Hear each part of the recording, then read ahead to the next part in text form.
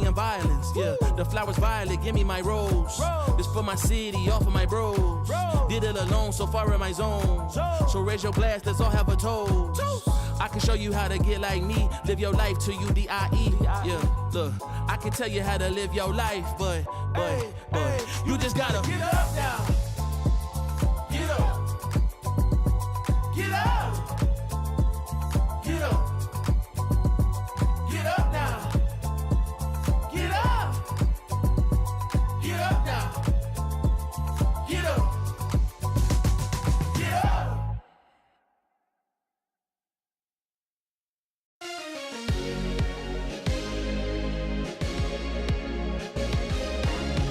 You keep me up all night,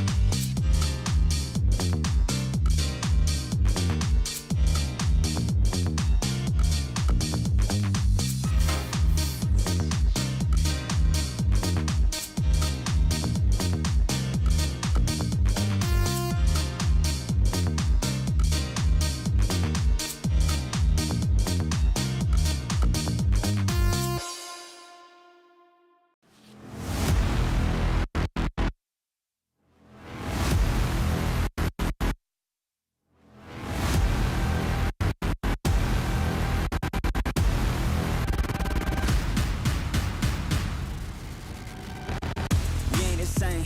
Get in your lane, stay in your lane. Wait, this ain't a game. Been through the flame, now get out the way. Whole lot of change, still been the same. Put that on the name. I had to go through it just to get to it. Look what I became. Elevate, level up, way to the top, headed to the peak. All them boys wanna talk, hit them out of law, but don't got receipts. I do it with ease, to you it's a burden, to me it's a breeze. You feel that? That when it's degree, that kickback. You coming at me, boy, sit back. Came out the womb like this, hit the pedal in room right quick. Gotta get it, we going up, way up, might land on the moon. Who step in the room like this? We breaking the rules right quick. They killing the mood, and up in the few, might land in the tomb.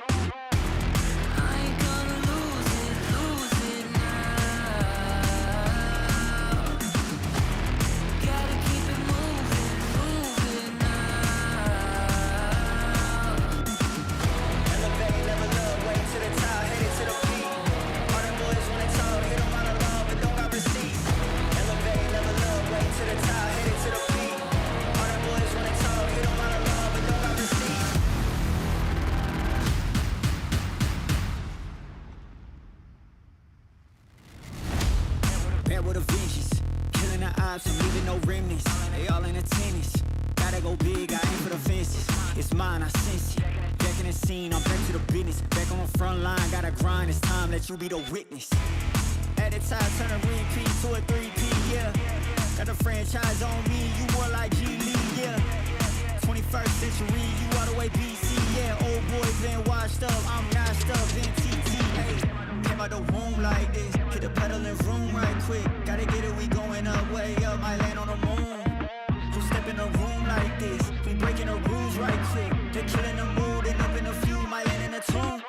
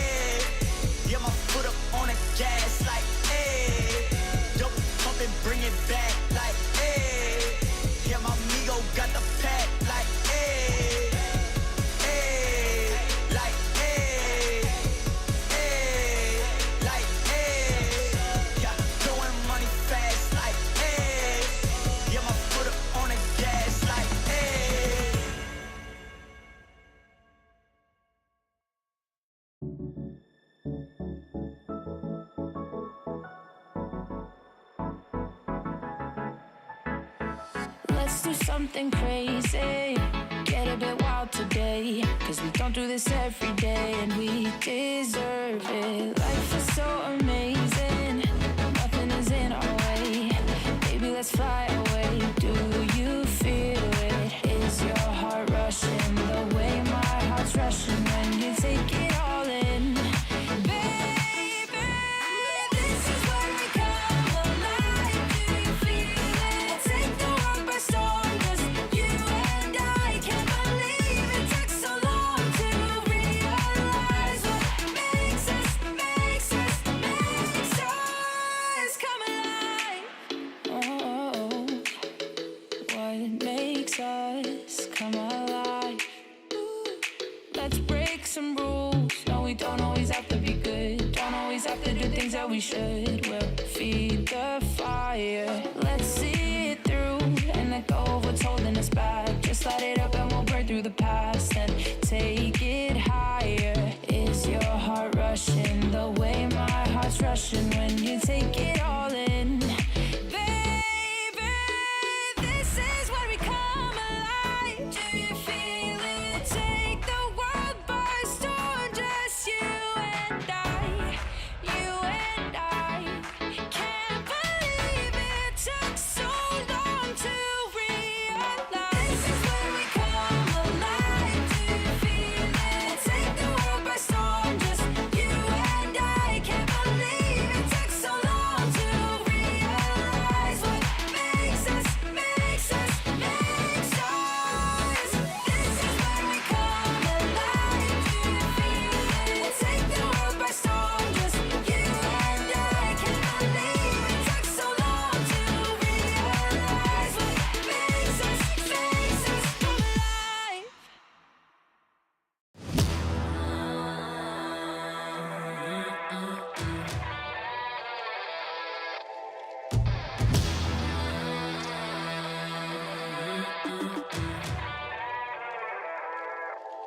Yeah, motivated on focus. Came a long way from the lowest. Yeah, gotta get it the mindset, gotta put it in motion. This is the moment, gotta one up my opponent. Back then they ain't noticed me, now they know it's me. I'm the chosen. It's my time, yeah, I put that on Bible. No excuses, gotta get to the final. Take all of my idols and turn them to rivals. It's all or nothing, man, the trophy is vital. Game time, bet I'm coming in clutch. No hang time, man, they can't keep up. The game's on the line, seconds on the time. Who can't fight? It's gotta be us. Better under pressure, go ahead and let it fall on me. I'm destined for it all, you better call on me. They say what doesn't kill you make you stronger. All that pain, it done made me to a monster. They say what doesn't kill you make you stronger. All that pain, it done made me to a monster. Yeah, whole lot of times they doubted I wouldn't be who I am without it. Sleepless nights, I counted. It all paid off, it's really astounding. I had to keep the faith to elevate. Hope for better days, they were coming. Now we can celebrate, knowing every day is abundant. Yeah, it's my time, yeah, I put that on Bible. No excuses, gotta get to the final. Take all of my idols and turn them to rivals. It's all or nothing, man, the trophy is vital. Game time, bet I'm coming in clutch. No hang time, man, they can't keep up. The game's on the line, seconds on the time. Who can't fight? It's gotta be us. Better under pressure, go ahead and let it fall on me. I'm destined for it all, you better call on me.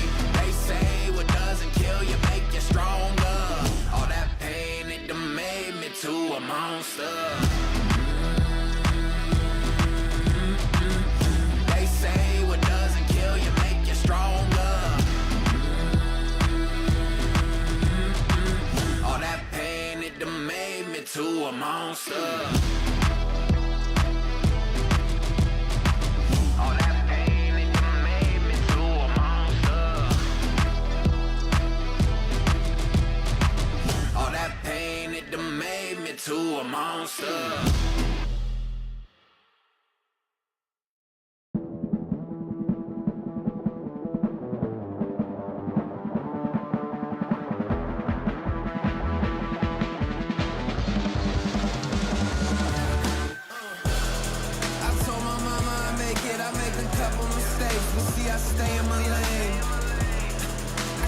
feet on the pavement, and don't you ever mistake it. No, this ain't never been a game. Tell me where the competition. Seem like they all been missing. Never made a wrong decision. It's got me walking different. I stay gassed up. Please point the opposition. No scope, it's no joke. Just know I aim with raw precision. I went and got my bid up quick, 100 figures. They once was competition, now ain't sitting with us. Been on a wave since we've been away. Snatch the game, now we here to stay. I told my mama I make it, I make a couple mistakes, but see I stay in my lane. I keep my feet on the pavement, and don't you ever mistake it. No, this ain't never been a game. I told my mama I make it, I made a couple mistakes, but see I stay in my lane. I keep my feet on the pavement, and don't you ever mistake it. No, this ain't never been a game. It's that you can't touch me. Things get ugly, they mad now. This all must be a whole new level to count. I'm packing on the pounds, pulled up with the dog hound, and I still had time to shut it down. Now you see them all screaming my name. See them trying to switch to my lane. They ain't never fit that frame. Only present when the cash came. Plenty days I've been on the road chasing. No legend ever said they was complacent. Nah. I told my mama I make it, I make a couple mistakes, but see I stay in my lane. I keep my feet on the pavement, and don't you ever mistake it. No, this ain't never been a game. I told my mama I make it, I made a couple mistakes, but see I stay in my lane. I keep my feet on the pavement, and don't you ever mistake it. No, this ain't never been a game.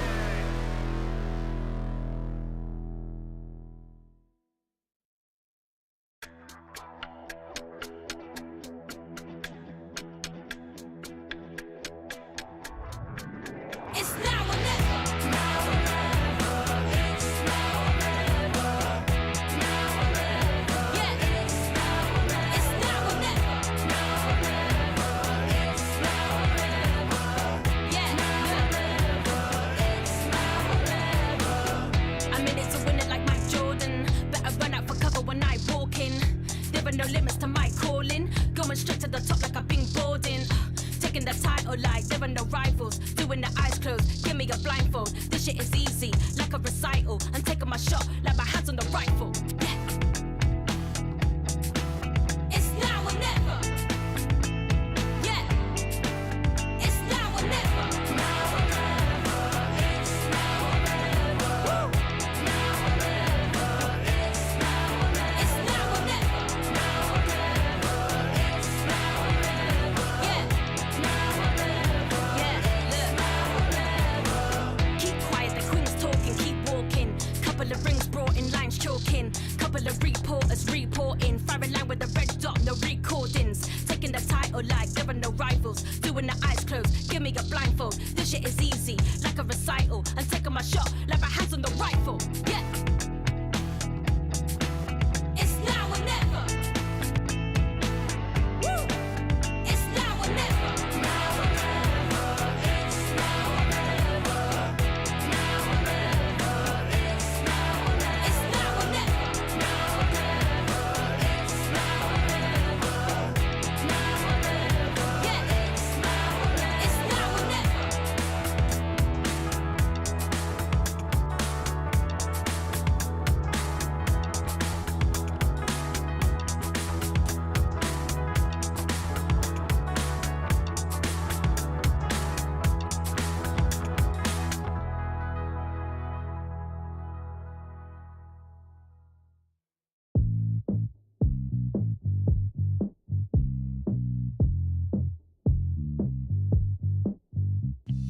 Ooh, you love the fame, you are not the same. Girl, when I was with you, strung around the place, makeup on your face. Tell me what's your issue? What did I do? What did I? What did I? I try to make you happy. Ooh, thought that I proved, thought that I. You told me that you love me. Ooh, but now you're in the spotlight and you're cruising. You play with my emotions. I was foolish, but now you're in the spotlight. Camera shooting.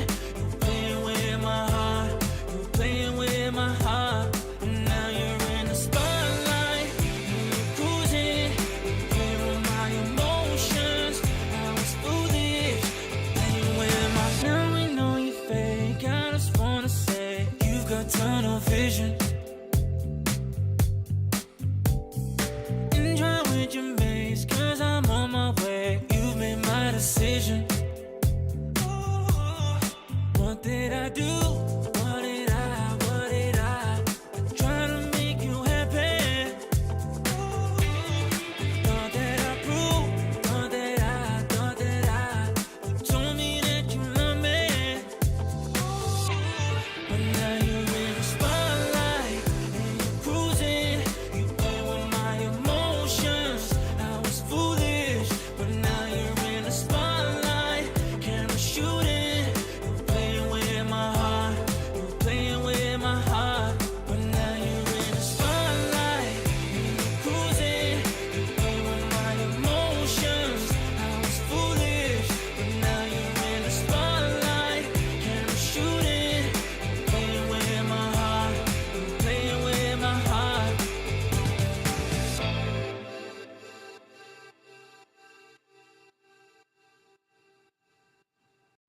Let's take it up a notch. Running out the clock. I shoot my shot. I cannot be stopped.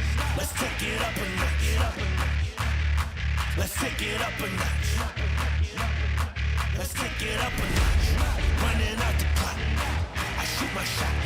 I cannot be stopped. Let's take it up a notch. Let's take it up a notch.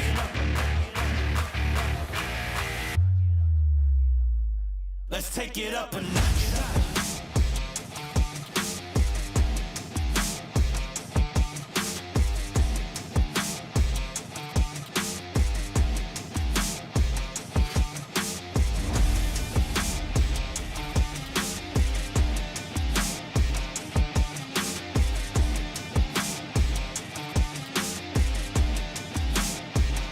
Let's take it up a notch. Running out the clock. I shoot my shot. I cannot be stopped. Let's take it up a notch. Let's take it up a notch.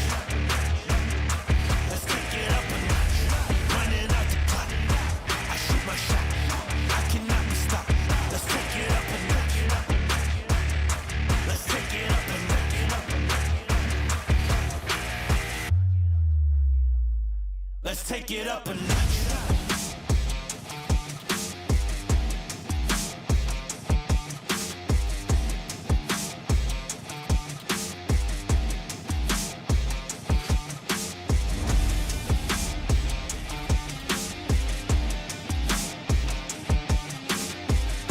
notch. Let's take it up a notch. Running out the clock. I shoot my shot. I cannot be stopped. Let's take it up a notch. Let's take it up a notch. Let's take it up a notch. Running out the clock. I shoot my shot. I cannot be stopped. Let's take it up a notch. Let's take it up a notch.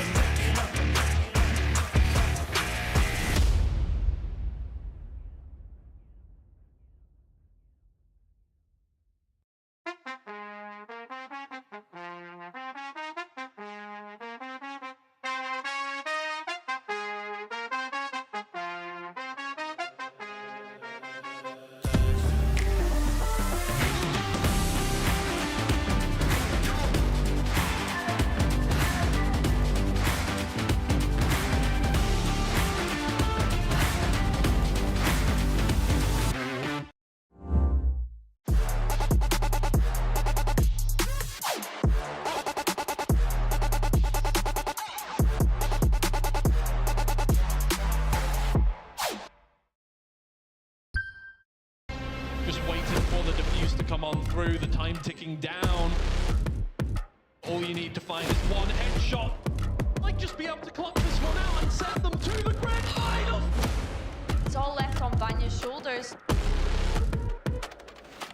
There's one way to do it. That is the way to do it.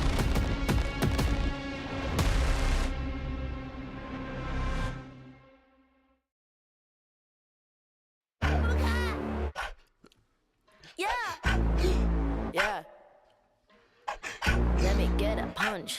Let me get a punch. Let you feel the punch. Let me get a punch. What a hoop, don't sleep, oh yeah, yeah, oh. What a hoop, don't sleep, oh yeah, yeah, oh. What a hoop, don't sleep, oh yeah, yeah, oh. What a hoop, don't sleep, don't punch me. Don't keep getting me pissed. Before before I make you bleed. Pray for your rest in peace. It's the only piece that you need, given a punch. This is the purge. Everybody please your perk. Your perk, I'ma kick these people with my kitty pound. Play with the wrong gal pound. Put when they put get my pop on out. Pop on now, yeah, I'm a kite ying my pound.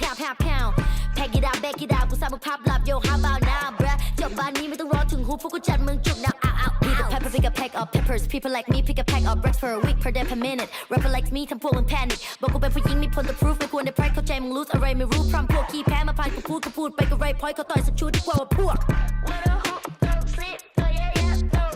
What a hook, don't sleep, oh yeah, yeah, boom. What a hook, don't sleep, oh yeah, yeah, boom. What a hook, don't sleep, don't you push me.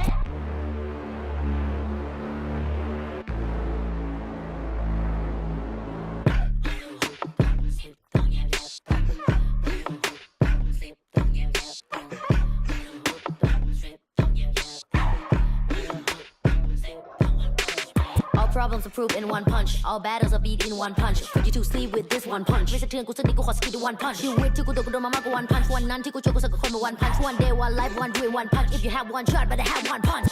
Eminem said, Millie Rabbit, and the road short. You just catfish. Kevin said, พ่อแม่คือความจริง Summer and phone ที่คือ passion ผลลัพธ์คือ I'm the best, bruh. What a hook, don't sleep, oh yeah, yeah, boom. What a hook, don't sleep, oh yeah, yeah, boom. What a hook, don't sleep, oh yeah, yeah, boom. What a hook, don't sleep, don't you push me.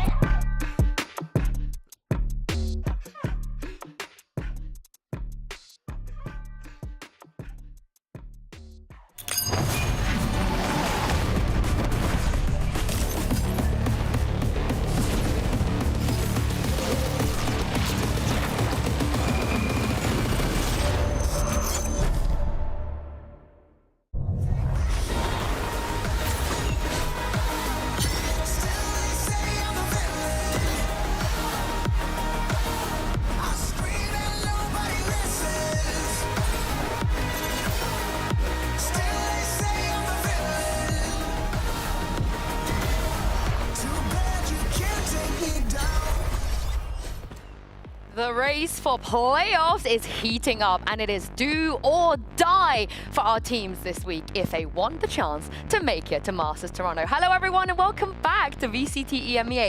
I am your host Yingsu, coming to you live from the Riot Games Arena in Berlin, Germany, by myself. Apparently, as much as I would love to do this, where are my analyst production? Where are they at? Do they know they have to be here right now to be joining me? Can we check? Oh, okay. They still think they are streamers. Of course, Uli and Meg being co-streaming watch partying. I need you guys to come down here. You're in the wrong place. Get out of the caster streaming booth wherever you are. Come and join me on the desk. You're not going to be streaming at all this week. You're going to be yapping. Oh, hurry up. Go on. Get a move on. Get a move on. Get a move on. I can't yap by myself. Wait, what is Mitch and Tom doing really quick? The shenanigans. You're not streaming this week, guys. Come on. I'm on my way. Come on. I'm so sorry. I can't believe you were still streaming. No, you're going to be on the desk. Welcome, of course, Meg, Uli. You're usually on the stream. You're usually watching me. So this is a bit of a reacception. How are we feeling, Meg, being in the studio? I'm very excited. This is totally nothing like I've ever done before, but I think, you know, Uli and me, we're going to bring some fun to the desk. Oh, okay. Definitely. Some spice? Some spice. Some spice. Thank you so much for inviting us to your watch party. Yes. Yeah, this is the official watch party now. But you guys definitely were streaming last week as well. You were watch partying. So let's talk about some of the things that you saw. And we'll start with this 13-0, Meg, the first one we have ever had in the partnership era. How was this? I mean, it was just wonderful to watch. Obviously, for an RV fan, I guess, maybe not if you're a Giant X fan, but it's just hilarious to me that we saw them on Split literally the week before do the absolute opposite to Heretics coming back from that 10-2. So, you know, crazy stuff really. You didn't think it would happen, did you? Crazy, but Uli, it's the Heretics fans are eating good. Yeah, they're going good. I mean, I'm sorry for Lambo, a big hack from him. But to be honest, I mean, Heretics finally did it. They won for the first time to Vitality after 6 matches on VCT. It's many, many, many days. No many course moves. anymore. Yeah, they will be playing again this week, of course. But let's take a look at the schedule and see who is playing today. We have 2 bangers coming up, starting with Vitality versus Apex. But Uli, you get to see Koi. How are you feeling about that one? Well, actually, it's gonna be a rough one, but this should be the last chance. Should be. Oh, my God, I hope not. I hope not.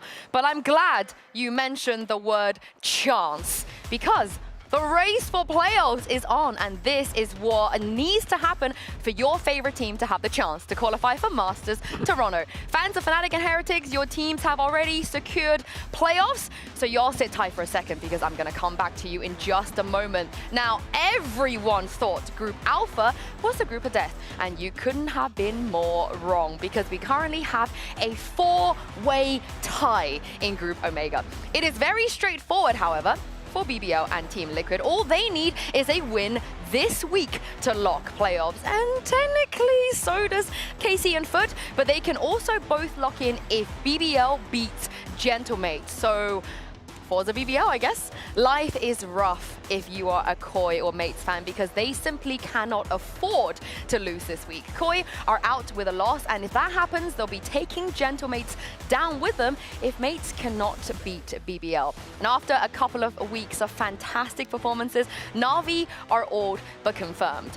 If they beat Heretics, not only will they make it to playoffs, but there is a world, yes, remember this, there is a world where they can lock in Seed 1 ahead of Fnatic and Heretics. Depends on what happens next week. Last but not least, despite the recent rough patch, Vitality can also lock in with a win this week, but both Apex and GiantX will be eliminated in that scenario. Shout out to the scriptwriters, by the way, for scheduling Vitality versus Apex as the opening game of this week. So with all of that in mind, let's check in with Apex's Governor ahead of this very, very important match. I am super honored to be joined by Governor from Apex here now. Governor, we haven't had a chance to really chat to you just yet, so I wanted to catch up with you. First of all, welcome to EMEA. What's it been like? And also to ask you, what was the reason behind you taking this risk, coming to a different region and joining us here? It was super last minute, for sure. But I think I like traveling, so... But also, you know, I like competing. I did plan on taking like a small break after Talon, but like the opportunity presented itself, and because I like to travel, you know, EMEA, it was a cool opportunity. It's like very unique. Like, had it been like maybe an NA team, maybe would have like reconsidered. But like, I think the fact that it was a new region as well was like super exciting. Because I know when I went to APAC, like a big reason that I wanted to go to Korea was because, you know, I'm Korean, and I would have been able to play in Korea. And it was just a super cool opportunity that I think would have been something that I might have regretted. And same thing here, like, you know, I get to come to Germany and play a new region. There's been like struggles. Obviously, we're not doing too well right now, but like in general, like I was not gonna pass it up simply because like, you know, how many people have the chance to play in so many different We love regions. having you here. We love having you here. Now, do you think the last minute of this and the fact that you haven't had all that much time to get on the same page with your team, to practice together, has this contributed maybe to the result to a degree? Yeah, again, yeah, it's been super like last minute, right? So I think I can't say I'm happy with like what we've been able to show so far. But obviously it's super like, I feel like out of our control. Like feel like there's been improvement. The good thing is like after every match, like there genuinely has been improvement. I think like what our comms, our structure, our chemistry, but it's just unfortunate, right? Because like we're in season and we're like getting better during the season rather than, you know, having time off season to like work out these, you know, kinks, what's the word? I get what you mean. I get what you mean. I will say though, you're going up against Vitality today. A lot of players, I'm sure you've spent a lot of time watching in your career as well.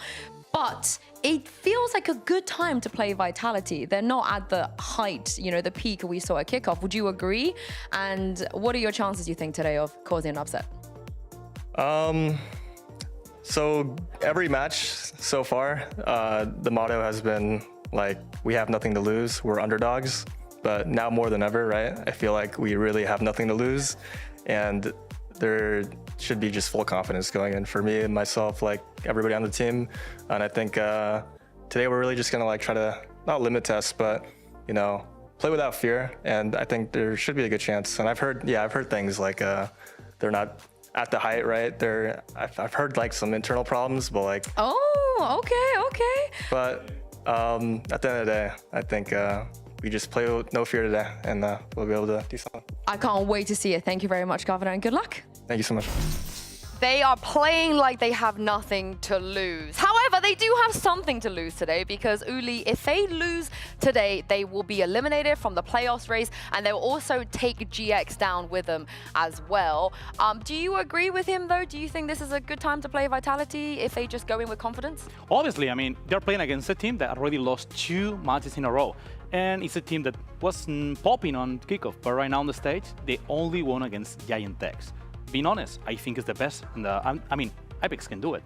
It's a good chance. I do think everyone coming into this is going to expect Vitality to win. But like Uli said, you know, Vitality, they haven't been on top form the past 2 weeks. So I do think that's going to give Apex definitely an edge coming into this because like Governor said, they have nothing to lose. And with Vitality maybe not playing the way that we're used to seeing them play, there's definitely a chance that Apex could take this. Now, I've had this power for a while and I've not had the need to use it. But for Floor, for Apex, for everything that is entertaining and interesting in VCT EMEA, I'm going to do this now because I truly believe there is a potential for an upset today, and I'm willing to put my reputation on it ahead of time. Oh my goodness.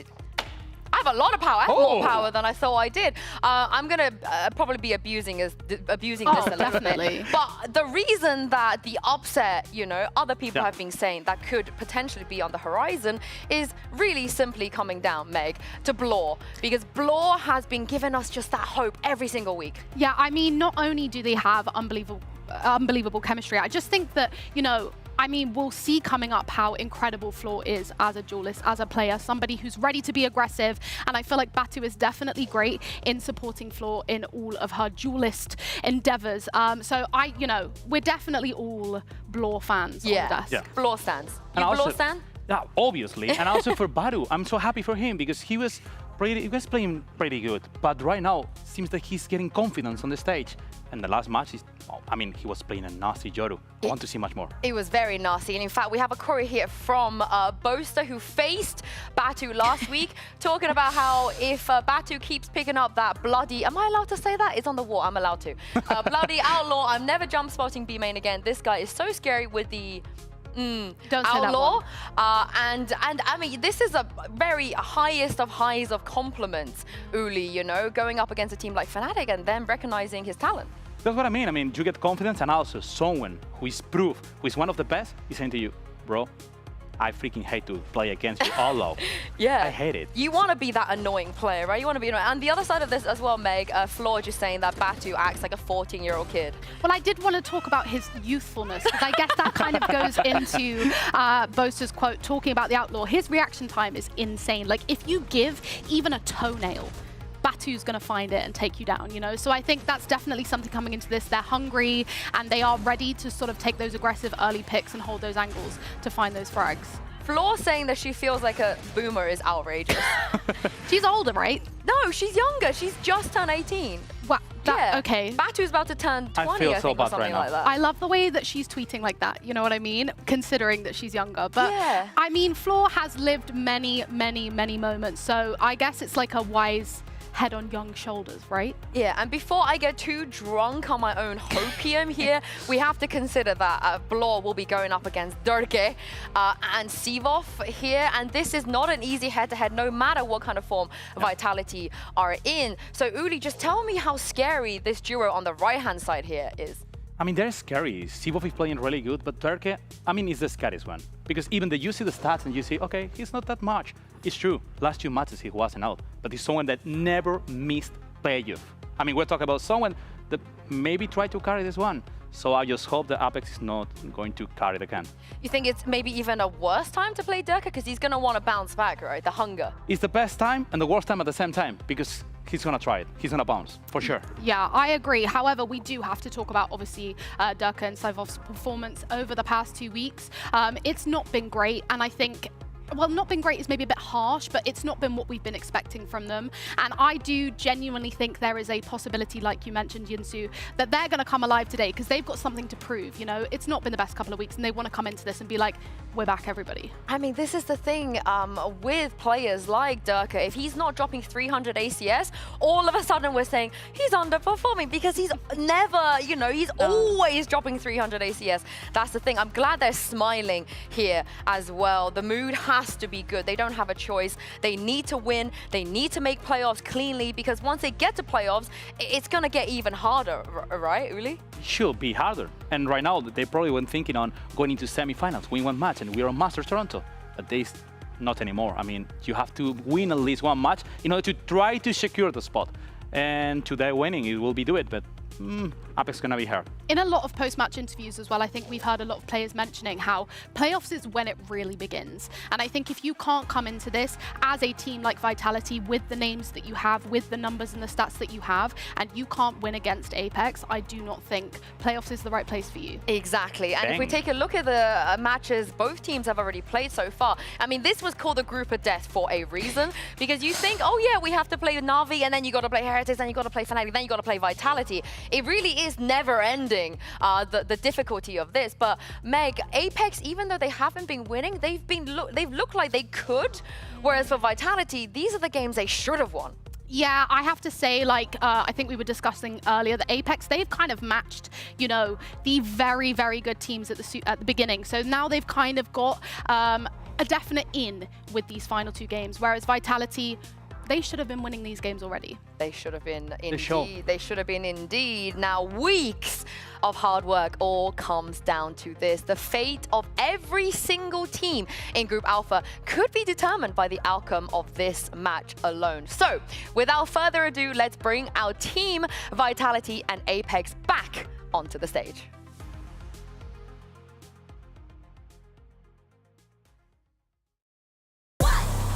Check my pedigree, I got legacy in my pop. You playing hopscotch on that top notch on the block.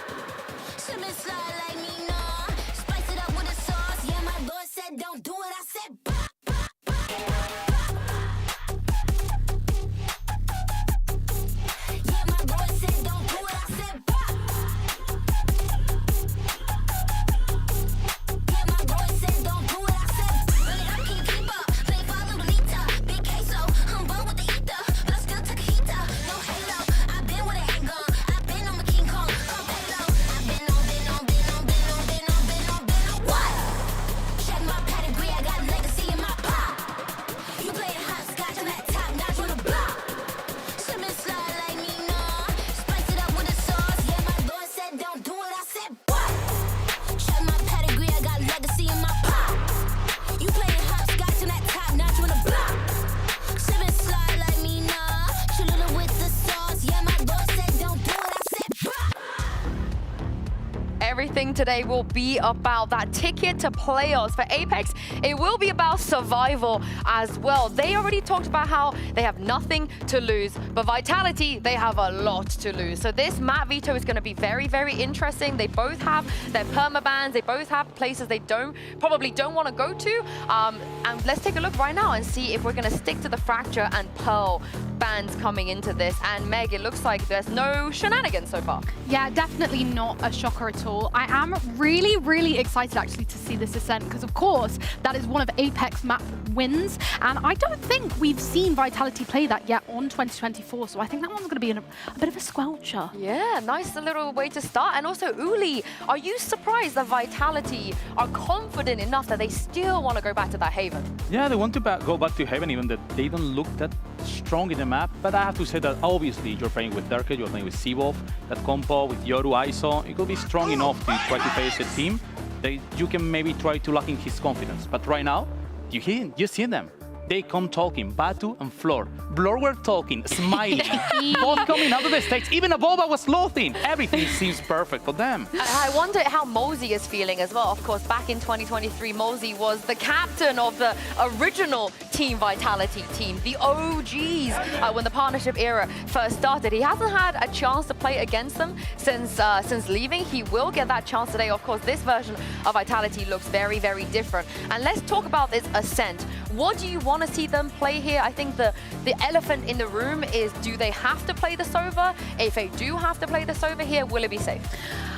I mean, I'm going to say something. I'm a bit of a safe Sova hater. I think what we've seen safe play on Tejo, and I know that that maybe is a little bit rogue to go for with what we've seen on Ascent already. I just think that we haven't seen the best performances from safe on Sova. So I'd love to see some kind of really crazy comp that highlights potentially how strong safe is on those other initiator roles. Well, let's take a look at Agent Select now and see if we will get something funky out of Team Vitality. And Meg, your wishes have been answered. But Uli, what do you make of the rest of this? Well, I'm surprised that we are not even seeing Sova. I can understand that Safe is much more comfortable playing on Tejo. He's one of his best. And Sivo is going to be back on the Omen. I like the compo. I think it's pretty okay. I got a bit surprised with Tejo. I don't think he's one of the best agents right now on Ascent. But I mean, Vitality has to also look for some comfort. I have to say as well, I think Apex are going to have to be really careful here because I know Vitality will have been VOD reviewing that one Ascent game that they won, and it is with this comp, so I think they're definitely going to have to pull something new out, even with the composition that they're playing again, to sort of bring that element of surprise to Vitality. And for me, my eyes go towards Kix. He's so comfortable on the KO. This is his home ground, so to say. You heard it from the desk. Meg and Uli, they're bringing the spice this week. I want to hear from our casters today. Mitch and Tom, what are you going to be bringing this week? Tell us. Well, we've got a little something special later on this week, Tom, but to start it out, let's keep it plain and simple. It's elimination on the line for one of these squads, and for Vitality, we expect this to be a series that they can come in and dominate. The question is, will they be able to deliver when it comes to crunch time? That's sort of the interesting thing about it, though, is that I feel like Apex have not really been dominated across the series. There's always been at least one map where either they've won it or even versus Fnatic, it went to like multiple OTs. So I think they've proven they can brawl. It's just whether they can win. And that's a completely different story. Also worth mentioning the other side of the coin. Vitality losing this match, if someone puts their life in other teams' hands, which for a team that was our top 4 at Masters and won the last stage, that would be a shock. Well, if you're in EMEA and talking about a super team, this is the squad that you're going to think of. Vitality came in and made waves, but so far, there's a few more drops to be put into that ocean. Vitality, starting out on the defense. But this map pick for Apex is Ascent. We go to Lotus afterwards. The map that Apex picked up against Fnatic, but it was a little bit of a fumbled start, but plenty to learn from there, and we'll move to Haven to close out the series. Now Apex on the attack, taking quite a slow approach, using the space on B and A, using their bodies there to contain, and leaving mid a little bit more open, which is a good thing. Vitality send an early crunch there, and there's no bodies to be found.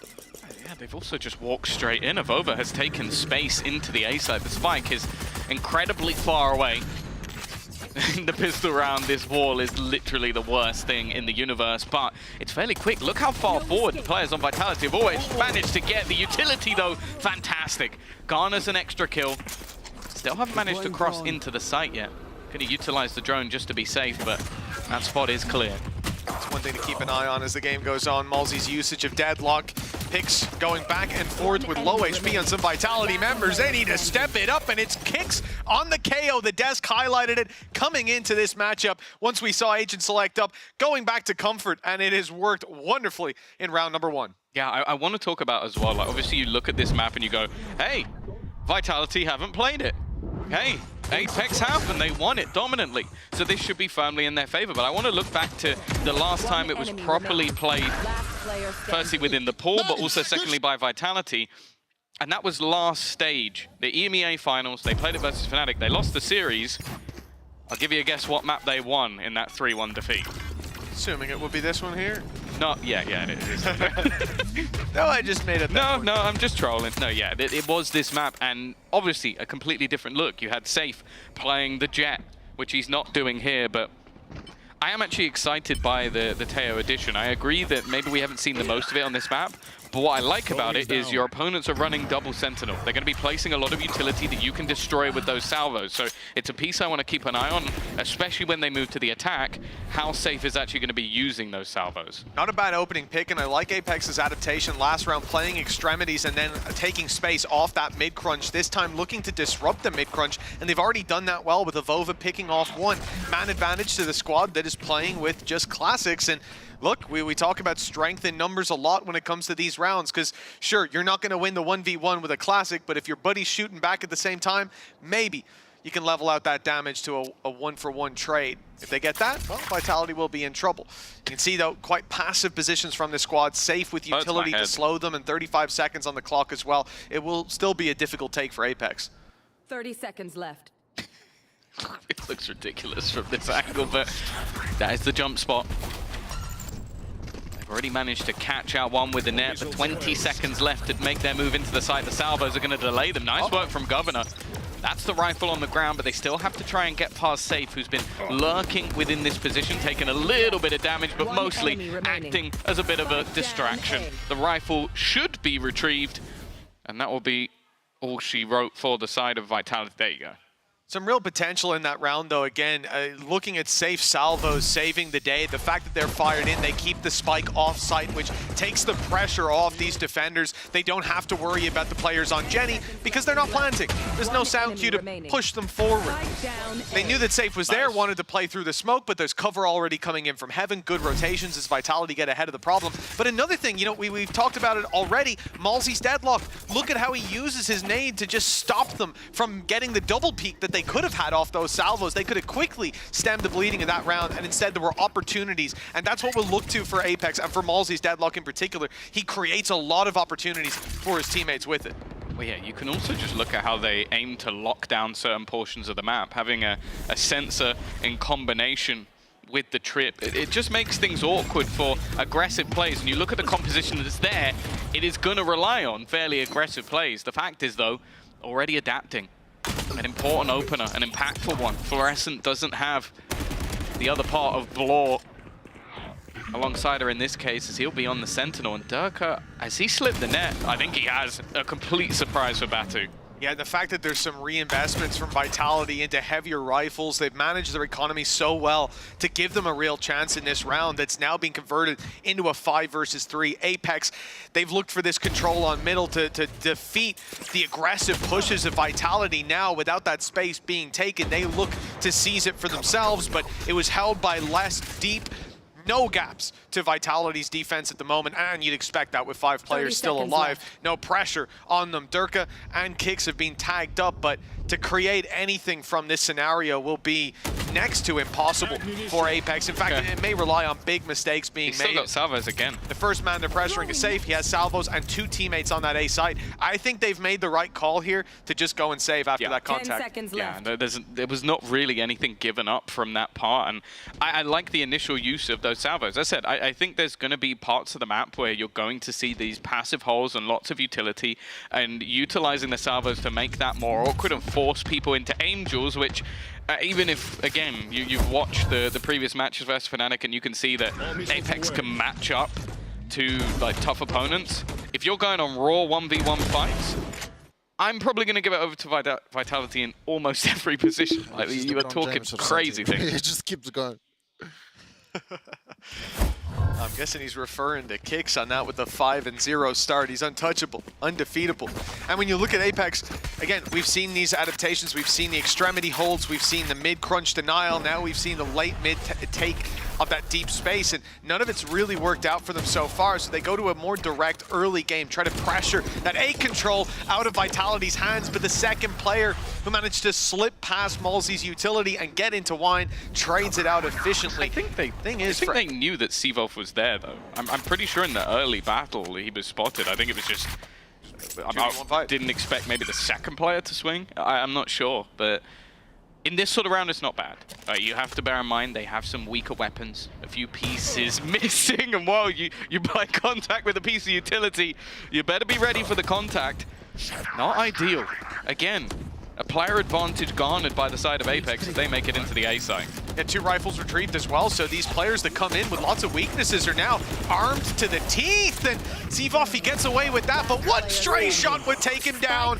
He has made this impossible situation for Vitality a bit more palatable. Durka walking all the way around, and it's just now being watched. Avova diverted his attention at the right moment, but it's still Durka that they're dealing with. Malzy, the one to put him in the dirt. That is a round on the board for Apex and a Hail Mary play that's worked out on their low buy. Yeah, I think almost just the contact there from Governor ends up winning that round. Like, being able to remove Safe from position was so troublesome. It was.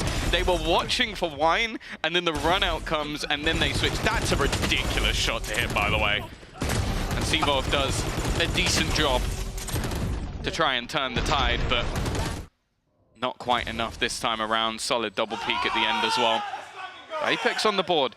Now, it's worth mentioning as well, you look back to their game versus Heretics, and they went 6-0 on this attack side. It was the more dominant of the halves, and while Fluorescent now with Dimensional Drift is going to take as much space, get as much information as possible. They know that Zivov is here. He would just about be able to escape, but can he escape Floor? Yeah, yes, he can. Well, especially with Kicks by his side. He's flying. This guy is off to a flying start.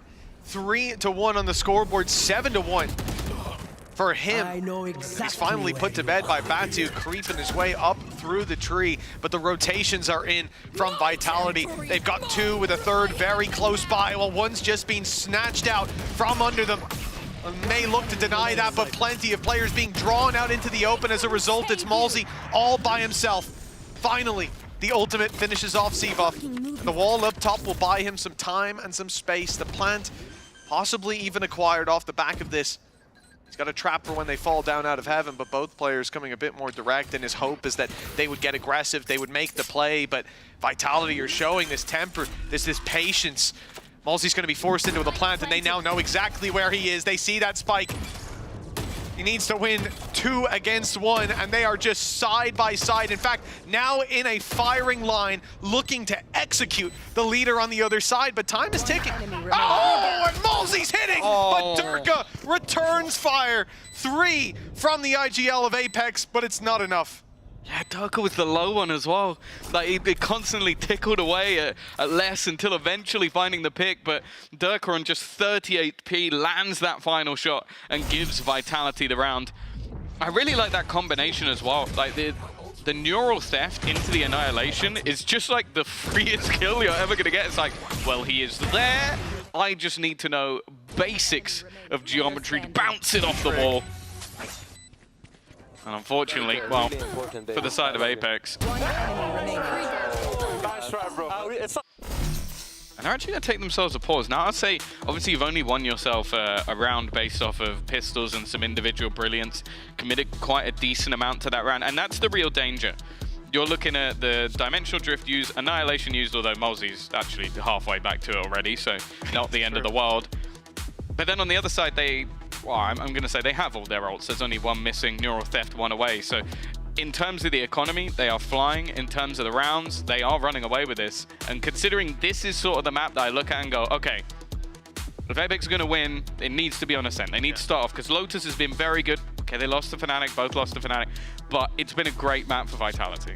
Yeah, I think a lot of this early game, though, and especially with this timeout coming in, this is Apex's chance to sharpen their tools. They've seen what's been happening so far, how Vitality are reacting across the map, the early mid-aggression, how they fall back, what space they concede, and where they put players. No doubt that will change up. As well. But exactly, right? They're starting, and that was a learning experience as well from that extremity hold that they had before. The thing is, Vitality will also only be on the first page of their playbook. They've got depth to fall back on. So it needs to be an improvement from Apex, and we need to see it fairly soon. Rifles and full investment from that attacking side. And again, spreading the net. They'll concede that bit of mid-control, knowing Vitality like to dump some util and fight for it. But from what we're seeing in this round, this is Vitality sitting back and going, oh, they've just called a timeout. What's your plan? Make your move. It's the same again where Zivov is basically just able to hold on to A control almost for free.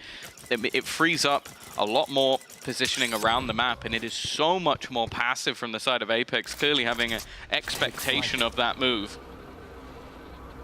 Might get a little bit from the drone. But hey, all that really tells them is there's an operator there, but they're doing the same in B main. They're just jiggle peeking it. Well, they've seen a few times that Les has been the player moving to top mid, that it's been, whether they know it's the Yoru or not, that the rotational play on B has been there. Well, Batu tries to pressure and find some info, force those players to make the rotate, but with that kill connected, it's back to easy living for Vitality. Nice catch onto Kicks at least, but 7-2. He's been firing on all cylinders. No doubt he'll be standing his ground in this fight. And with 30 seconds and salvos coming online soon for Safe, I believe we're going to need to see a good paranoia. Just used, right? Good paranoia, but they don't clear him anyway. Somehow he survived in the back corner. Fluorescent's done well, but there's an immediate trade from Safe, and well, this leaves it all onto Avova. 15-second spike on the ground. This is impossible. There's absolutely no way that he comes out of this one alive. The cross being held, and the second they hit the steps, everything falls flat. 5-1. Vitality firmly in the lead, and I'll be honest, I think that they're adapting incredibly well to a comp they knew were coming. Like that's what I'm looking at here is, okay, we know they're going to try and hold on to this position, let's bait that fight. We know that they're going to try and use the net to grab us in positions, let's play passive enough that they can't actually execute on those. And just looking at there, caught it in the replay. Safe would have had his salvos online for just after Plant goes down had they have conceded, but with the ult in play, even fired a stun in, there was no need. They had numbers, they had the weaponry, they certainly had the utility to bring it across the line. The same util from Malzy, and actually the trade again found. In this round, that is not bad at all. And you have to look at the fact that the only round on the board for Apex is when they've come in with this low buy. Being able to trade out and play that bit more direct seems to have a huge benefit for them. I think it's the way that they know they're going to get contact in that position. By the looks of it, they have been able to retrieve the one gun.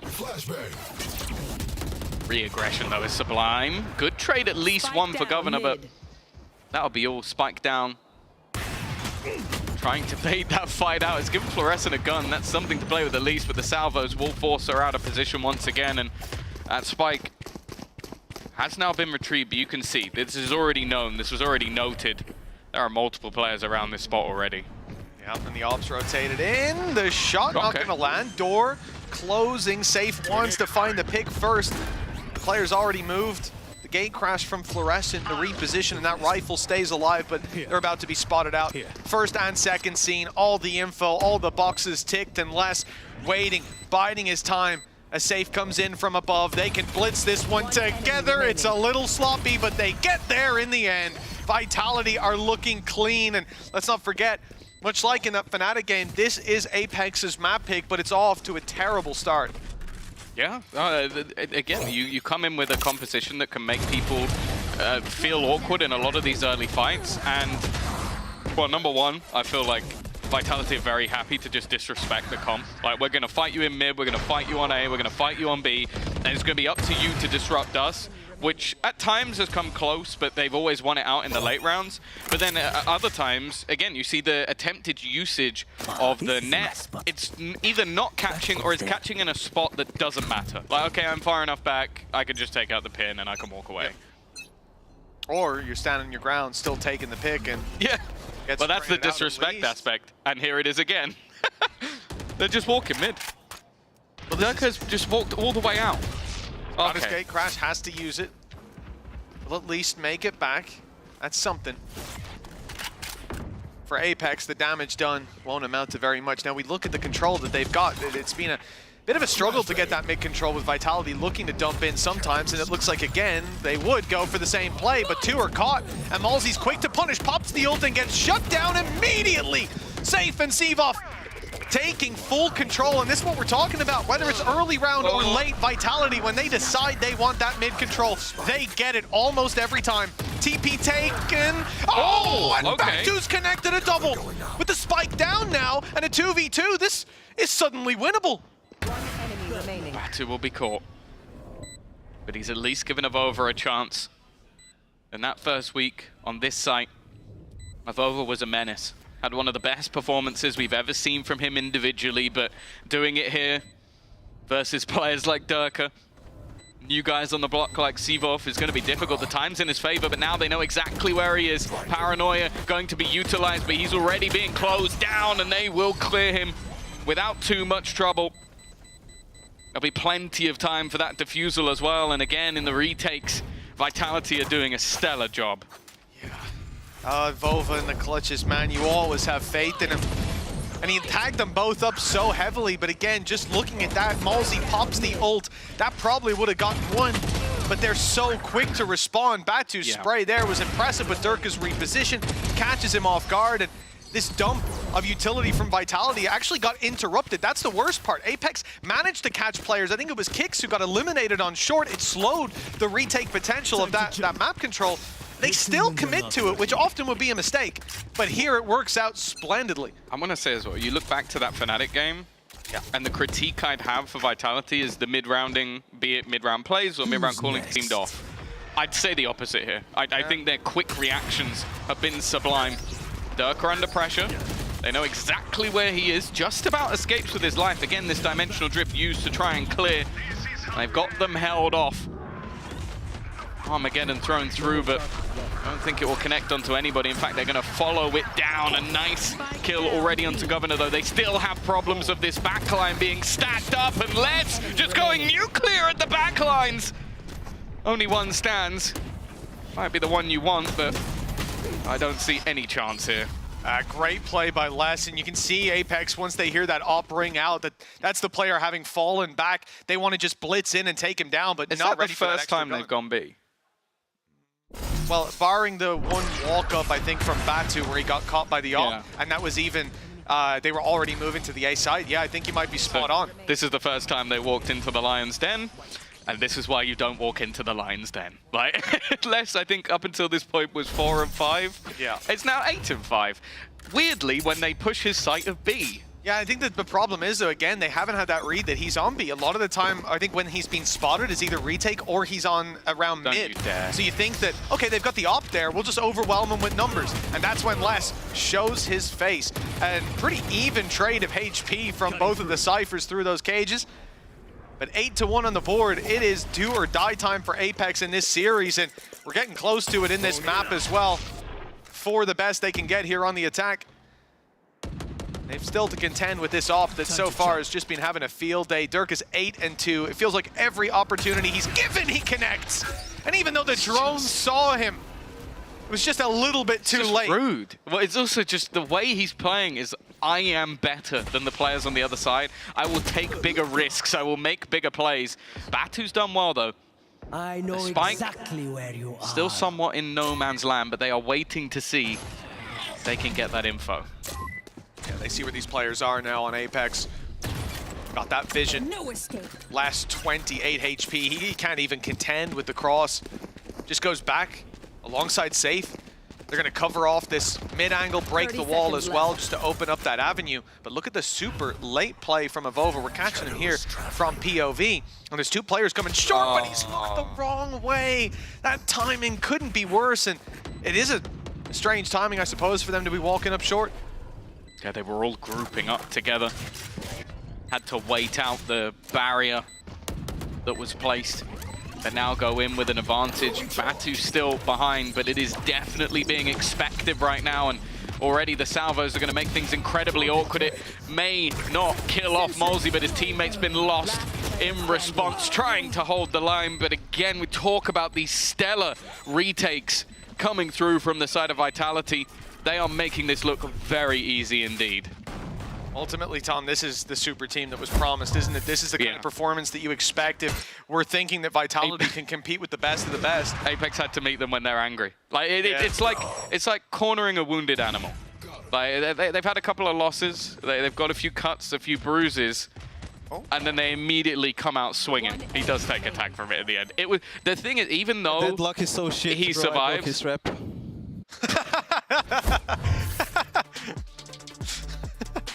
Well, I don't think we'll see Deadlock added into Vitality's comp anytime soon. That's surprising that he says that, because who's his ex-teammate? Sadak? I think he played a decent amount of Deadlock. I guess that's why they're ex-teammates. Oh wow. Oh, wow. Differing views. See, normally making that joke would be fine, but you do realize he's in our region now as well. Well, 9-1, 8-round gap, and you can see that there's Not a lot to be said in the Vitality camp. They're responding well, they're conceding space that they need to, and when they fight for it, they fight together. And we saw that in the last round, the fact that they concede everything on the cross. They let them into B and say, okay, we'll fall back, we'll make sure that we have Market and Pizza control, our teammates will come through short together, 2 players, not one guy walkabouts, they'll go together. So even if Evova's looking the right way, Tom, he gets the first. You probably don't expect the second guy. Something interesting as well, just from the cams there, is they have their mental coach in the booth. Yeah. That wasn't the case before. It was always just faded. So maybe that's something to say about what's happened over the last couple of weeks for Vitality, because we know they have the caliber of players. So I like that. Like, bring a guy in who might be able to just give those little bit of extra things that the players need in those moments. I think they'll be feeling pretty good though now. So maybe wasting his time a bit today. Remember, guys, don't get too happy. Don't get too excited. Well, this play coming out from Durka, again, we've talked about his bold pushes, how aggressive he's been at times. He's even going to burn up a second gate crash, his first expired, and he's sticking around. Now, they shouldn't expect him to still be here. Except for the fact he's already done this once. It's so late into the round. That's really the confusing factor. But yeah, indeed, they are still ready for it. The trade comes in at least. So the first step from Apex is going very well. Oh, I love this from Batu. Repositions on point, and he knows there's one close by. The stun gives away the position, but Safe won't give away the kill. Safe has heard the steps, but that's just the fake out running through mid. It does leave Sivov quite isolated, but he's going to rotate back into a much safer position. He's been very good when left alone back at site. No net to catch him this time and just trying to dodge the bullets within. The only goal from him really is to buy time. I like this. Kix has joined him. Flash through together. Easy pick. That's the spike on the deck. They now have to push forward to try and grab it, and it will be retrieved, trying to bait them back in, but now the full force of Vitality is ready and waiting. Well, we've said this one before, it's another Vitality retake.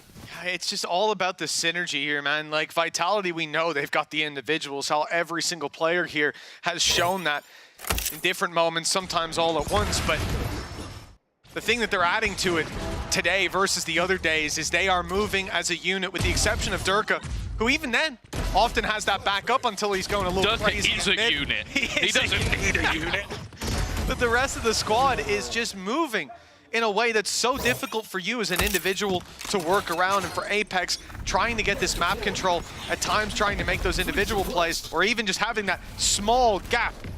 Those 1v1s, those 2v1s as Vitality are forcing them to be, are constantly falling into the defender's hands. And a 10-1 for your own map pick, this is about as poor of a start as you could get. Now, an opening duel for Governor, and this time not traded out. It gives Apex the man advantage to work with. Oh, timing.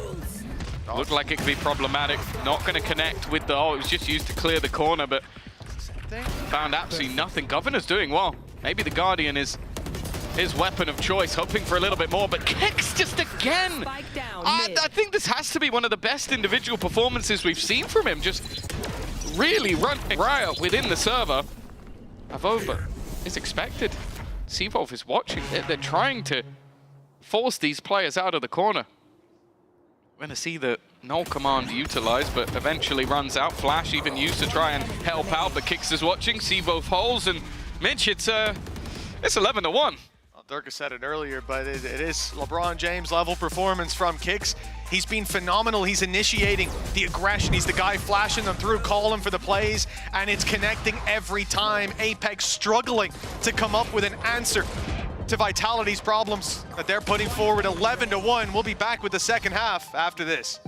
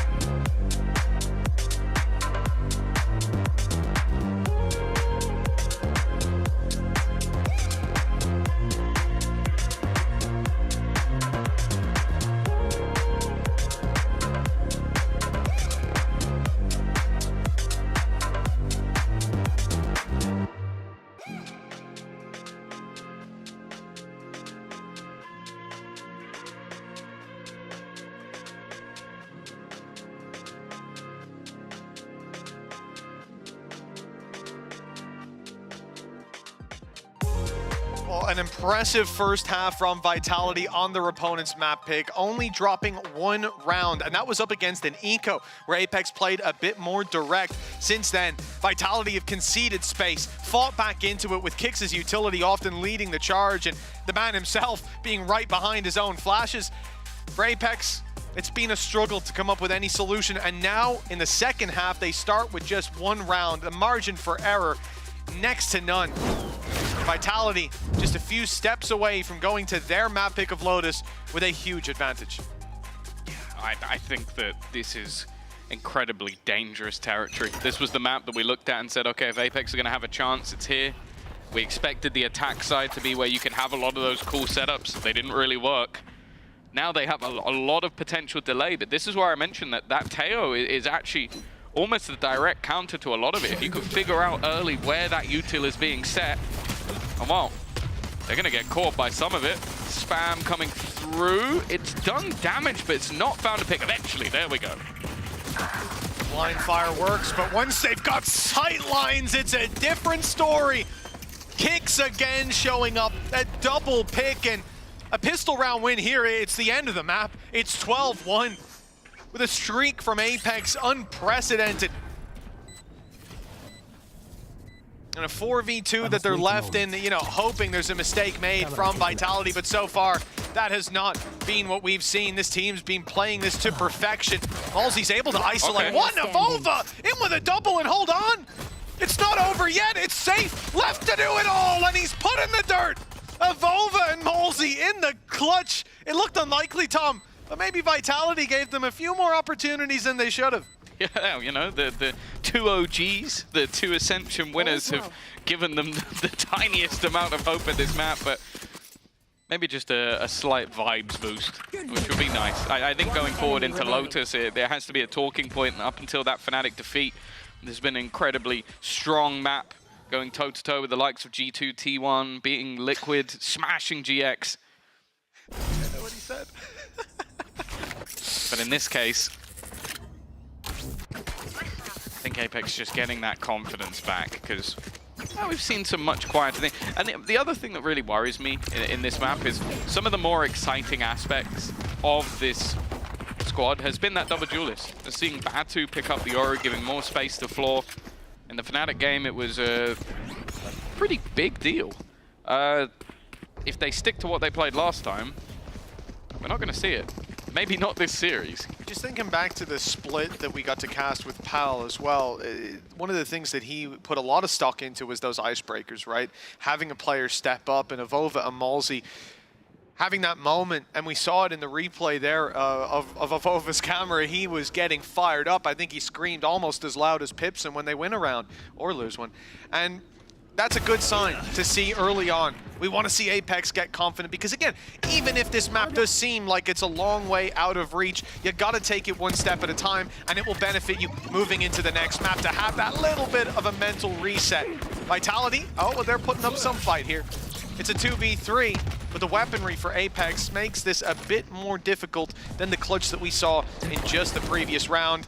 Good spam from Batu, a little bit more damage connected. 30 seconds and both left. players having dropped down, full rotations in from Apex. They should all be here, but Kix has got another. Finally, he's put to bed, but safe now in a 1v1. He knows where he is. Not like this for Apex! Oh! It was so close! But in the end, Avova does what needs to be done. Costly though, Tom. Really? Little bit. It sounded like you were sweating now. I had full faith did you? Apex. Well, I'd like to go to the coaching staff and see if they feel the same. We're just going to cut, and Danito's just fallen off his chair. He's just lying on the ground facing upwards.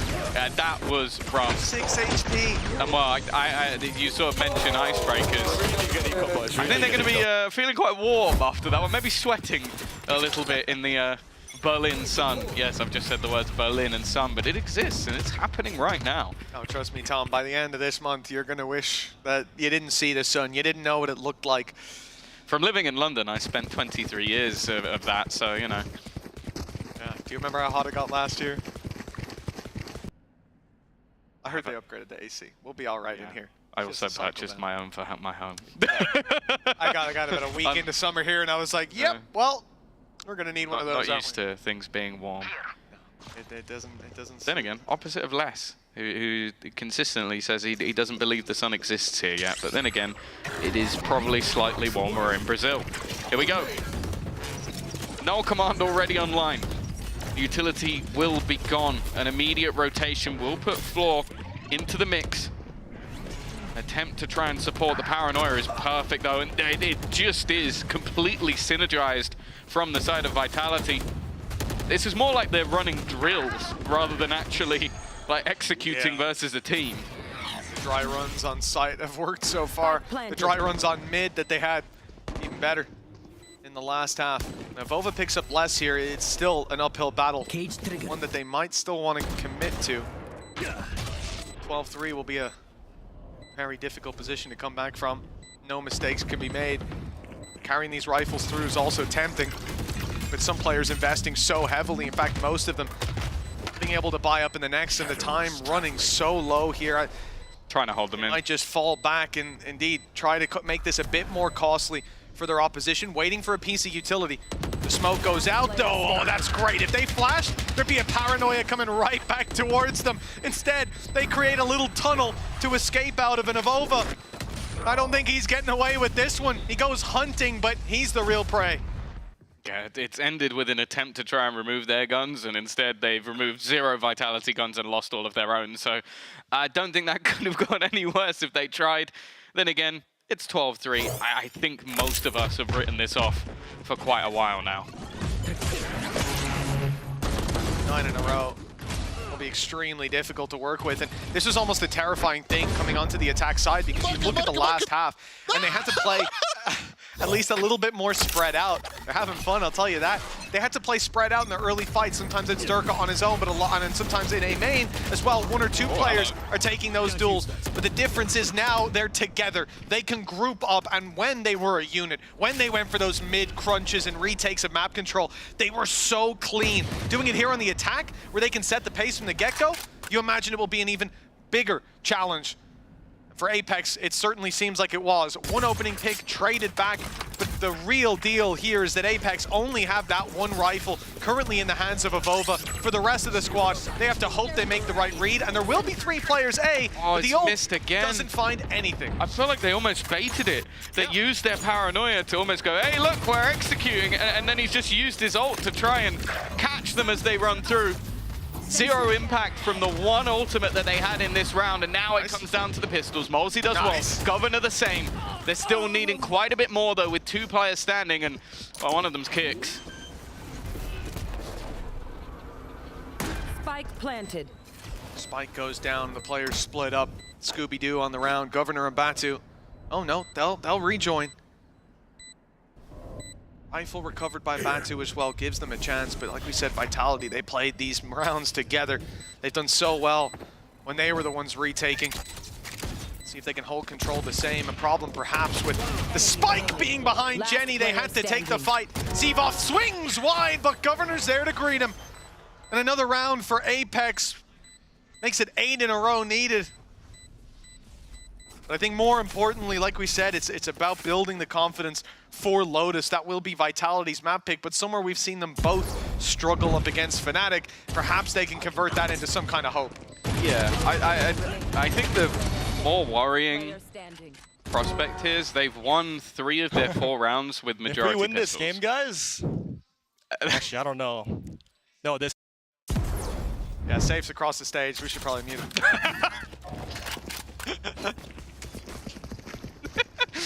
Not making those same sort of deals. I respect it. It's not worth it, you know? 12-4. Les is taking the sort of eco very seriously. Only a classic, not playing the lurk. Basically making the assumption that his teammate is going to go down. He'll get the gun for free. Dimensional drift available for both sides. Deploying. Already they're going to look to put the pressure on here immediately. The second the drone gets the catch, there's not really anywhere, in fact, for Governor to go. He's done well. Getting anything from this position, I feel like he should have been gone, but no, Governor survives, and there's Fluorescent to help.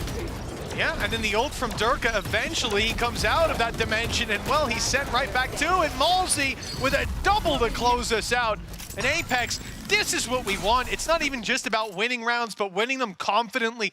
Get the ball rolling a little bit and shake off some of that rust before we go to the next map. Again, the longer this goes on, the more likely it's going to seem like they can do it. And, well, perfectly timed, as if on cue, Vitality have called a timeout. Yeah, I think just wanting to make sure it doesn't get too far out of control. We've had a lot more weird comebacks this season than I think we've ever had. The one that springs to mind is Team Heretics. It's very unusual that you lose that many rounds in a row, especially from such a commanding position. And one of the things that sticks in my mind is, I think they were 11-5 up. They whiff a showstopper, I mean, they being Miniboo, and there's huge amounts of frustration. So I think just having a moment to sort of slow things down a little, make sure that, okay, we're still very far in the lead, we've got plenty to play with, we can wait for ults, we can combine them together, and there's not a whole lot that Apex can do about it. So, as you said, for confidence reasons, for Apex, yeah, getting a few rounds here, showing, okay, we started badly, we didn't have the best map, we know what we're going to get when going on to theirs, although I'll say there's a small chance that maybe Vitality adapt their composition based off losing to Fnatic, but I wouldn't expect that. I think for the most part, I liked what they were running. So you know what you're going to get in the next one. This one you didn't, because Vitality haven't played it all year. Showing us here, Zilf. Early lineup put into play. Will it be all out aggression towards A main? Well, for Vitality, a lot of players this stacked doesn't land, I'm blaming Zilf. Where'd it go? Flying up and over, and it's landed, but no players in that space. You saw 4 players outside that A barrier. It's all Zilf's fault. That would have hit if he wasn't looking at it. Just saying. If they went to compete for that space in the same way that Apex did, then they would have been caught. The chance would be there for that early crunch, early fight. Instead, void of any info bar the... Yeah, it's a horrible skin, Durka. I hate to judge you for it, but I don't at the same time. You made this call. See, you would have hit that with a normal Sheriff. 100%. Sights on it just don't line up, man. If he now aces the round, I'll go bold.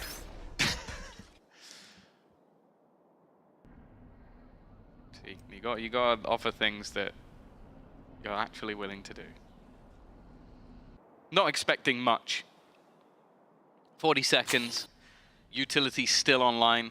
3 players in off angles as well. I think that if Vitality managed to win this round, we have some serious questions to ask of Apex. Then again, though, Dirk has made into the site without too many problems. The rest of the team a little bit further behind. Seavolf's done well. Kix has found another. That's it. There were 3 players in this site with off angles. They all got caught, and the rotation's being watched as well by Les. Okay, it's a bit messy, but the job has been done.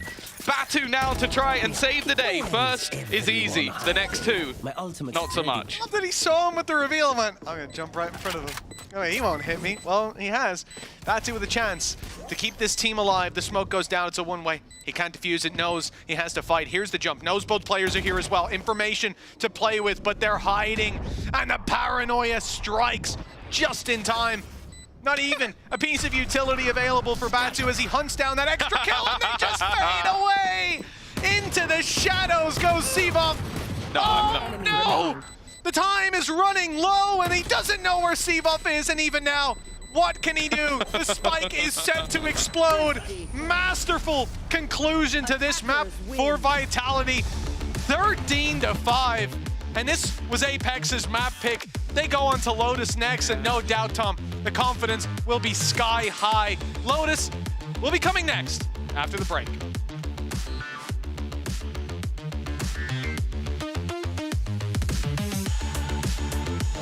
Trying to find a knife, bro. Give your best. I found it. Which color? It's a good question. The yellow. Yeah, the yellow is insane. Clem likes yellow. I like red. Red is like to kids, you know, when you're a teenager, and you're like, yeah, I want to have red and black. You're born in the same year as me, bro.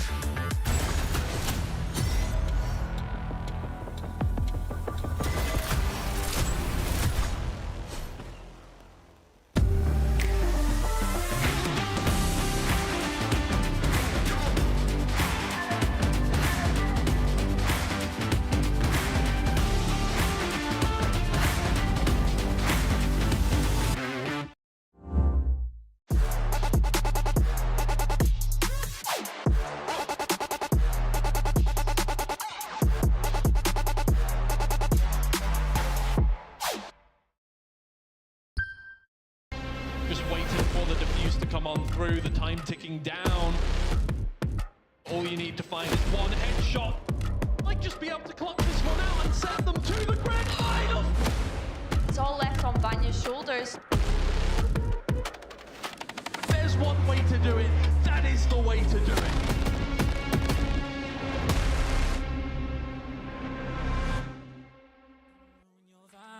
No time for rumination. Let's leave it all behind. Take a flight, aviation. Want you, girl, by my side. Let me show my appreciation. I want you here with me. I miss your body, baby. No, I cannot believe that you're still single, lady. Wishing I could retreat. I want you here with me. Be my lover, be my trophy, be my woman, be my lover, be my trophy, be my, the only one I want, be my preliminary. Let me caress the way I think it's necessary. Monday, Tuesday, Wednesday, babe. 7 days, are you ready? I don't need to say you know it, girl, you're extraordinary. I want you here with me. I miss your body, baby. No, I cannot believe that you're still single, lady. Wishing I could retreat. I want you here with me. Be my lover, be my trophy, be my woman, be my lover, be my trophy, be my.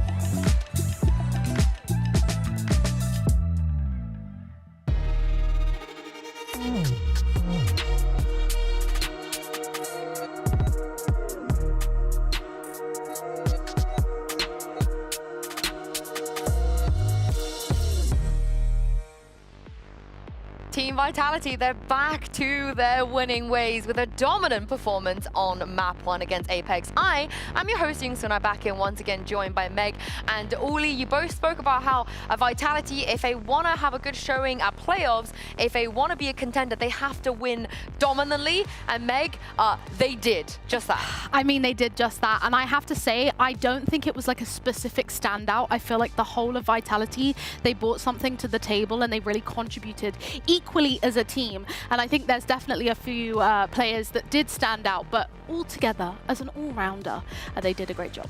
Kicks, though. Kicks, I think, stood out a little bit more. I mean, Kiko's playing so good today. And it's not, I mean, every single time I see him playing KO, I know it. He's going to nail it. He's going to nail it. Yeah. He's really good at it. Him and Les are the only players in this comp that get to play the things they usually do. Yeah. And I think we saw a lot of the impact of that. So let's just quickly talk about this comp, because I don't believe anyone else in the world in Tier 1 runs this comp. This is very much kind of their thing. Do we like it? We want to see it again? Or is it more of a Apex kind of underperformed? I personally really like it. I think, you know, the KO with obviously the recent buffs, I think is a really good choice. Obviously, the comfortability of safe on Tejo, an absolute no-brainer. Yoru, we did talk about, you know, maybe sometimes his performances on Ascent previously on other teams wasn't so great. However, I think bringing out that op in mid and just shutting down any sort of retaking of space and getting those early frags was a really good job. Actually, I mean, I have to say that I would prefer to see a Sova in this competition, but Tejo is not that bad. They know his strengths. They were unsafe, obviously. I mean, if I want to see Sova, maybe I'm calling out Turkey on the old times. Durka safe, Durka Sova, even Durka Sova. But let's talk about the defense real quick, because one of the reasons they were so dominant is because of that defense. And Meg, I know you were wanting to talk about some of the anchoring we saw on A and the fact that Apex just didn't learn. Well, I mean, poor Les, first of all, because I think they took B once, but everything else was sort of centered around A, and I just wanted to to shout out Sivov here because he just managed to anchor everything so well, whether that was TPing into Wine, getting an early pick, and then TPing back onto the site, or whether it was under Hell. It just felt like that there was always that early aggression, so that even if they did manage to get the plant down, they were doing it a man or two down, and with definitely some damage as well too. And also, we want to highlight something important. We've been seeing Derker pretty nice today. He was playing a huge operator, not only getting a lot of mounted kills, he hit, I think, was 4 open kills on defense. With this operator always making control from main, allowing the team to play around me. That is something the Redis was missing playing against Apex. They played around short, always making some splits, faking easily. But instead of that, Vitality decided just to push it out, get information, and we can see 7 kills with operator, and 4 of them were open kills. I mean, the second he got on that, got the orb, usually it's kind of GG for whoever goes up against him. But this instance, Apex, they just didn't bring the same oomph that we've seen previously, which is why I want to ask you guys, how dire is this heading on to the next map? It is not their map pick, it will be Lotus, and if they lose, not only will their playoffs chances be done, a GX will also be eliminated as well, Uli. So this Lotus is probably going to be the most important map we see this week. Yeah, it's one of the most important, but at the same time, it's the one who you can try to counter-strat them. Maybe you had something prepared, maybe they are preparing something against a Vitality that, I've been honest, I don't think that Vitality and Lotus are that strong right now. I have to say, I prefer Batu on Viper as a role, so I think that could definitely be a strength. Coming into Lotus if they do continue to have Batu on the Viper, but I think Safe and Kix, that was a warm-up map for them. You know, we know that Safe is probably going to be on that Tejo again, and of course Kix going in onto that Breach potentially on Lotus. I think, you know, they're going to be coming into this hands warm, and Apex knees weak, arms spaghetti. Damn, I see Marcus is still with us. Marcus is with us right now. What about you, Uli? How do you feel about the chance? I know you said that this is not the best Vitality that I think we're ever going to see on this map, but it's still a Vitality that they love to play Lotus. They have so many reps on it, and they look at least extremely comfortable on stage right now. And also, continuing with the line that was saying by Mac, after they swapped from Vice, Fate, and I think it was Jet playing on Race, they swapped into Yoru, Tejo, and Breach. They will look much more stronger. That's playing on retake. They know how to flood the side at the time. But being honest, I will expect maybe a step up from Apex. Last time we seen them on this same map, they were playing much better. I mean, I have to be honest. I mean, they only win against Navi. And I'm sorry, Angel. I'm not a big fan of your Lotus. I never been. Not even when you were playing with the Brimstone, trying to make executes. Not now when you try to bring the chamber. I'm not a Navi fan on Lotus. But I could be on Fracture, but not on Lotus. We have to talk about, though, that they lost to Fnatic, right? And I think Apex have all of that information going into this, that they know that Vitality have weaknesses on Lotus, and I hope that Apex come into this picking this out. My worry is, I don't know if you could out Yoru, Tejo, Breach. I don't know if you can outdo that against Vitality. I hate that G2 set this precedent on this map because, you know, before that we had some other variations of comms we could see, but they have to lean into what is meta right now. Derker is looking pretty hot on that op. I want to be able to see some of the other members of Apex to just bring the confidence back. You know, you heard Governor say, we're going to play with no fear, but they look like they played with some fear, Meg, on map 1. I wonder if we see like a floor duelist switch up. Has she played Waylay yet on Lotus? Because if we're played on Icebox. Because if we're kind of going off, right, Camo, who was really aggressive on the Waylay on Lotus, I wonder if they're going to come into this. Send it. And pop her on a roll where she can literally just dash in, do all the damage, get back out and go again. Just send it. I want to see them get into Vitality's heads a little bit more because you saw the way the Heretics and Fnatic were able to outcall them and to frustrate them, Uli. And I think Apex right now is showing them a bit too much respect. No, there was too many respect. I will expect, maybe, I'm gonna just drop it. I would like to see a new composition from Apex. I mean, if you want to face Lotus, you know that it's not your best. Playing a mirror comp with the same strengths as them is not the best idea. I would like to bring something extra. I remember to see Batu playing on Chamber really good. If they bring a Chamber, I will be happy. Oh, well, it is not Apex that's changing things up. It's Dirty that is changing things up, and this is absolutely ludicrous. I mean, I'm here for it, you know. I genuinely think this is gonna get into Apex's heads because, like, everybody's gonna be expecting him to play the Euro on this, and he's coming in with the Neon. He's never played Neon before because, as you remember back on Fnatic, it was always Alpha that picked up the Neon. And Uli, I don't know what's going on. I don't know if I like it. I don't know. I mean, I remember even Bowser say that he was the best Neon from the team. When Alpha didn't wanted to play even Neon, he was playing it on Pearl. If I don't miss it, first time. I'm surprised. I'm so surprised. I love having a little bit of shenanigan here for this map. But here's the problem. Apex, they have to win Mitch and Tom because if they don't, they will not have the chance to make playoffs. It is do or die for Apex. And they take GX with them. And don't forget that part. GX took themselves there, to be honest. But for Vitality, this is a team that was promised 13-5 on their opponent's map pick, and now a chance to have a fresh breath of air on Lotus, a map where both teams struggled up against Fnatic. But something tells me, well, let me tell you, if it goes the way that Ascent did, this will be a quick one. Yeah, I'm quite worried with the duelist switch up. It's a spot where, okay, sure, a lot of the time with the Yoru, you can teleport into space, you can take ground, you can get yourself into solid positions. With the Neon, you can just frag out. You could just get aggro. You can make those aggressive plays. And this is an interesting stat that we've got coming through the support system. So this stat is the person with the highest amount of assists received. So not the person who's getting the most assists, but someone who is being assisted the most. So it clearly shows that, as always, Fluorescent is going to be that focal point. And that clearly, the likes of Molesy, Avova, Batu, and Gov have been doing the job well. Yeah, I think especially Molesy, and you look at a map like this, obviously his Deadlock last map, some good ideas, but the execution perhaps leaving them wanting at times. He's the one to execute Durka to start this off, and on the breach, I think he brings so much value. You will see it as this map goes on. For now, you'll see a man advantage for Apex. I think this almost plays into what we said last map about the disrespect. Like having that early aggro to push all the way towards your opponent's spawn, they're going to look to put Durka in positions to just out-duel their opponents. Something I expect to see throughout the map. Again, though, it's those fake outs. Utilizing the doors, selling rotations, but Vitality have not given up this A position at all. Yeah, no, still very much in position. We can see both of those players floating about, and it's the stun held by Kicks that could do mass damage, with Sivov being the one to swing off of it. The wall goes down. The players are spotted. The stun is perfect. Salvo's fired in, and no chance to re-aggress. Time running down. They try to take space on C, but Les is, of course, still waiting. Even gets himself an upgrade. Now moving back to the B site, but wall is up. They have to walk right through it, and Safe is the one waiting for them. Doesn't quite dodge the flash, and Fluorescent picks up a double. This is looking dangerous, and 3-piece with a knife to finish it off. Apex will take the pistol round.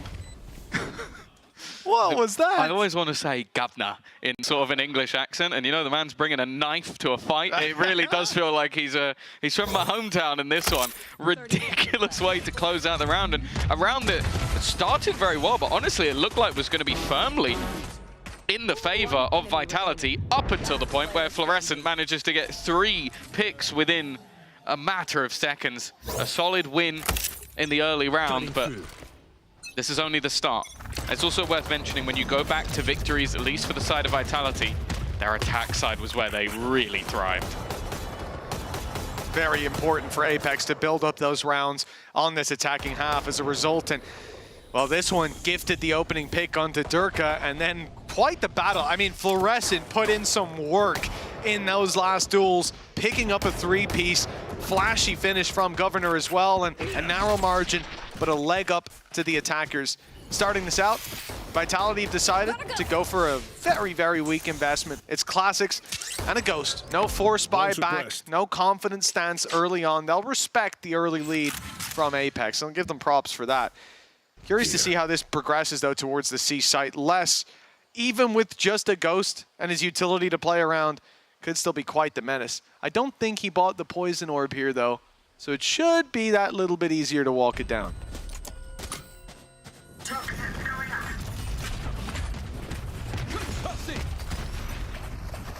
Les almost completely out of the action, maybe hoping a few spam shots from the Ghost can do some damage. Instead, it's Durka take that aggressive positioning. Less has already managed to find a second. I don't know how his Ghost is already doing this much damage, but definitely making things dangerous. Bear in mind, the main goal is to hold on to those rifles at least, at a minimum.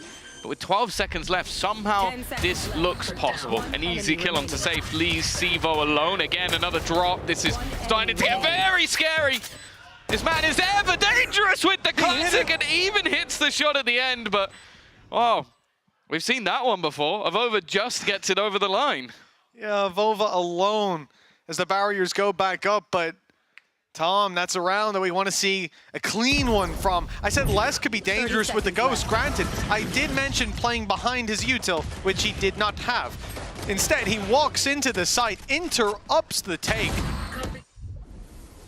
Impressive performance with just a few pistols, and even from Sivo there. Two kills and a headshot. I want to see Sivo in a 1v1 versus Chronicle for who has the best classic. Because I don't know who wins. Maybe I'd edge it to Chronicle just because of experience. He was good on split with that classic. It was causing mayhem. Big old front fluorescent, my goodness! I thought maybe a flash, maybe just the information for the teammate, something. But can I get an instant replay of the sound that Mitch just made, please? Not again. Someone check on Safe's desk. He's going to be very annoyed by that one, because I would be. What is this round? What is going on? Les has just walked and been shot from above. Kicks now back in position once again to try and save them here. Solid stun. But Kicks is going to hold on to position. Aftershock being sent in. Do they realize how far Avova has got? No, it seems like they've got the complete misread. They've just left. There's still players here, but they're waiting for someone to step out of line. Malzy almost did. Governor's been spotted while information, but look at the cost. Sivo alone against 3. With an Odin. Apex. Yes, indeed. Stands an even better chance with that big boy. It's not best known for its movement. Well, you know, Seaside could have denied the plant there. Nice little spam onto the head as they stand up after, but... no. Oh, he can deny it from a position he's not in. It was close. He was close. It's not close enough. He got his knife out and ran. He could have made it. If he shot through about 6 walls, then I think he would have had it done. But yeah, that's going to be a 3-0 start. I like the pickup of the Odin for that A disruption, but Apex's idea to take this elsewhere, fight into less, which is often a mistake, but the fact that I think it was Batu was able to thread the needle underneath, I guess just with the chaos as well that Fluorescent was causing, they weren't quite ready for a sneaky play. It's a very weird round, and for Apex that's great. Like, that's what you want when you have a few pistols or you have a few pieces missing. You want to try and make it weird, make it a bit confusing. It's actually just that the stun missed. That was the reason that looked so odd. It didn't connect, and I think Fluorescent was right at the end. This was ridiculous. But then, yeah, I think just, we didn't see it, but the gap that was found by Batu made such a huge... Big old front Fluorescent, my goodness! I thought maybe a flash, maybe... I did not expect them to actually get that. Even with the camera, that's perfect. Thanks a lot for that, EVS. Be knocking off a beer from the tally. And I'll be adding 2. Damn it! Well, 3-0 start. Durka's not happy about that, but he doesn't have anything to say. Malzy with another opening duel against him. Les is the one to trade it back. Found another! They made him angry. Les with a pistol is popping off in every fight he's given. A 3v3 as a result with a bit of a fight back from Batu, but Vitality, they're not letting this one go easily. Toxin screen down. Orb's still there, but you can just tell that Apex are maybe a bit too nervous to take it. A complete reposition from the players on Vitality, but the idea might be to just try and wrap back around and pick up those guns. Get something to play with. A sniper might not be ideal, but 2 players would be 1 shot to the gun. And I think Batu has realized the potential of them going back for this weaponry. Wants to get into a spot that can potentially deny, but if he falls as well, this round may just unravel. Poison orb emitting. So it could be an opportunity. That door's being opened as well. Batu has to turn to look at it. And well, his sleep paralysis demon wasn't able to take him down. catches kicks in time, traded out, but less left alone. 1v2. The time, listen to how quickly the spike is ticking. And of course, with an Odin on the floor, you'd be a fool not to save that to the next round. It's exactly what Les will do. But after being demolished on their own map pick, Tom, Apex have bounced back 5 rounds in the previous map, a 4-0 start to Vitality's pick. But again, like you said, Tom, we expect rounds from Vitality on the attack. So, although it's a good start, they need to keep up with the same pace. Yeah, I think for Vitality as well, we're actually going to see a fairly early pause. I will say, like, Come.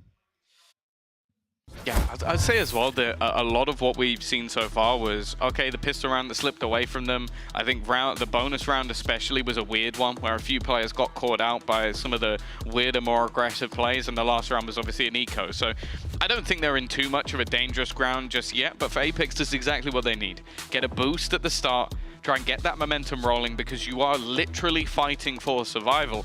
And for Vitality, they can end the group. Not in terms of who finishes top, which is actually incredibly important. You're talking about potential of only having to win 1 game to get to Toronto, but more importantly, it would eliminate 2 teams in 1 foul swoop. And that's exactly what Vitality are aiming to do. It takes a lot of the pressure off, because you talk about the biggest teams, the teams at the very top. Okay, sure, you could finish near the bottom of the group and go into more of an elimination match, but once you get to playoffs, it's a different ballgame. You get a bit of a break, you get some time, you can work on different strats, you can come up for different counters. The week to week gives you much less opportunity. And so Vitality will want to end it here and now and have at least a little bit of breathing room. We said they have a little bit of runway still to go with that second half in the back of their minds, but Apex, 4-0 beginning. Oh, great start. This time, Durka's the one that's able to find himself the opening. Being punished a lot of the time on this Neon early on. Now a 5v4, and Apex sent in the other direction. Batu again going to be sneaking his way forward. Looks like there could be some space, but a drone comes in. That's going to be his sneaky play. Spotted and a spam on its way. Up close with the Odin. Seavoff's dealing out death with another and almost takes Governor with him. 4 versus 2 now. And denial across the map from Vitality. That's another time where the stun has missed by just a millimeter, and that gives an incredibly easy pickup. A stunned Odin player is a dead Odin player. But now they wait, they pause. The remaining 2, at a minimum, wanting to try and make this one costly. The economy of Vitality, not fantastic, but they are moving in tandem as a unit, reclaiming space, 30 seconds slowly left. clearing out those angles, and if they eventually end up going towards that B site, it will be surrounded. Stun and salvos online for kicks and safe respectively. Plant just now heard. And I love this from Vitality as well. Safe doesn't go back to spawn, doesn't take this 1v1 with the Vova as so many players would. It's a 3-man group up. They'll move together and just clear out. They think maybe there's a lurker, someone trying to make that star play, and it was Governor looking for a bit of extra space, but he's caught off with a Vova left alone, stunned, and salvos blocking him out. Good luck. And a bit more utility thrown his way. Yeah, there was no way for him to get back into that site to deny this defuse with 3 players holding it. It would be certain death. And in fact, Durka's running it down, looking for him, but he's gone the wrong way. So presumably that rifle is safe. And a 4-1 as Vitality find their first. Yeah, the unfortunate truth of that round is that the Armageddon was online in the late, so Governor falling was an issue. That said, yeah, the stun missed by such a small amount, but that was the difference between life and death for 2 players. Wow. The yin and yang. A frustrated Danito. Odorous a little bit more smiley. Still in the lead, still in a good spot. But still with plenty of finances to buy back into this one. 4-player initial stack up from Vitality, but after seeing nothing, less jump peeking this one. Yeah, that's the info he needed. The other thing is, I understand from certainly Odorous' perspective, right? He's chilled. It's just 1 round. 1 little hiccup. It's fine. It's what it represents. Dirk has been having trouble in the early round. Let's see if that is something that Apex can put him back into the habit of. The stun slows them slightly. Rolling Thunder, though, has gotten boots on the ground. Avova slipping his way into the site. The ult forcing players back in Waterfall, but an early ult out of less. The Viper's Pit now in play, covering so much of this space. It's going to at least deny deeper control, but the response from Apex, I think, is that little bit better. Yeah, they're going to hold a lot of that positioning. Salvos for the post become almost an insta-kill, and Dirk is going to go hunting, but he's met with only demise. Molesy already clearing one. The spams through will immediately clear out another. In fact, Molesy's just going ham, picking up the kills onto those low players. Not that it matters, hitting the headshots anyway. And while Batu will help clear up the mess, it is an in-zone flawless that ends up giving them their 5th round, a huge boost to their economy. And for Vitality, even committing an ultimate into that one, that's got to feel frustrating. Yeah, definitely. I mean, once Armageddon comes into play, you can see that Les is worried about giving up all of that space on site. These players can't be contained towards Waterfall. They can't even be contained towards Spawn if Les falls back. So he pops the ult, but it's that little bit too shallow. And because there's a Viper's Pit still online, or in fact, the only ult really, I mean, Sivov, you know, is what it is. The only ult they really had to work with was Les on that ulti, on that Viper's Pit, which was... or not less, sorry, Batu. But the perfect response from Apex, containing all that space. And for Molesy hitting 3 players through, I think 2 of which were headshots, that's something. You can't really account for that. For Apex, that is a golden basket, a gift that they didn't know they would be receiving. A 5-1, a reset on the round they just lost, but Vitality still able to buy. Sivov, as you said, all alone on this aggressive angle, and they're watching it. They know he can be around here, and getting out an impossibility. Info just not there, and that was almost too easy. Maybe expectation would normally be there's a few more. Safe is the first point of contact. Paranoia will leave him completely blind. Salvo's being expended by either side, forcing them into a fight, but Kicks will win it. It's an immediate rotation though, or at least they're gonna try to sell the idea that it is. Push up through C. Les has seen no action. He wanted the 1v1 if there was a lurker. Ult committed, luckily cancelled at the last second. Durka was rounding the corner, but Les not expected to be that deep that early. The rotation now as the spike is going to move to the C site, and Batu will try to grab a little bit of extra value. In fact, there's even a further lurk coming in later from Avova. They're very spread out. It offers 1v1s. It offers XV1s for Vitality with Les coming in late. They've got full containment over this site. The only place they can really be is around Waterfall. So Avova's position shouldn't be that much of a surprise, but he wins the fight anyways. And they know where Les is, dodging the Rolling Thunder. It's a great start for Apex. Yeah, they've cleared 2 points of danger. Rolling Thunder was even utilized by this defensive side to get into the site, but there was nobody there. They were being proactive, and from this position, a defuse seems almost impossible. Looking to try and swing them together, and the trade is stellar. No opportunity for Durka to get anything done there, and again, you look at these mid-round calls, these adaptations from Apex, and they got everything spot on. Absolutely, with so many dangers lurking around from Vitality, the late rotate from Safe, Les having already pushed up and found one player outside of that A site from the C push, but they dealt with it all masterfully. And this is a hell of a difference to what we saw on the previous map, where Vitality... There it is. Wonderful stuff. Well, he looks so savage. Like, you don't want to do the thing? Oh, hello. Someone is a wonderful start indeed, but Durka is fired up. He'd been weak in the early fights, but the only downside of using that ult through a smoke, Tom, is it's very easy to see where the player is. Yeah, you're kind of hoping that you're going to shred players, but you look at the buy and you kind of understand why Durka is taking a pretty absurd risk into this round. Toxins going up. For the rest, not a whole lot to play with, and at least for now, Vitality have not really had a lot of success. Their aggression has been isolated. Their rotations have been caught and picked apart. I think Apex have done a fantastic job at segmenting the way they go through the round. Like, okay, we're going to clear this spot. We're going to take this together. We're going to make sure that the protocols are on point. And what was working for them on Ascent is failing miserably when it comes to Lotus, their map choice. Oh, Governor's trying to sell the idea that there's a bit of a ruse. You throw a drone in on one side of the map and, well, you don't see any follow-up. You might not rotate, and the fact is Vitality haven't rotated. It does not matter, though. Save the last man standing on the site, and Seavolf a little bit further away. A little late to the party with his stinger and 3 players to pick up. Definitely not the kind of weaponry you're looking to save. Not the kind of weaponry you win rounds with. Not rounds like this, at least. Seavolf, one of the most impressive, if not the most impressive debut that we've seen.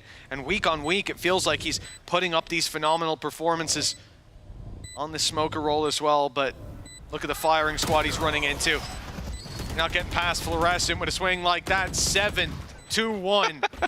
A dominant display from Apex. And again, I think most stock in this series would go towards the Ascent. You'd think that this is something that Apex can deliver, if anywhere. And the fact that they don't, well, like I said coming in, if it was anything like the first map, this would be a very quick and clean map from Vitality. But instead, they are meeting roadblock after roadblock. You could look to Durka's swap up as potentially a reason, but I think Apex, they've just woken up, Tom.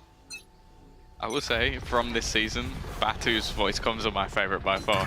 He sounds so excited for everything that's happening. Yeah. Like the guy who's just happy to be here, but also happens to do a lot of damage on the server as well. Saying that, Molesy currently topping it. 12 and 5 are playing the Breach. Has been a standout so far. He flew the stat that Floor was the one being assisted the most, but it seems like the assistor has taken over. Floor sent in. See if the stun lands this time. Well, that's a slightly bigger stun. Oh, but the shots still go Les's way. A punish onto Fluorescent and an opening pick for Vitality, one that they will not want to squander. Stun perfectly timed by Safe. He makes it out, slows them somewhat, but the plant will still be secured. No ultimates to play with on either side. It's just going to come down to the firefight. Governor, from these positions, has normally done pretty well. Happy to play super aggressive. Of course, someone who has been on that duelist role in the past.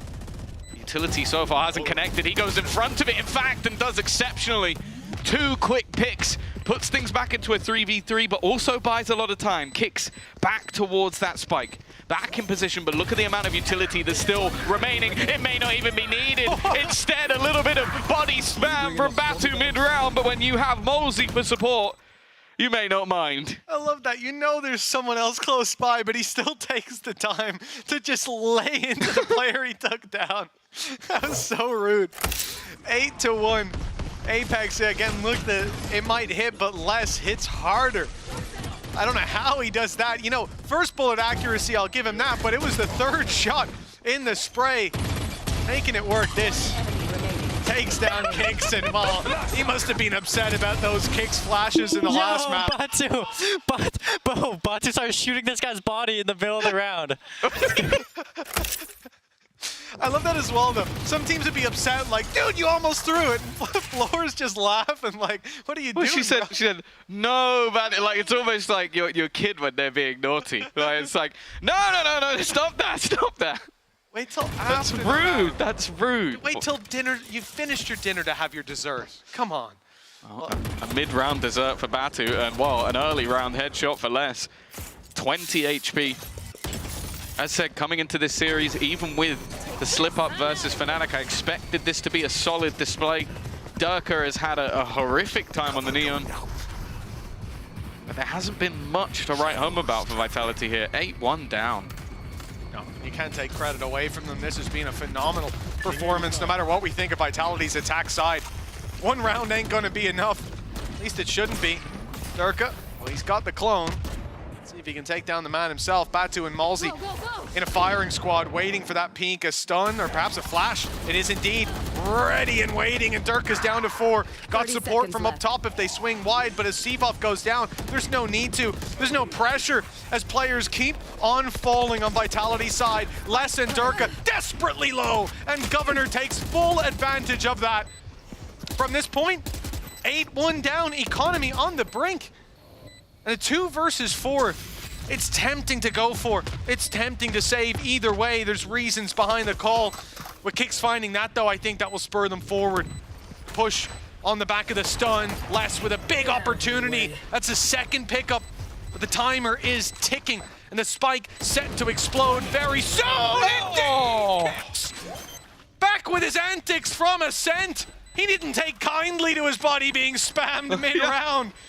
4 kills and 2 rounds for Vitality. I say as well, when looking at this team, when seeing changes are being made to the squad, a lot of people look to Kicks as that player that could be let go. I feel like at times, yeah, this guy has been not only the glue of the squad, but then you go back to the last map in particular, and he was almost the carry. Like, everybody had a good map. Around the... He was the distraction. That's the worst part. The whole point of his peak there was to give distraction for Les to get both kills. He's the distraction and the show at the same time. 4 for him in the round. A second on the board. And well, Vitality can now build off of this. They're not out of the map just yet. Well, that's it. Apex aren't in the clear because 4, I said 1 round won't be enough. 4 rounds, a pistol, maybe without it even. There's a good chance for Vitality, and that's a confidence builder of a round, certainly for Kicks. And let's see as well what Durka has planned on the attack side when it comes to this Neon. For Apex, they gotta keep going, keep pushing forward. 2 rounds left to play for in the half. If they can get to 10, it looks like they'll make it all the way to Haven. But if it's an 8-4 half, it's anyone's guess. And with elimination on the line for Apex, there's no room to leave things up to chance. Batu delivers onto Safe immediately, an opening for the Outlaw. And they will look to just coagulate, push as a squad into that A site by the looks of things. Wherever they go, let's hope they do it together. Safe has been having a rough old time. A lot of the time you want your Teo to be getting you information, but more importantly, having that plant denial, having that retake potential, being the first person to fall in quite a few of these rounds. It definitely doesn't feel like a great game for him so far. Spike planted. And that deadly duo of him and Durka have definitely been struggling a bit. Post plant, rifles available. Well, straight away, Durka tries to get the last Batu, but he hits both as they drop down. What? Okay, Kicks is back on the ground and back being spammed, and only player left is Les. I'm sure Batu's going hunting. He wants that ace. Upgraded his rifle as well. It's only Les standing in his way, and he will block the ace attempt. Even still, though, for Apex, all they needed was the round. 9 on the board now, and a smile cracked by Batu. This was phenomenal. Opening pick, gorgeous. Little jump peek from Safe. He doesn't even get to see around the corner, and he's sent into the dirt. That double, though, unbelievable. Thank you for the slow-mo. It still looks impressive. And then jumping around. He swapped his weapon so he couldn't take it out. That's my boy. Just goes for the shorty instead. This is your, so currently your Viper player and your Breach are just going nuts. I think Malzy's 5-0 in opening duels as well, and a lot of those have been onto Durka. Yeah, normal for your Breach. Normal for your Breach IGL support. Yeah. It's been punishing. Why can't you just be normal? Oh, 9-2. Watching here. Viper's Pit utilized. I think that was a weapon switch as well. Making sure you have the Stinger within that shroud of smoke and allow the further aggression. Safe is getting just caught every single time. They're not realizing the ground that's being given up. They have struggled around this A site just with Batu being a menace. But that is just ridiculous. He's able to walk all the way up, and as I said, they're completely unaware of what they've lost. Push through the pit. I'm not a fan of it. It's a big, big risk, and he's just waiting outside of the pit, letting them have the space. Of course, they could have walked up behind him. It's a concern for him late round, but they couldn't have walked up behind through the spawn because look at the stack up from Vitality. They've got numbers ready and waiting. Les pushes through his ult. They're not expecting that.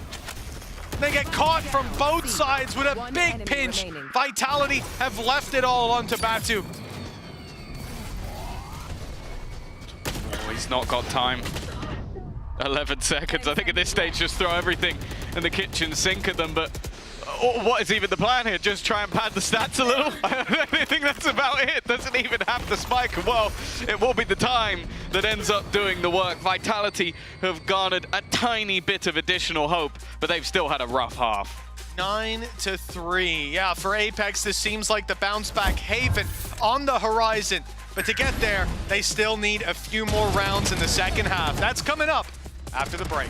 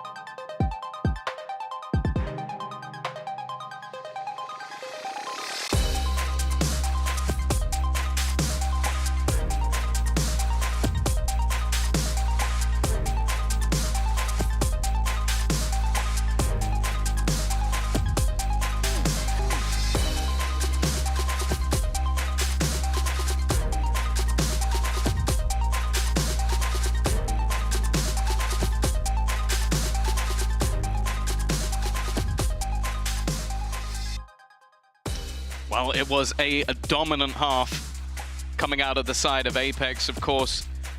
We know with this map that there is always potential for a comeback. Think back to games like G2 versus Furia. Furia 9-3 up, and then a mammoth attack side that came out of the side of G2. That's what we're looking for here from Vitality, and we know that for them, this is their favored side of the map. Not quite the same case with G2. 3 rounds though, Tom. Is it going to be enough? It's quite the comeback. They need a pistol. I think that'll be, if they win the pistol, I genuinely believe they can turn this. So again, you talk back to the Fnatic game, I'm looking at that as a blip, but throughout the history of this map for them over the last few months, they have looked very good on the attack side. Well, one of the things you said, I can't even remember if it was on or off air, but you said that Apex unlucky to be facing Vitality when they're that wounded dog, when they're in the corner. Well, Apex, they're in the same boat, facing elimination and 1 map away. So they come in swinging, but Vitality doing just the same. Malzy, he's been there in the opening picks. A little late to the party on this one, but a double puts them back in contention. 2 versus 3. Avova and Malzy watching from the death cams, and they're saying, well, we would have won this. Now it's your time to prove that you can do the same. And Fluorescent answers the challenge. Kicks versus 2. The odds back in Apex's favor. Surprised Vitality even go for that. You already had a player advantage. You get the spike down, you play post. I feel like this is done. They wanted to get ahead of the curve. They wanted to turn it. Instead, it's left on to Kicks. But he has been clinical already and will convert this round as well. A Red Bull clutch to give them the pistol. But as I said, I don't think they should have needed it. No, none at all. It looked like a round that should have been theirs already. A big play by Fluorescent gave them an opportunity by Malzy as well. It's the Breach Viper game. It's so weird. Well, the Viper I can see, right? There's especially less if you're pushing into his util, which a lot of the time he's got success pushing them. But for Malzy to have a performance like this, 17-8. Listen, we talk about Fluorescent, we talk about Batu. Gimme! We're back, bro. But at the end of the day, Malzy is the one lighting up the server here. 9-4, a gap of 5. Vitality with a pistol may just have given themselves a lifeline and a chance to put Apex into that freshly dug grave. Playoffs will be out of their hands and out of the realms of possibility if they go 0-4. As you can see at the top of the screen, that's just 1 away. I think Pipson has never rooted this much for Apex in his entire life. The GX tournament survival also on the line here, with everybody in Group A, the top 4 locked if Vitality managed to win this game. And I know you look at this scoreline, you'll sit there and think, okay, Apex, they're very far ahead. They just need a few rounds here and there, but we have seen many a time on the attack side of this map. He still does well, though. It's another open found. But the problem is they ain't got the rifles. They ain't got any weaponry to fight with afterwards. Still, I think this might be the most opening duels I've seen a Breach involved with since Angel tried that agent out. You said opening duels, not one opening duels. That's right? why I said okay. just I was about to say. The only other one I'd say, if you go back in the tape quite a while, Kesnit did actually play Breach. Right, okay. And I would gamble that he has more. I'd say he won more. We'll see. If you're going to go back through those stats, you might have to be scrolling a while. I believe it was on Fracture. If you want to, I can give you a map. I'm out of here. I'll probably take a look after the game, Tom. That might take a while to It's sift fine. through. We got nothing else to do. Maybe some of the people at home can let us know. Like we said, I think that's 6-0 in opening duels for Multi so far. It's pretty good. So yeah, not bad at all. He was there on the attack, and he's there even in that previous round here on the defense. But 9-5, the gap closes, and Vitality come into this round. You talk about that third round oftentimes as somewhere that the team that lost the first two, they have the advantage. Well, let's see if I can do this right. That's all. That's okay. They've got 4 rifles in Vitality's hands. Just Sivov, who's coming in with a bit of a weakness. It's interesting. I wonder, did they lose a gun in the last? Because I see Dirk with extra credits. Maybe they're just looking to have the operator. Poison's off. For now, it is a slow start. Avova, you might think is isolated, but has a supportive stun ready and raring to go. Immediately utilize. Avova will pull out the util, but it doesn't matter. Dirk, I think even while stunned, has just spammed away and got rid of that aggressive Omen. The rotation quickly coming in from Fluorescent. And support as well from Governor. 30 seconds left. The flashes for the retake. They've caught Malsey, though. He ends up going down, kicks the one to get that trade, but Fluorescent quickly on him. 3 versus 2. Some battle scars for Vitality. Reposition from Fluorescent sends them running 12 seconds. They need to get this plant in soon. The Batu, well, he's not going to be in a position to deny it.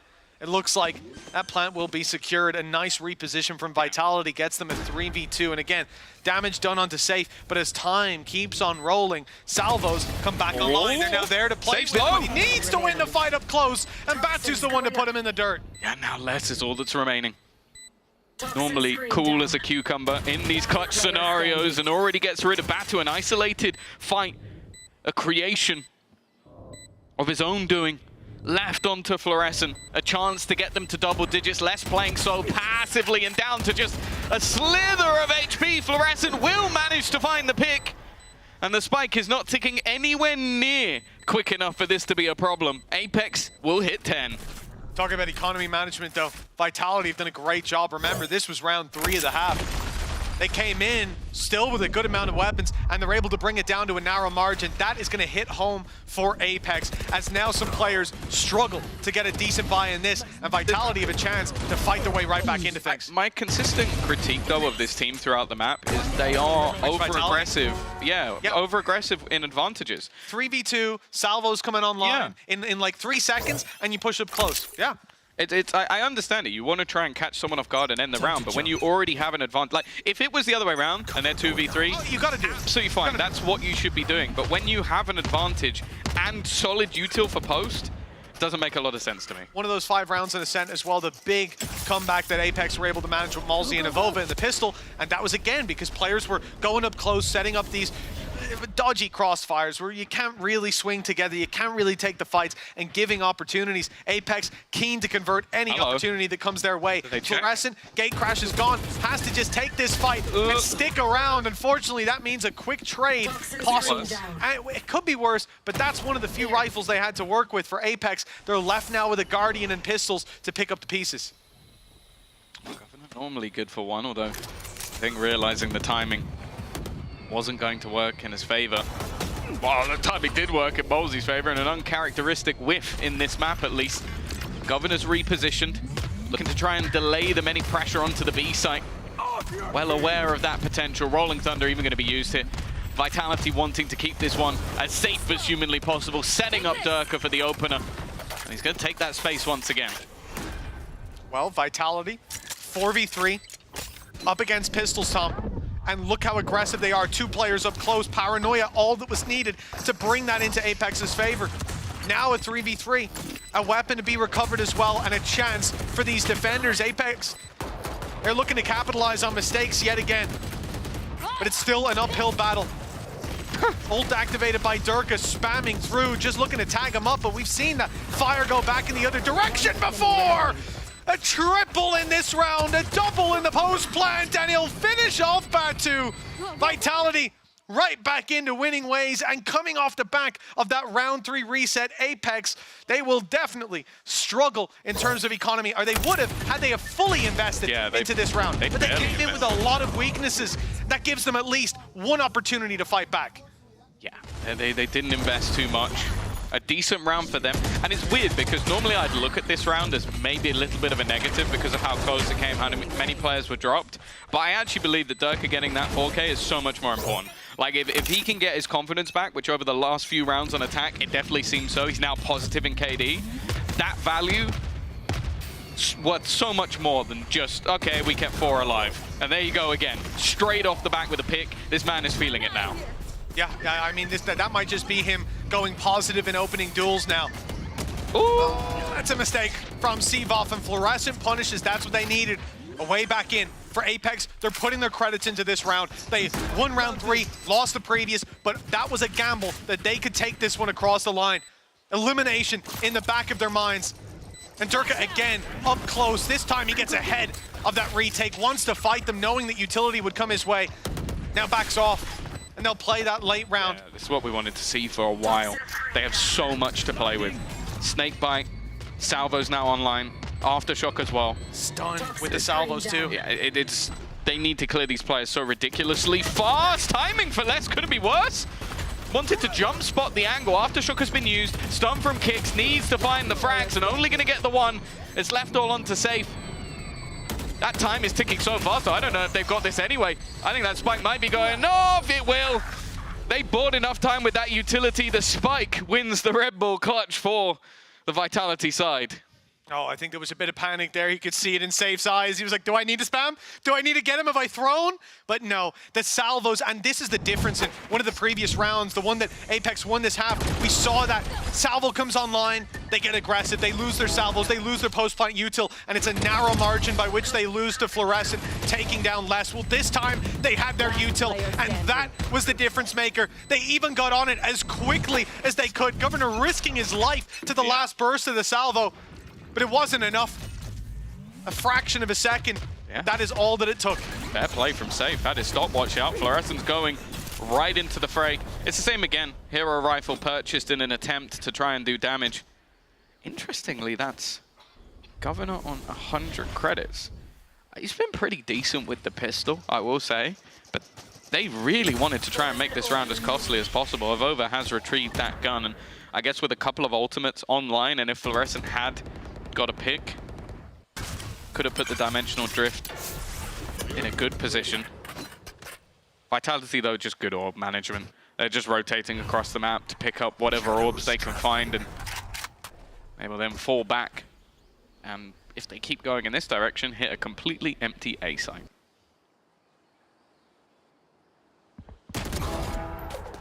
Well, a criticism I had before for Apex was that fight outside B on their defensive side. They were often going alone. See the second man get lost, the stun be too late, Governor pushing up and getting eliminated, but this time he goes with Avova. They go together. Another rifle to be recovered, and a real chance for Apex in this round. The Rolling Thunder, even going to be committed, they can feel the odds shifting into their favor. They get ahead of the ultimate.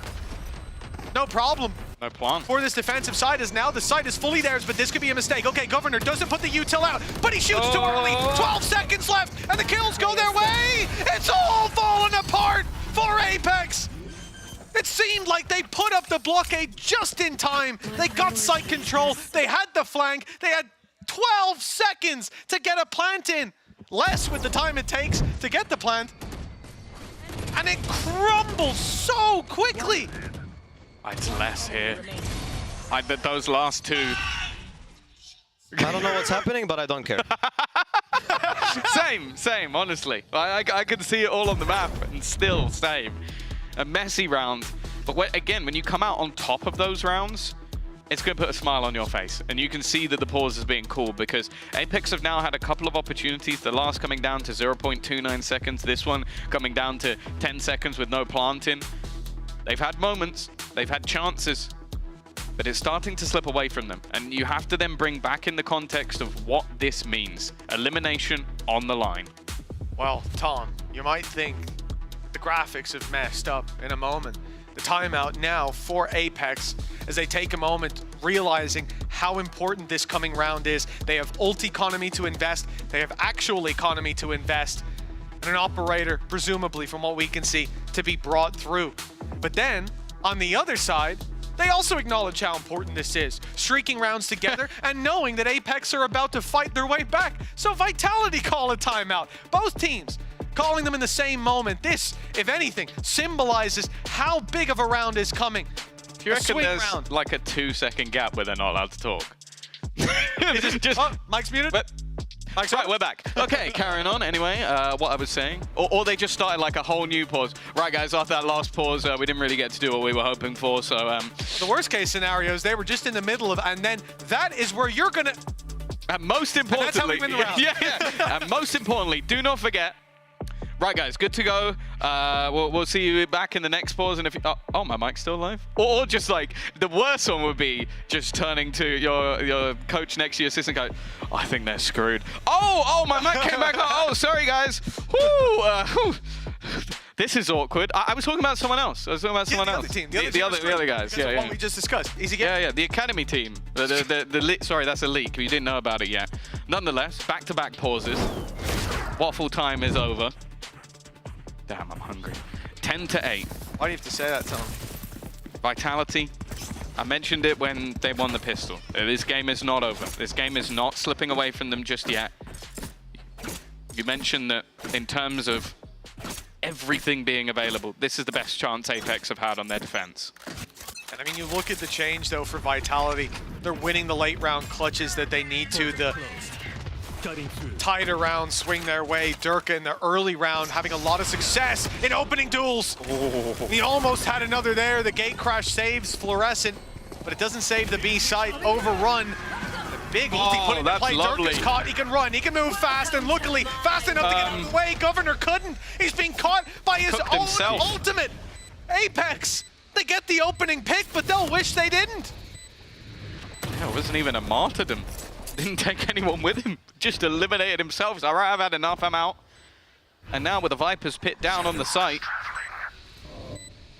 Wait, look how spread out the Apex players are. There isn't a way back into this. That is brutal. I'd love for them to have a third pause now. That you have that full talk, 2 minutes from Danito, and then the first thing that happens is Governor kills himself. He's like, well, that wasn't anything I said. I don't think I called that one. Yeah, mistakes are made. It's tough as well, Tom, because typically you're going to laugh those moments off, right? You're going to say, like, it's all good, I messed up. Oh, no. But this is elimination on the line. This is not somewhere that we can... Oh. Oh, I wish we didn't replay that. I really wish we didn't replay that. Oh my god, what? He's got the memory of a goldfish. It just he put the ult down and went, there's an ult here! What's going on? Why didn't anyone call? He was ulting! Oh. Oh. Well, get past the salvos early. Lots of space taken by Vitality. Now Apex get a reset because they saved all those weapons successfully. They can at least shrug off that last round somewhat, but they come in without Governor's ultimate, but with Governor, which is a little bit of an upgrade. The fight starts off with Batu falling. No trade from Governor, but it's Fluorescent to take down Durka. At least a saving grace that we're back to even footing. I thought you were going to say the Governor doesn't have his ult online. Savior for him. Fluorescent. Oh, it's close. Tough angle. Come in and get anything done. Kick's making sure that they know he's planting. He's now a couple away from having the ultimate online. I don't know if he jump spot. No, he's not seen of over. No, he's close. Timing here is going to be absolutely everything. Oh, he still wins the battle. Governor has at least managed to get rid of safe. They'll keep things at least within the realm of possibility, but clearing these players from position is not going to be easy. Aftershock used to buy them time, but also counted out on the other side. A lot of damage being done. Snakebite goes through, but I don't think it's actually gone far enough. It's not gone deep enough. They're able to just defuse in front of it. Seavoth, though, is there to save the day. From the backlines, 10-10. And we are starting to see Apex dwindle. I don't understand if maybe they were hit by the snakebite, made vulnerable, but one player was low, the rest. Seavoth, you've got some explaining to do. What key did you just hit? What the? What key did you hit, man? That's ridiculous. What? The first jump, fine, because he hits his head. He's back on the floor in no time. He jumped again. And one mag, 3-man spray down. I want to hear, unmute that right this second. What did he say? How good's your friend? Get the, not good enough, whatever he just said. Bring out, I need Seavoth interview. I don't care who the interview is. That was ridiculous. What a round, man. And to equalize you, to put you 10-10, to hammer home the elimination that Apex are worried about. And kicks with the trade. Sure, Durka goes down, but this isn't like the first half where he falls and that's it. Nothing to be said. No, there's an immediate response. And on the attack, much better to get those one-to-one trades than when you're on the defense. The map, especially this one, 3 sites. You've now got to cover it with 4 players. And they can push together on one side, leaving a lurk of less. But he spotted 2 and jump peeks it again. He is a brave and bold man. Well, to be honest, everything he's done so far has worked. 18-12. Kicks up there with him, Rolling Thunder set up. It's only Avova it could connect on, who could escape, and there's the lurk of Les striking again. Governor gone, Fluorescent trades. Avova's going to try and stick this one out. It's definitely risky, but he will be unstunned, but not unblinded. See, wow, okay. Well, we saw the stats at the beginning of the day about how maybe his performance last week didn't quite match up to the performance he had in the first week. I'll look at the stats now. 15 and 16, you might be thinking, oh, this has been a bit of an average game. Last 2 rounds, he has been carrying. But that's the thing, man. I mean, look, also living up to your first week performance with a performance like his is tough, but this is a timeout from Apex, the last timeout that we will see in regulation as we hit 11-10. As we continue to see the stall out from the defensive side, 6 rounds in a row. And I'm glad they called that pause, because Tom, I was about to hit the admins up myself and call a technical pause. Someone check his PC. What's happened? He is phenomenal. That's why he said, why you pause? He wants to keep this momentum going. Like, I wonder if that was a Seavoth momentum breaker, because you've already had less kicks, Durka coming alive. Okay, Safe's having a rougher time, but you add Seavoth, it's done. It's over. And well, unfortunately, it is starting to look that way. Yeah, who said on the desk, I think it was Meg, that she's a hater of Safe Sova. I can't wait to see what she says about his Tejo, but then again, maybe she'll have more to say about Governor's Tejo. I think Meg's just a hater in general. You know? Yeah, always has been, always will be. Always so mean to me, all the time. That's what you don't know, behind the scenes. Awful No, I'm kidding. We love Meg. Meg, you're awesome. We love you. I'm sorry. 11-10. No, I'm kidding. Whoa, moving swiftly on. Tranquilo. 11-10. Oh, another, a third timeout from Apex. Now, of course, that is us out of timeouts. No more time to touch base with the coaching staff. Vitality have taken the lead 6 rounds in a row. Until OT. In regulation. Sorry, I forgot to say this time. Potentially. And look at what Apex are coming into this round with, Tom. This is likely to be 12-10 with 2 in a row needed. But that would be 7 in a row for Vitality by that point. Durka, he is unrelenting, but the stun, the blind, it's all caught him and he wins. He wins anyways, yeah. He also got hit then by a paranoia, as if Governor wasn't being stunned by everything. Then also left blind. And they're now just going to the A site. They've walked away, less happy to just try and hit the timing shot, but ultimately, I was going to say should be punished, will be punished. Spike planted. Yeah, it's not exactly another opening duel for Malzy, but it's a huge upgrade as a rifle can now be recovered. And Apex can approach this together, but look at Vitality. We've seen them hold heaven, we've seen them peak heaven, and now they push heaven. The evolution of this aggression and the success that's going to come with it, we can see plain as day. It's free for Durka. 3 picks, and Malzy returns. He's given the rifle over to Fluorescent, understandably. But his Sheriff is the one doing all the damage. And in fact, it needs to do it all with Sevov standing in his way. 12 rounds for Vitality was a certainty. Yeah, this is what I was worried about. Obviously, you look at a 9-3 half. You look back to matches where teams have turned it around and you don't believe that will be happening to you, but this is why Vitality are so confident and comfortable with picking this map. They're so good at this attack side, and yeah, the Governor was so screwed, but I do kind of like that. I was very worried about a lot of the aggression they were pulling off, but I like this time where it's Durka at the helm. Like, send him in, let him be disruptive. If he goes down, it's not so much of an issue. And already, early take of this A site control from 9-3 down to 12-10 up. There's been one round since that dominant first half for Apex. They need 2 to stay in with a chance of playoffs. I think I saw there, Halsey 25 and 15. Putting his heart and soul into this, trying to keep Apex's chances of playoffs alive. Eventually that aggression, you know, it's been one-upped every time. They're very ready for it. He will be sent backwards. 5v5 still. Ult for Durka, ult for Sevov, maybe used late for info. But it's the salvos that Safe is keeping deep into their spawn. It's the stun that will be online to meet them. Kicks' utility has been nigh on perfect so far. Already the numbers thinning out. Avova does his best to pull it back. He's even spotted one, but Sevov is going to trade places, or at least he was thinking about it. But the spike now being tapped in goes the snake bite denial again, and they're forced into the angle. The waiting arms of Vitality wrap around and squeeze any life out of Apex's chances for playoffs. 2-0, the super team has left them in the dust. Yeah, map number 1 was just back to normal business for the side of Vitality. And then map number 2, well, it was a real fight for the side of Apex. A stellar first half, and I think this has been the story of their season. Yes, this is now them done in terms of making it to playoffs. They'll still be here next week to play another match, but unfortunately it was always close. Like, they always showed potential, showed presence on that stage.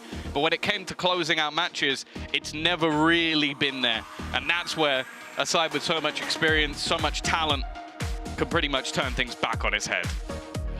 Vitality's approach to Ascent was wonderful to witness. Their concession of space and their retakes looked so difficult to deal with, especially around middle. They had responses on the site, and when you got a man like Les holding your extremities, yeah, you're gonna fight mid a lot. But here, there was more of a challenge than I think we expected. 13-10, pushed to the limits.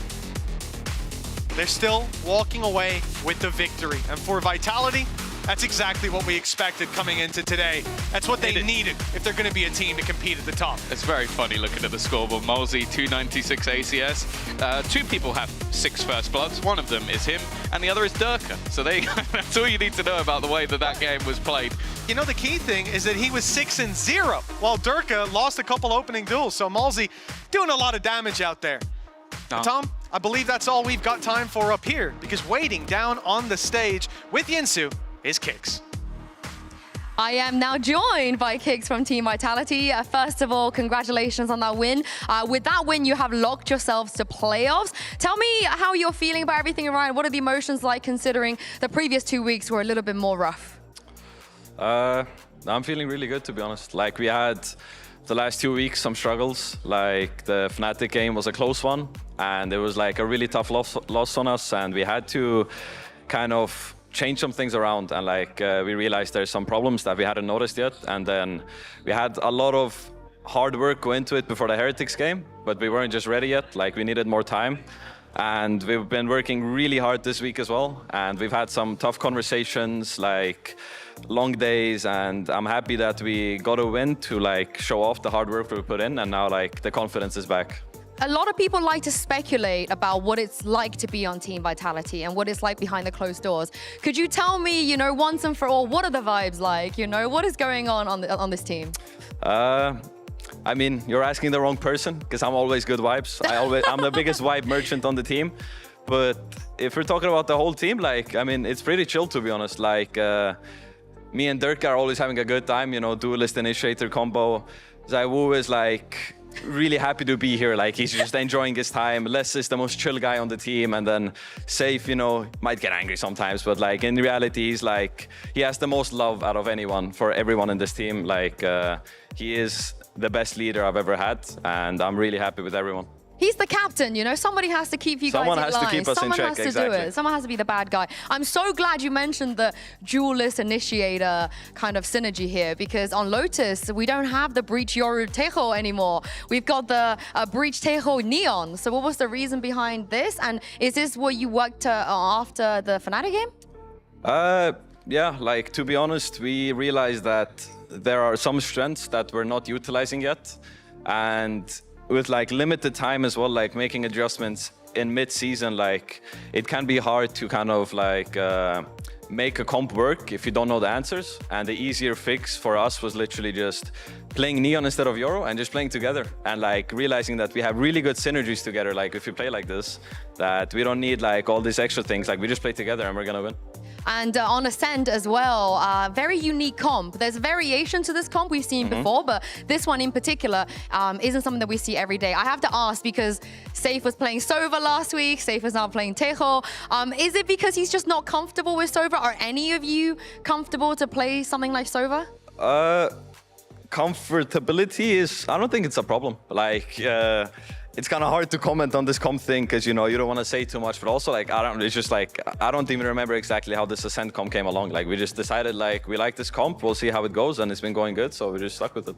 And last question, of course, you've made playoffs now. I think you guys can breathe for a little bit. As we look ahead to something like playoffs, how different do you think the competition is there compared to kickoff? Because kickoff, you know, we're still kind of seeing how good everybody is. How difficult will it be in playoffs?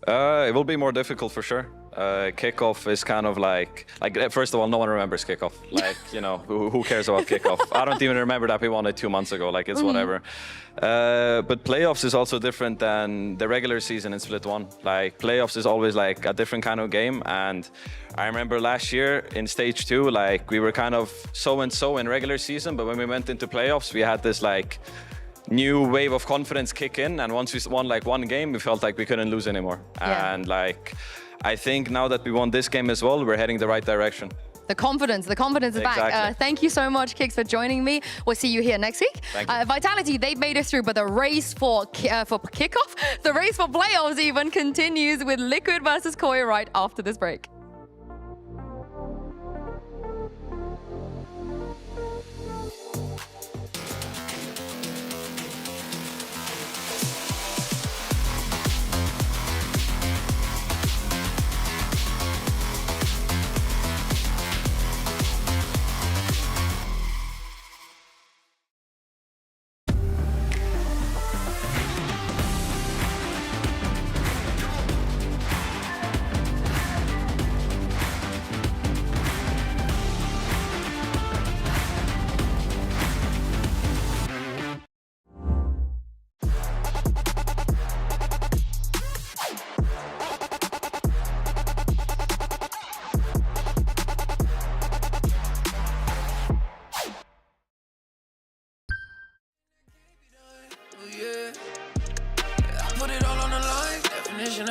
Yeah, I feel like a champion.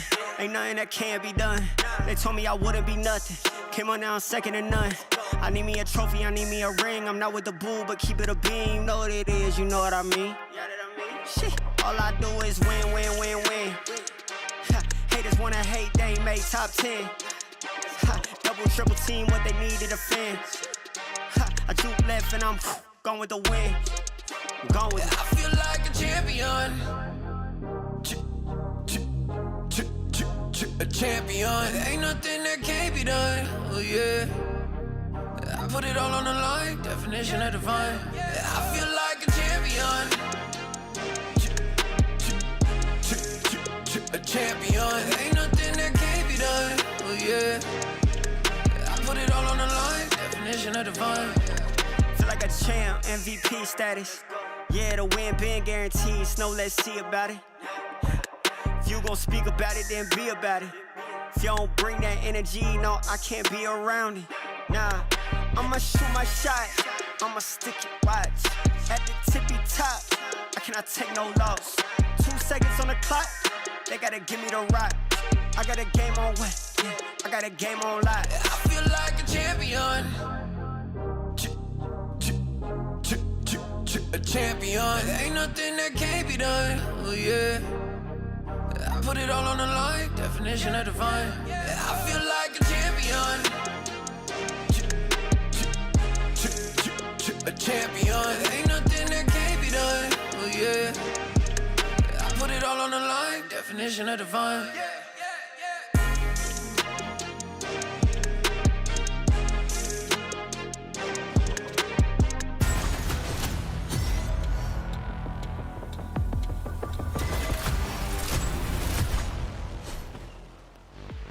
Welcome back once again to VCT EMEA. I'm your host, Su. I've got Meg and Uli here, who looks very, very comfortable, so I'm going to let you chill for a second. And Faded from Team Vitality, first of all, huge congratulations.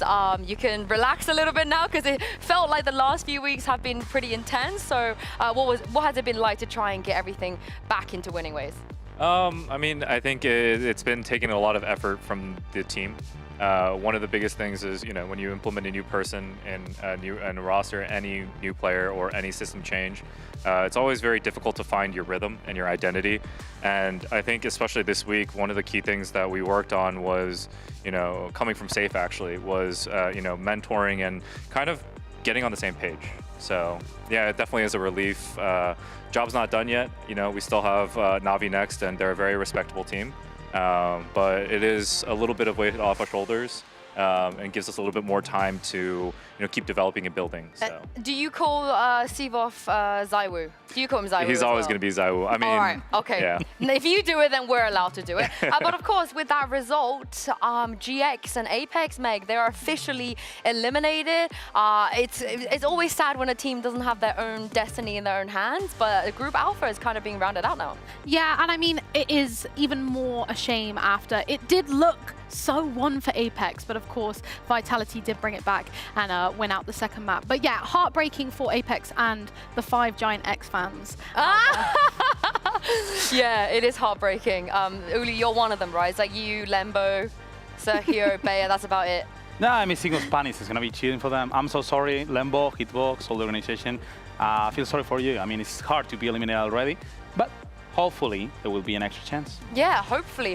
We have Split 2 coming up, 2 of course. But for now, the race for playoffs, it continues. It continues over at Group Omega because Koi will be taking on Team Liquid, and they have to win this game if they want their playoffs dreams to be alive. Now, we've always been told, you know, in this gaming community, we should never backseat, you know. If you're dead, don't talk. Let the other person play. However, I'm going to ignore all of that today and make sure that we do some backseat gaming because Koi have looked like a team that could win. At those moments, they could maybe take it over the line, but they've yet to win a game just yet. So I want to ask you, Meg, and you, Uli, as the expert backseaters, to tell me what you will do to fix Koi, to get them a win. And as the coach here on this couch, Faded, I want you to then tell me which idea you would implement if you were on the side of Koi. You can backseat as well with us. Okay. I will start with, who wants to start? Yeah, I'll start with you, Uli. Yeah, I always like to talk about Koi. I mean, being honest, I think it's a good time for Koi. They should try to bring some more confidence. I can remember, oh, what a nice match against Foot. They were playing, pushing out for Rubble, getting all the information, facing them. They were confident. They were doing a proper job. It was amazing to see them winning through the defense and knowing how to play Lotus. This is one of the best things that you can ever imagine. What I would say. Then, after losing that match, I mean, obviously you can maybe lose some confidence, maybe it could be hard, but you can prove yourself. But there is something you will never miss, is the knowledge. I mean, you know how to play Lotus. And obviously, if you know how to play Lotus, it cannot happen what happens with Carmine Corp. How the hell we didn't push into Rubble? We lost all the information, we lost everything. There is no thing. I mean, just think about it. Play with confidence, like on Pearl. That time, the Philo was pushing on main. He was getting the proper information, playing around it. It must be confidence. I can't believe what they've woken you up from your slumber. This is how annoyed I'm not cozy anymore. You're not cozy anymore, thinking about why they're not confident. All right, so the way that you will fix them is to They must be confident. raise the confidence. Yeah, but you want to talk about confidence. Can I come in here with mine? Give me something. First of all, I have tears in my eyes. Let me just get, because that was so beautiful. That was really inspiring. However, if we want to talk about confidence, I'm going to throw something into the ring because the most confident people, Valorant players on planet Earth, they play Reyna. Word. Love you, Reyna mains. Word. We need to bring Shados back. Shayna. Get Shados on the Reyna and nothing but success for Movistar Koi. Okay, do you know what? Meg, you know me too well. I feel like you've maybe studied me a little bit before coming here as the #1 Gambit, as the president of the Gambit fan club, and as the person that fondly remembers this Icebox Shayna back in 2021 Champs Final against Ascent. I agree with you. As a fellow backseater, if it were me, I would just stick him on the Reyna as well, considering that they like to play Icebox. Yes. So why not? That could be a good fit. We're going to see Icebox. Like, we know we're going to see Icebox. But not just Icebox, everything. Oh, everywhere. Literally everywhere. Let's bring back the Reyna days that we've not actually ever had, but like let's bring them back for Shadow specifically. Okay. Because I know he's only played Chamber once, and I know the performance wasn't great, so anything can be better. You had me at Icebox everywhere. Now, maybe, okay, now I'm second guessing myself, but only because you're... Yeah, Faded, you're the coach, so which strategy would you implement to give Koi a win? The confidence or Shados on Reyna? I'll be honest, I think I like the confidence one because that kind of deal, it was a very passionate. Thank you. You know, I think I felt it myself. I think that the reason why I choose the confidence is because it's not just one player, it's everybody. And, you know, it's one of those things where confidence it's easy to talk about, but it's so hard to find. And I think, you know, Flya, you know, I've known him since NA, and he's an insane caller. He's a very hard worker. This guy even is thinking about op lines on different maps to, you know, even the bare bone basics. He's always studying, always developing. Like, I have so much respect for him in terms of, you know, how he even came to this position. The difference is, you know, how can the rest of his team be able to help, you know, give him confidence in what he's calling. You know, maybe he's having a bad shooting day, you know, but he has fraggers on his team. And I think the confidence aspect is, you know, you take those risks, right? Like, don't be afraid to lose. Like, don't be afraid. Don't be thinking about that. Like, think about, you know, being a team and sacrificing and being selfless for your team. Take these risks, take these fights, like, and confidence will build by itself. So. I'm ready. Should we go? I think we should go to the stage. I've got a Koi jersey as well. Can we play? No, you're not coming with us. I'll play You're not coming with us. I guess. You have to be our fan. I've talked now. You have to be our fan, Uli. If we go and there's no one here to hold the fort down, but that was, I think you hit the nail on the head. Oh, look at these two. Look at these. Can we get a quick? You cannot join us. Can we please make sure all the fan artists, you know what to do? You know what to do. I want this fan art ASAP Rocky of Uli and Faded. But for now, my favorite coach now. Oh, what do you mean now? He wasn't your favorite coach before? Yeah, he was, but I didn't want to say it. All right, we're gonna have a little chat, but you guys take a look at this interview with the Team Liquid's Camo. It's a very important day for Team Liquid today. I'm now joined by their star duelist, Camo. Now, Camo, you're facing up against your former team of Koi, so I wanted to ask you, how's the relationship like with some of the guys that still play there? You still talk to Shados and Gravinia? If I'm being honest, with Groovy it's not that deep anymore, but with Shados we talk sometimes. Like, obviously, no bad blood between us. We're gonna see after the game though. Maybe that's gonna change. Are you looking forward to this match? Because I think you're a very different player on Koi than you are now. What are the differences that you've noticed? I mean, it's always nice to play against your ex-teammates. I think the biggest difference between me on Liquid and me on Koi is the confidence I have. Because last year on Koi, barely won a single game. Now it's much different, so I would say the confidence. It's nice to win, right? You've been to a global event as well. Now you've had a taste of what it's like to go to an event to play against other regions, you know, the environment. How excited are you at the possibility of going to Toronto? I mean, I want to go to Toronto as well. I think Bangkok was a great adventure. and I'm honestly just excited to see if Toronto's gonna be the same. Yeah, and you might be going to Toronto if you make it as one of, if not the best Waylay player, certainly one that plays it a lot. What are your views on Waylay? Whose idea was this, you know, and do you see yourself as a Waylay main now? When the agent came out, I think we tried it out on every map, and we thought like, okay, on Lotus it might actually be viable. And I think at the moment the agent is absolutely broken. Yeah? In what way? Yeah. Why? I think the ability to just absolutely send it is amazing. I think the only issue is that it's not that much of an individual agent. You actually need the whole team to back you up to make it work. And how is the team right now in terms of synergy with Serial also looking like he's a little bit more comfortable? Are you guys feeling more confident? I think Serial overall is doing good, joining the team. He's getting the vibes with everyone. I think we are confident for this game against Koi. And lastly, is there anybody else that you feel like should be playing Waylay? Are the other teams and players trolling not by getting onto this? And how big of an advantage is it for you that you do get ahead of this meta? I'm not sure actually. I don't think Waylay is that ahead of the meta, if I'm being honest. Like I said, you need the whole team to play around it to kind of make it work. And I'm not sure if other teams in EMEA are able to do that. You're keeping the secret to yourself. I like it, I like it. Thank you very much for joining me and good luck today. Thank you so much. Now for Team Liquid, they will lock playoffs if they win against Koi today. And you guys heard it there from Camo, talked a little bit about the Waylay and why it suits their team so much right now. How do you guys feel about Camo's Waylay? Is he wastelaying? He's wastelaying out here? He's wastelaying. I think you can't argue with the last performance on Waylay with Camo. It was just literally the best performance we've seen, I would say personally, but I think most people would say on Waylay so far. He's one of the best.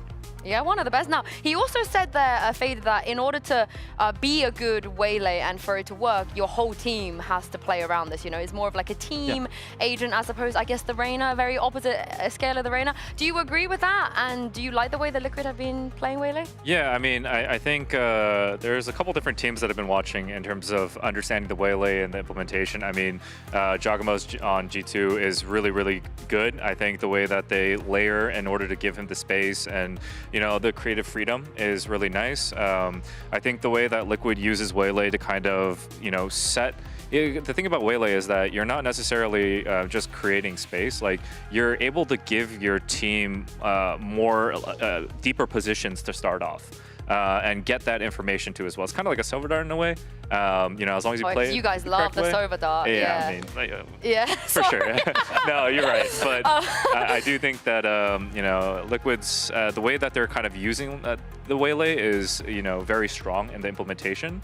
And, you know, I've seen different variations of it, but I would say, you know, I've seen a lot of it in China too as well. But I think my top two favorites are probably Liquid and G2. So. Oh, yeah, I mean, they do have some cool stuff. Let's take a look at some of this cool stuff, because a lot of this, Uli, is as a result of their other stuff being anti-stratus. So they don't have a choice. They have to bring out some new things. They have to be improving every single way. There is no chance that they can just stuck on something.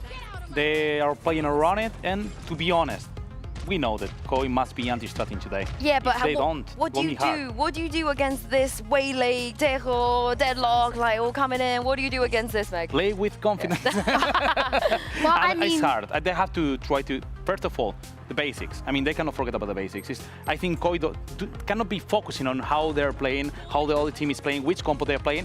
They have to focus on knowing what they have to do. Yeah, and I have to say, like, echoing what you said, Yinsu, Week 1, it looked like they were just doing the same stuff again and again, but like, for example, that Deadlock play that we just saw in A main there, everything about that felt like it was there to counter Zeus. And the 13-1 against Foot on Lotus, I feel like just encompasses that clearly they've done their homework, they're trying new things, and whatever they're doing, it's working. But I think it will be interesting to see if they just bring in the same, because it worked so well against Foot this week, or whether they will switch things up again. I almost feel like they got no reason not to, you know, it's working, they look so confident doing it as well, and of course Serial's comfortable. You guys have a new player as well, Fader, so tell me about, you know, how maybe easy or difficult it is to implement a player onto a tier 1 team that's never been there before. And, you know, the kids, how are you bringing the kids up to speed? I think it really is, for me at least, I think our team does a really good job of, everyone in the team is working to bring him up to speed, right? I think if it's not just me. I mean, Durka does a really good job being extremely positive and building this guy's confidence. I think Safe does a really, really good job of explaining higher level concepts and understandings. Kimmy's teaching, different roles that, they kind of played in the same way. But I think, and Les is always talking about, the big picture of the maps and how to think about it, how different scenarios will play out. So in terms of bringing someone on, it's a lot of work for not only the coaches, but also the players.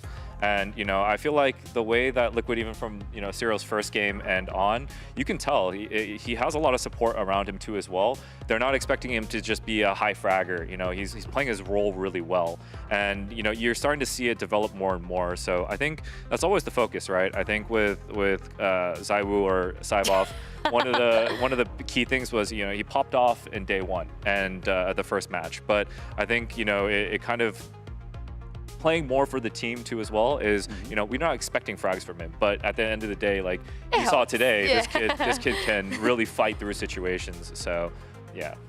And also, it's really good that I can remember that I was talking with Durke after the first time that he was playing C-Wolf, and he was just saying we were just playing for him. We were trying to make him feel comfortable on stage, because one of the big steps for players that are just coming to here is to play on stage at the same level that they used to do on Prax or any other online match. And I bet you, Nats, Nats is probably that guy, We know how good of a captain he is out here, probably giving him a lot of confidence. But, I mean, if we take a look at the agent pools, on the other side of this, though, it's kind of like, can you outdo the doer? Because back on Tier 2 Ascension, when Soulcast was on Apex, he was a fabulous Deadlock player, moved to this Vice very early on Meg. He is also someone that doesn't need to be comfortable on that stage because he was born on that stage, let's be honest. Yeah, and I feel like having the versatility in these roles is only going to help you grow and get better as a teammate, because not only do you understand your own role when you play it, but you're understanding how your teammates are playing it and how you would want that to be played off. So I think, clearly seeing here Serial just in stage 1, having brought so much to the stage is sensational. Yeah, not his role, by the way. It's not like he was doing this in Tier 2. He had to learn to do this.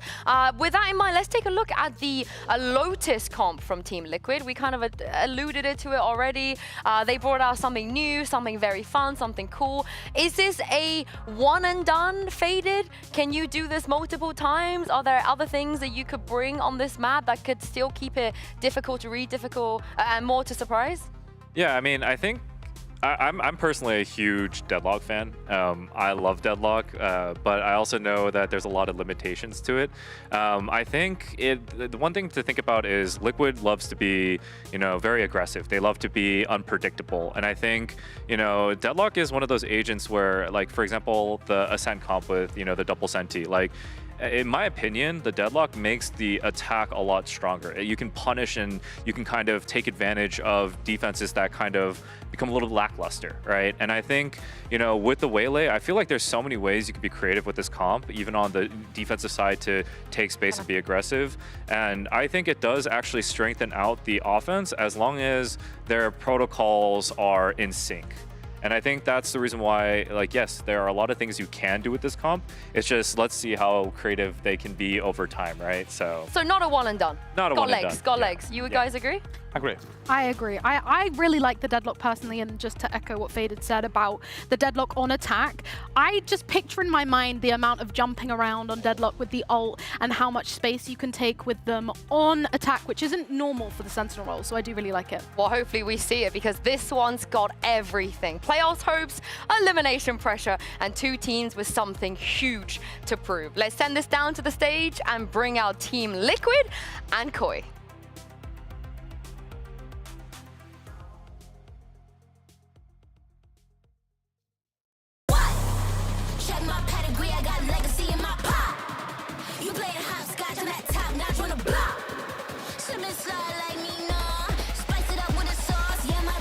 Don't do it, I said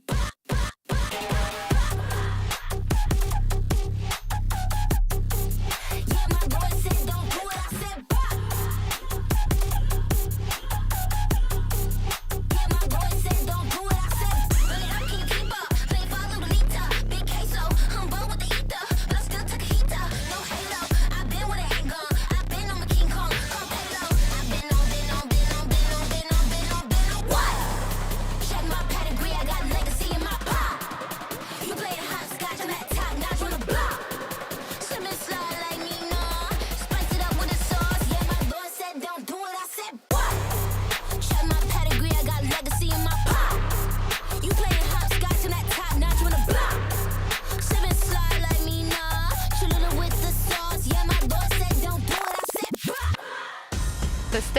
are simple. Koi, they have to win if they want a chance to make playoffs. And for Liquid, if they win this match, they will be locking themselves in. So once again, much like the first game, the map vetoes are going to be very, very important. Although for one team, Meg, the map pool is a bit stronger.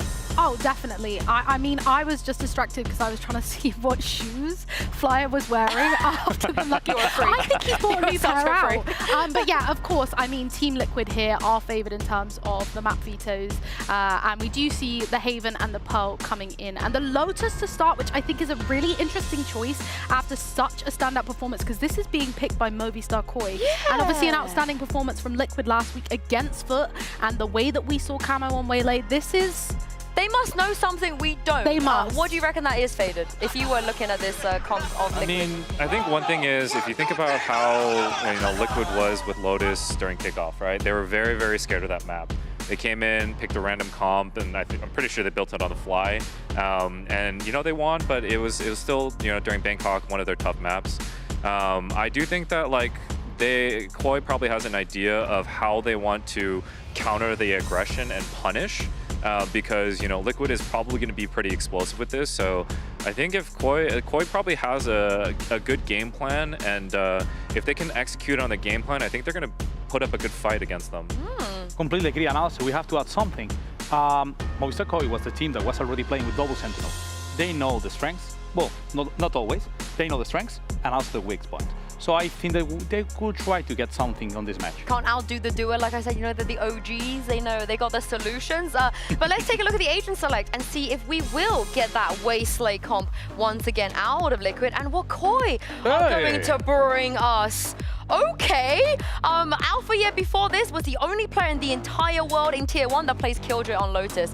And now Solgas is going to join him. I mean, Alpha is a trendsetter, I do have to say it. And I think, you can't deny that he found so much value with the Killjoy. And I really do hope that Solgas can echo that today and find as much value for Movistar Koi as a team. Did you expect this, Faded? You like this? Not really. Well, I didn't expect it. And granted, we got punished by this comp fairly recently, so I'm sorry. I can definitely say that I think people always feel like old meta comps or comps that are kind of not as popularized, lose value over time, especially the new agents. But I mean, Fnatic showed, what the strengths of this comp still exists. Yeah. I think it really comes down to I'm very interested in how Koi's going to approach it. So yeah, I can't wait to see this. Thank you so much, Fader, for joining us. We'll see you here next week.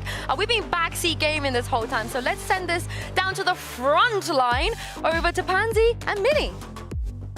Thank you so much. And yeah, look, Minnie's told me he's going to be backseating this whole game just before we got here. A lot of pressure on Koi just because Minnie is now going to be judging them parlously. No, I'm kidding. But how do you feel about this? Because we've got Liquid with a very creative comp coming in. Yep. We've already seen it look very good. Camo looks exceptional in that Waylay. I think it was like 23-7 up against Foot. Showed its validity. Brilliant. Cool. Tick in the box.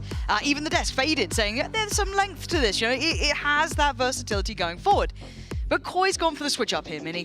What do we make of this composition? It's one you're probably quite familiar with. You've seen this before. Seen this one before. Is it enough to light a fire under the team that desperately needs a positive result? It's not the kind of comp you expect to be that kind of explosive, weird comp. It is a very standard comp, but I'll argue that it is better than the comp they're running before. It allows them, like Uli on the desk was saying, it allows them to fight a little bit more and be a bit more proactive. And ultimately, their comp before just wasn't working for them. Liquid, on the other hand, they didn't get punished by Foot in that game. Those second layers didn't get exposed, so I like the fact that they're also coming to the table again with the same comp. And I think that's something we'd love to keep touching back in on, is how does that adaptation work? Because their result was just exceptional in the past for Liquid here with this sort of composition. So we didn't get to see it having to be put to test. But for now we focus as Kiko under challenge and under threat. Going to be traded out effectively as Patitek doesn't leave him to fight alone. Yeah, strange for Kiko to commit there, but still gets the frag, and that's what he's been doing all season long. Patitek running the safe tech of just walking up the drone silently. Does get dealt with, but 3 of them remaining. A re-clear here with the Waylay. Ooh, Camo, this is nice. It's actually Nats to claim onto Flyer, and they've just they've kind of re-engaged this fight, right? They were taking that space back, didn't even want to give the main on the way in. It was a surprising timing, but this is Waylay 101, and what I like from Liquid on this map is using that Waylay reactively, taking the space back with that refract. Glad you know what it's called. One of us is a professional here, and it is not me. Shados now a 1v4, and you can already see it. I think we saw it on the X-ray for a second. Yeah, on the right, that little setup. Really hard to get past for him. Has to face it. He does. Camo farming up nice and early, but Patatek, lovely support from him too. Nice to see that kind of collective effort going through this. Liquid going to claim the first hit. Kicking things off well for themselves as Koi, again, look, in some of their recent performances, those first map woes have been pretty rough for them. I think it's a very clear way to discuss it. I want to see these guys look... Oh my god, I've just seen one behind me. Oh my god. Oh my god. Oh my good god. I mean, I was glad I wasn't here last week for shenanigans. Thanks, man. But, yeah, that karma hit me. Well, last time I did a Q&A with chat, which was a bit risky, but I enjoy it. I enjoy it. We don't have the audience. Yeah, we're not going to play noughts and crosses. Me and you could just play noughts and crosses this time. I don't think that's going to be the content that's going to get us the viewers. But hopefully we find out what the issue is. I play a pretty good noughts and crosses, though. Shut up. Shut up. I bet you, yeah, I'm just you're just straight lying. Well, I feel like this is my fault. They're investigating, we don't know what. A mystery, perhaps. I'd like you to make a wild guess as to what's going on. That panda called the tech pause. You reckon? That's his panda, yeah. Okay, classic. Big shout on that one. Bellyache, got it. I would say, I'm looking at which admin's over here. Who's moving closer? Okay, it's the Koi side. But he's smiling. He's smiling. How dare they smile during a tech pause? Don't you dare be happy. If I'm miserable, so are you. We'll find out. Hopefully the little bit below us will keep us up to date as we go along. But chat, time to have a chat. Let's get into it. Now I can be as parasocial as the others. I could talk about the game. No. Why would you do that? Okay, that's fine. That's fine. Talking about the game. Who do you think you are? If there is a couple of key points, though, do actually lead us into it, because we do have now time to actually yap for a bit. So I'll get some questions. You give us a talk about what we're seeing. I just wanted to talk about that round we just saw. Yeah, go for we it. saw that the deadlock was used on that rubble fight and then left the wall deep. Okay. And Koi should know that that is what Liquid are going to try to achieve. But they didn't break it or kind of go back. And that was, I was going to say after, before we saw the tech pause, I was a little bit worried that maybe Koi didn't have the strongest game plan to deal with some of the stuff, and they're planting some seeds in my mind that I'm going to be looking forward to once this tech pause is over. If it ever ends. Hold on. Potential game issue. Ooh. There he is. The problem. Look at him. He knows what he's done. Eyes. People were theory crafting. Your height was apparently a reason. My height? Apparently. That's just mean. Okay, someone did ask which players/personalities are the best singers. Singers at like a karaoke, like a Boaster. Karaoke. Boaster's a killer at it. He puts on a show. It's not me. Really, I was thinking Mariah Carey was next to us, but turned out. I did Britney Spears. Which song? Toxic? Toxic, yeah, of course. Little dance with it, is that as well?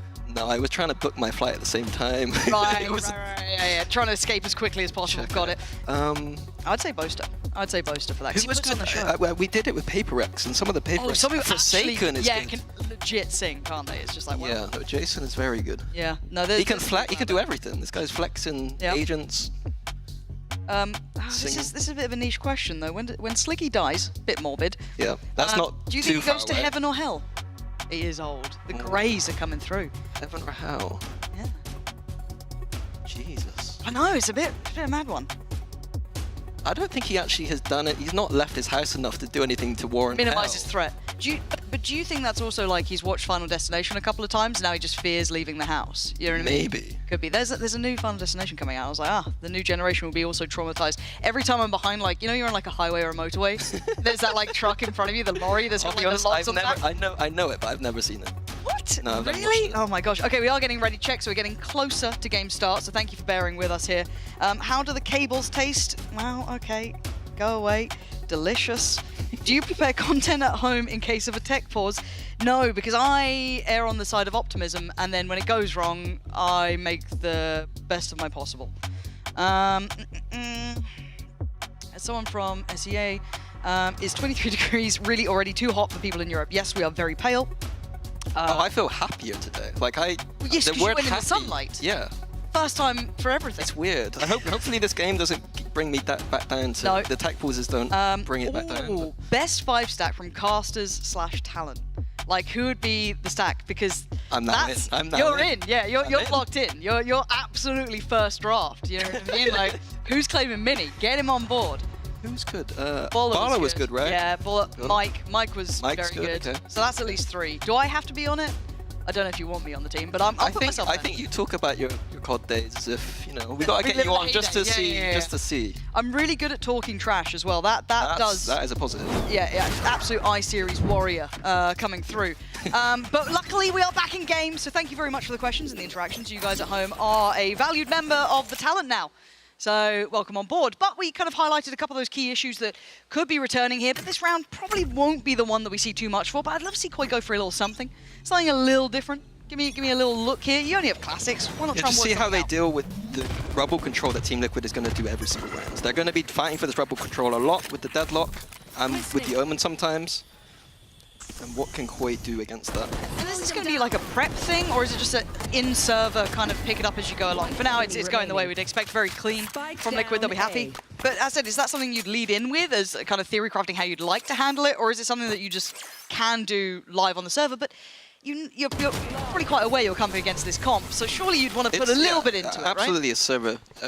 Rubble specifically is one of the few times where we'd actually load up the game and kind of go in the server together and kind of fight each other and see how it felt. Rarely we do that, usually we just speak about it, but Rubble specifically, there's so much micro elements and like tiny little details that you need to kind of figure out. We'll see if that does come in. This would be the round. No. If I look behind me. Every now and then. Yeah, no, we're back. Well. Yeah, that damn panda. I did curse it because I said it could be a fairly quick day today. When did you say that? Did you say that? I said that's the makeup people always ask. I gotta tell them what my thoughts are. I can't lie. Lie? Yeah, I could lie. Yeah. That is literally our jobs. Well, this is a day. Lie about what? What do you mean lie? Oh, it's gonna be 6 map a day, like, and then when it isn't, you're like, oh, exciting! I can see sunlight. Yeah, what a beautiful day to be stuck in here with me. Even the panda's depressed. The pain behind the eyes. Tech Pause Panda. Can we get a mascot for it that isn't me and Mike? You know what I mean? For like the Tech Pauses. But it is just. I think it's. Oh, I see. Yeah, because obviously they got like the panda. But if you're casted and it's. Do I need to make a plushie of myself? Like, come on. I mean, maybe I should. Wait, what's the goal of this? Well, just because I feel like I want, a little mascot for the Tech Pauses. Someone to blame, someone to, bring out. Like a stress ball almost. Are you going to beat up your own plushie? I mean, yeah, probably. Yeah, absolutely. Actually would be the case. Hopefully, I do feel like this might be a reoccurring issue, but once I get the nod from production, I think we are there. We're actually going to head over to State of the Meta with Tom and Mitch. So we're going to throw it over to that and hopefully get a couple of seconds on our side, and they'll be ready to go. Welcome back.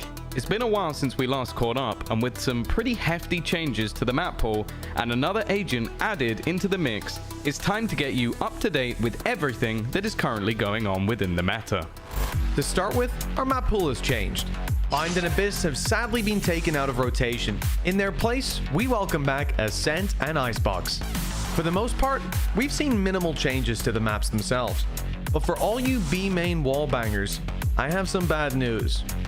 The main difference, however, is how the maps are being played. Both maps have cult classic compositions, however recently we have seen a lot of teams coming in with fresh ideas. On Icebox, this variety has spiced up the map to a new degree. Last episode's focal point Teo has had massive impact, with every single team on week 1 running the agent. With impressive plant denial on defense and the same in post plants on attack, it's really not a surprise. A little more surprising is the other agents being picked. Clove, even after the nerf that we'll talk about a little bit later, was picked up by BBL, and more impressively, we even saw some waylay on waylay action when Team Liquid took on Gentlemates. On Ascent, we're seeing some fantastic usage of Deadlock, with Malzy being a shining star in his matchup versus Team Heretics. where he gave us a perfect display on how the gravity net becoming a signature ability can be used alongside a huge depth of different setups. As I am sure you're all aware, Waylay was released just after Masters Bangkok, and it has to be said, the reviews from across the scene are incredibly mixed. This ranges from Giacomo calling her the new Jet, to some saying she may even be the worst agent in the game. She excels a lot on shortening the distance. You're gonna see her in that situation.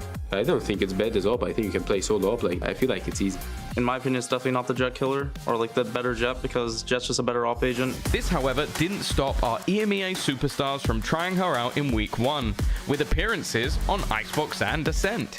It is safe to say, however, that the impact was limited, with Miniboo probably displaying some of the most interesting usage in this clip on Ascent. Troll. Immediately using the saturate and then diving in towards. Her ultimate, Convergence Path, also seems to have some pretty decent value, with a very large area being covered. However, what we expected to be Waylay's most impactful ability, her Refract, actually ended up as a lot more of a risk, especially when up against someone as competent as Floor. Pressure might be on for Batu to find him. Never mind! Fluorescence there with the op. Back at kickoff, we were raving about the introduction of Teo, with questions of how impactful this agent can really be. Well, with extra time and a lot of work done by teams that didn't attend Masters Bangkok, it seems we were right to be excited. Teo has a 50% play rate in the first few weeks, making him the second most played agent so far. And it's no surprise when you look at the combinations of utility possible alongside his kit. Breach and Yoru's play rate have also increased, with the potential for a lot of extra information combined with flashes, stuns, and salvos. It makes a deadly combo for anyone to deal with. Another agent on the rise is Vice, with her wall and vines causing mash issues for teams while entering onto the site. Many are calling her the best delay in the game right now, and honestly, I can see why. Entering a setup like this must be a nightmare. With these changes, it does, however, mean we have seen the drop-off in some of our historically most popular agents. This has to be the lowest play rate we have ever had for Killjoy in the current meta. These have been some of the major updates within the game, but just in case you missed anything else from the patch notes, here's Mitch with a speedrun of the other changes. Clove's metal has changed. Their smokes recharge slower, and they have a longer health buff, but less of a speed boost. Deadlock's barrier mesh is no longer a signature ability and has been replaced with GravNet, which now has a 40-second cooldown, although it is slightly smaller than before. ISO can only have one undercut, but it now suppresses enemies alongside vulnerability. And you'll also now get more of a movement tag when you're shot with double tap active. Tejo's guided salvo now does 50% damage to utility rather than the 100% that it was at kickoff. KO's flash now pops 0.8 seconds after bouncing off a surface, with a unique wind-up sound cue. Underhand flashes last longer, and there's a neat new minimap icon to help you track his flash in flight. Yoru's fake out cost went from 100 to 200, and Vice saw a big nerf with her Razor Vines and Wall now lasting 3 and 2 seconds less respectively. Of course, it's still early in Stage 1 for the meta to truly be decided, but with playoffs fast approaching, we are still seeing a mass amount of clever adaptations, with Fnatic still running old faithful comps on Lotus and the Turkish Jet as prominent as ever. It truly is blessed times in VCT EMEA, with seemingly unlimited options for teams to choose from. For all the action, make sure to check out VCT EMEA on socials, and we'll catch you this week. Beautifully said there, Mitch and Tom. But of course, we are in the middle of a tech pause. League officials are currently investigating a potential game issue. We will keep you updated, and also the ticker. How nice is that? How nice is it that we have that little tech pause thing down here? I love it. Other regions don't have it. We're the best. Yeah, I'm nosy, so I like to know what's going on. Me too. I like to know what's going on as well. And it's almost like Mitch and Tom knew what was going on, because they said in that video at the very end that teams, well, the only team, Fnatic, have kept to their old Lotus comp. They just don't like to change anything. And then we've got Koi over here, Uli taking a page out of their book. Yeah, they're just swapping the composition. Even though they were playing with a double sentinel, they move into something much more aggressive. We are talking about we want much more confidence. If you want confidence, you have to have someone to play on a potential role like this race, trying to fight up, fighting for rubble, trying to get everything, and also playing with information, because something that they lacked when they were playing against Karmine Corp on this map is playing with any info. I mean, they were just playing defensive, passive, and nothing else. Yeah, I sometimes think there's a lot of pressure when you have these new agent releases to kind of play into the new meta, be the first people to try something, play something really cool and different, but sometimes if it ain't broke, don't fix it. And I think Fnatic have kind of, you know, shown that you don't need to be necessarily playing all of these new agents and following the meta to actually win games. And I love the way that they've all spoke about this, right? Alpha was saying, Lotus is not that complicated, just play the game, I think is exactly what you said. And this Killjoy, once upon a time, this is like, of course, there's a Killjoy. You guys spoke about the Sentinel already. How exciting, we got 3 different Sentinels on the server.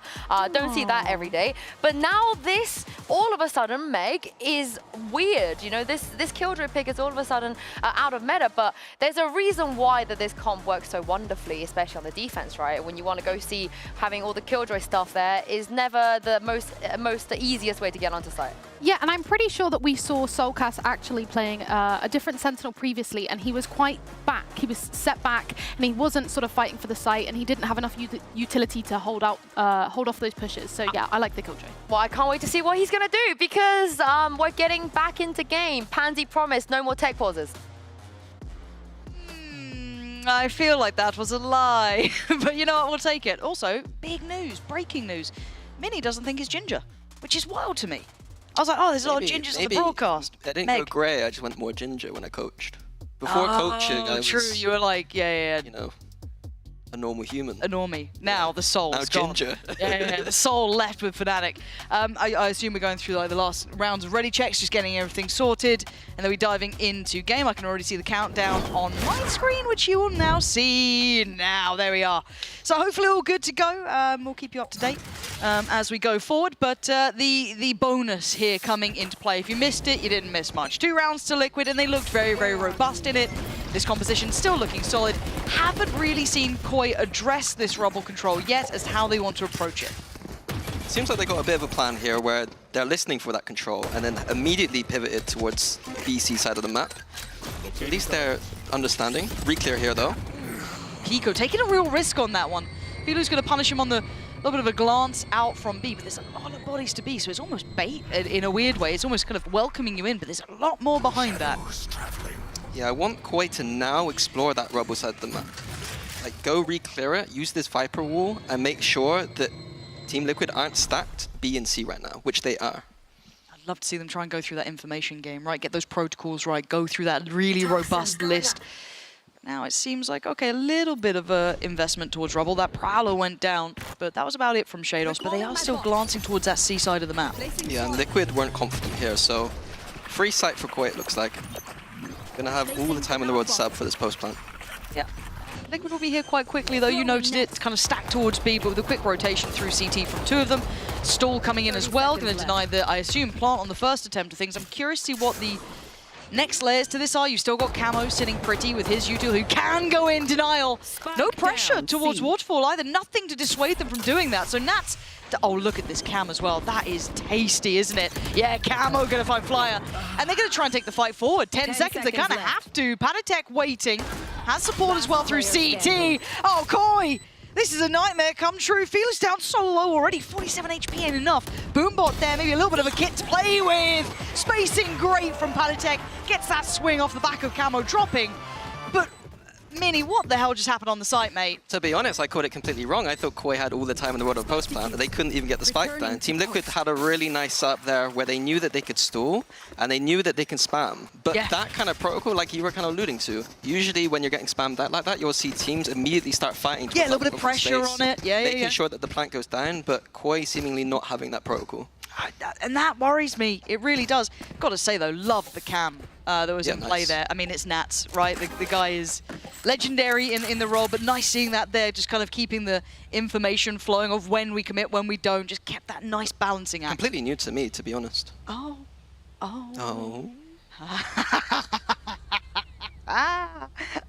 We do one round and then... Yeah, just then we get to really break it down. This is the analysis dream. Yeah. This is it. This is what I live for.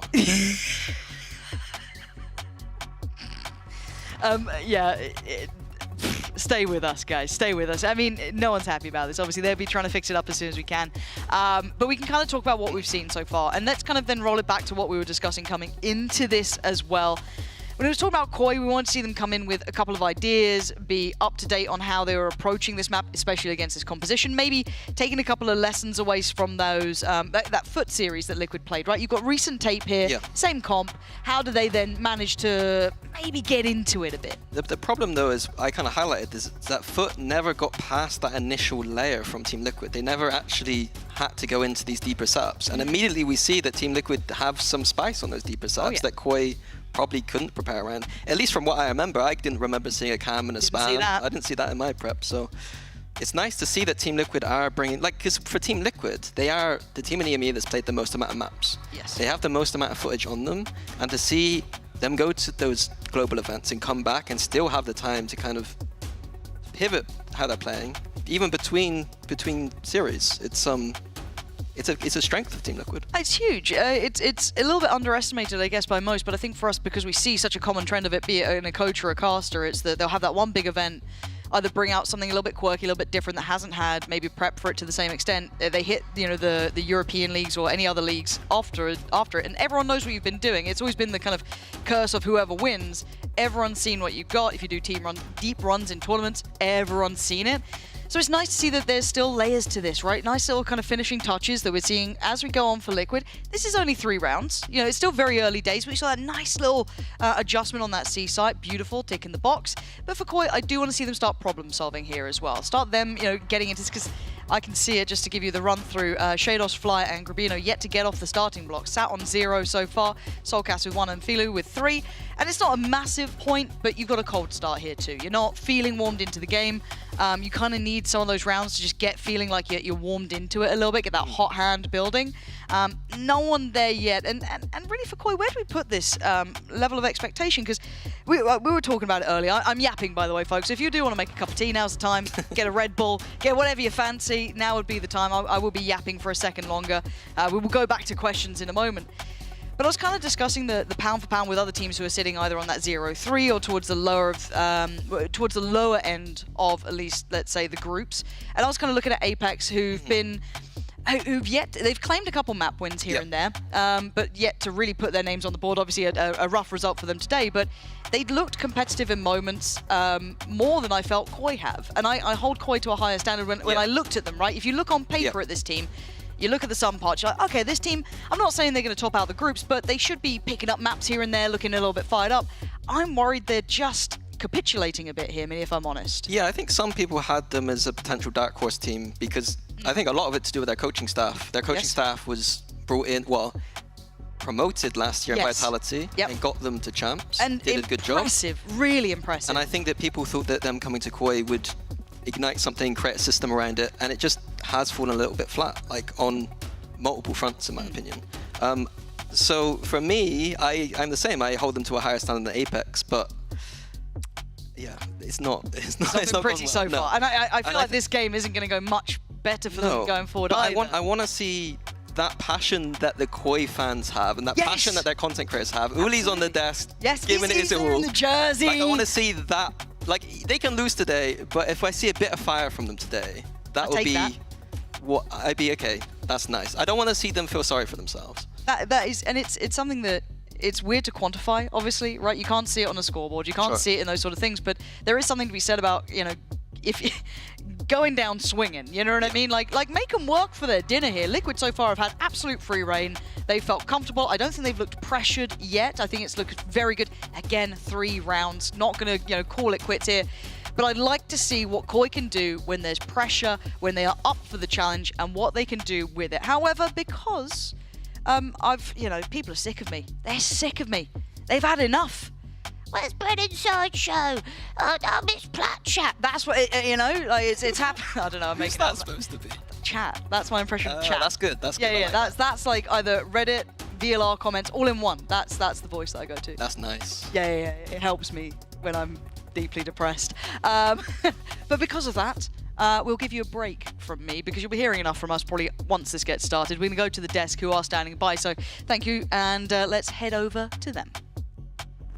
If it helps, Pansy, I have never once in my life wanted plat chat over you, so I got you. And also, I think she's right. In these moments, she gets a lot of slack. So I propose that we start beefing with Mini. Now, I have a couple of things I want to get onto here. I'll come to you in a second. First of all, earlier he said it's his fault that this is happening because he said it's going to be a really quick day. And Lauren is like, who did you say that to? The makeup people. The makeup people, they have names. They make us look beautiful every day, Mini. Learn some names. I have more things on my list, but what about you, Meg? What's on your list? I just want to say that Mini literally looks like the Ed Sheeran of Valorant. Like that man is he's not ginger. He is ginger and in denial, and I think you just have to accept that it is what it is, Mini, and that being ginger is sometimes a great thing, and it's in fashion right now. There's never a better time to be ginger. Yeah, embrace it. Uli, you got beef with Mini?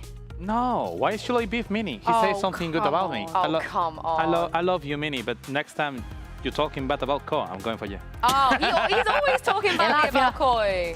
Yeah, he's out here. He has most teams, to be fair. I feel like he's got beef with every everyone. single team. I can't believe I mean, he only talks good about teams he's coaching. Oh, so just even the one. then, I'm just like the one. I see you have a Koi shirt. Yes. I would like to match you. Sorry, Meg, you're a bit left out. It's okay. But Soulcast kindly gave me one of his jerseys before this game. Thank you. You're such a gent. So I've got the Soulcast jersey. Does this now make me all of a sudden really good at lineups?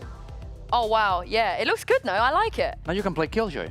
I'm a Killjoy main already. I can play Vice. I play with I can play Vice. Killjoy with an Odin. Yeah, are you an Ode-in or an Ode-out? Ode-out. I'm sorry. I'm sorry. It's only used in tilting like situations, and it always does just that. I am an Ode-in.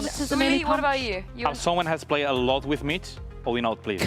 So you're an Ode-out? Because of Mitch. Look at Mitch. He's going to be on the TP of Pine, shooting around every single round, not making nothing. I will say that I think my Odin is better than Mitch's. I just want to... But that's easy.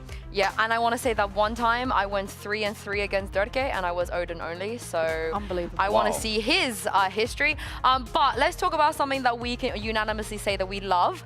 We have no beef with. Pure admiration, of course. It is Cats. Kiko and Nats. We had Blore earlier. We have Cats now. Meg, are you part of the Cats Nation? I am, because I feel like they've really stuck together, you know, because obviously they were together on Team Liquid last year. Wasn't a great year for them. I'm kind of labeling it as their warm-up year, which I think they would probably do the same, because now they've already made an international event. It's already looking better, but I feel like just the synergy that they have, you know, I think is definitely one to talk about, you know. I'm saying you know a lot because I'm hoping you all know at home, and you have seen and witnessed in many situations Kiko and Nats coming to life on certain maps. But yeah, they are just an unbelievable little duo. I like them so much. After 1 year... Part of the Cats Nation? Yeah, Cats Nation, obviously. Yes, I mean, let's go, Uli. After 1 year, they've been playing together. It's amazing how many synergy they have evolved. But for me, the most important thing is how Kiko, after role swapping, is shining the most. He's one of the best players from VCT EMEA right now. I mean, is there any other player? Maybe Goods. Goods could be, but Goods is also playing sometimes duelists like him. Is there any other player that is not playing a duelist that has the top stats of the competition? I think must be Kiko and Goods. Yeah, I agree. I guess you could say their claws are out. Meow, meow, meow. It's getting derailed. We're getting... Damn, I didn't expect you. That was good. Uli, you're welcome back every single week just for that. I guess we're champions. Maybe we talk about the first couple rounds just briefly, because Mini was mentioning there, who by the way we still have beef with, that Liquid have already brought out some new things that we didn't see before. Where do we sit on this? You know, constantly having to reinvent, constantly having to have a deeper strat book, because of course once we get to Toronto, they're gonna have to do even more, and they have to keep up with this and go to champs and so on and so forth. It's great if they can do that. Yep. But Uli, sometimes we've seen teams, you know, towards the end of the year that they might really kind of run out of steam. Yeah, I mean, for me, the biggest issue, the biggest problem is that there is too many teams that focus into just performing into some strats, micro, something that they've been practicing.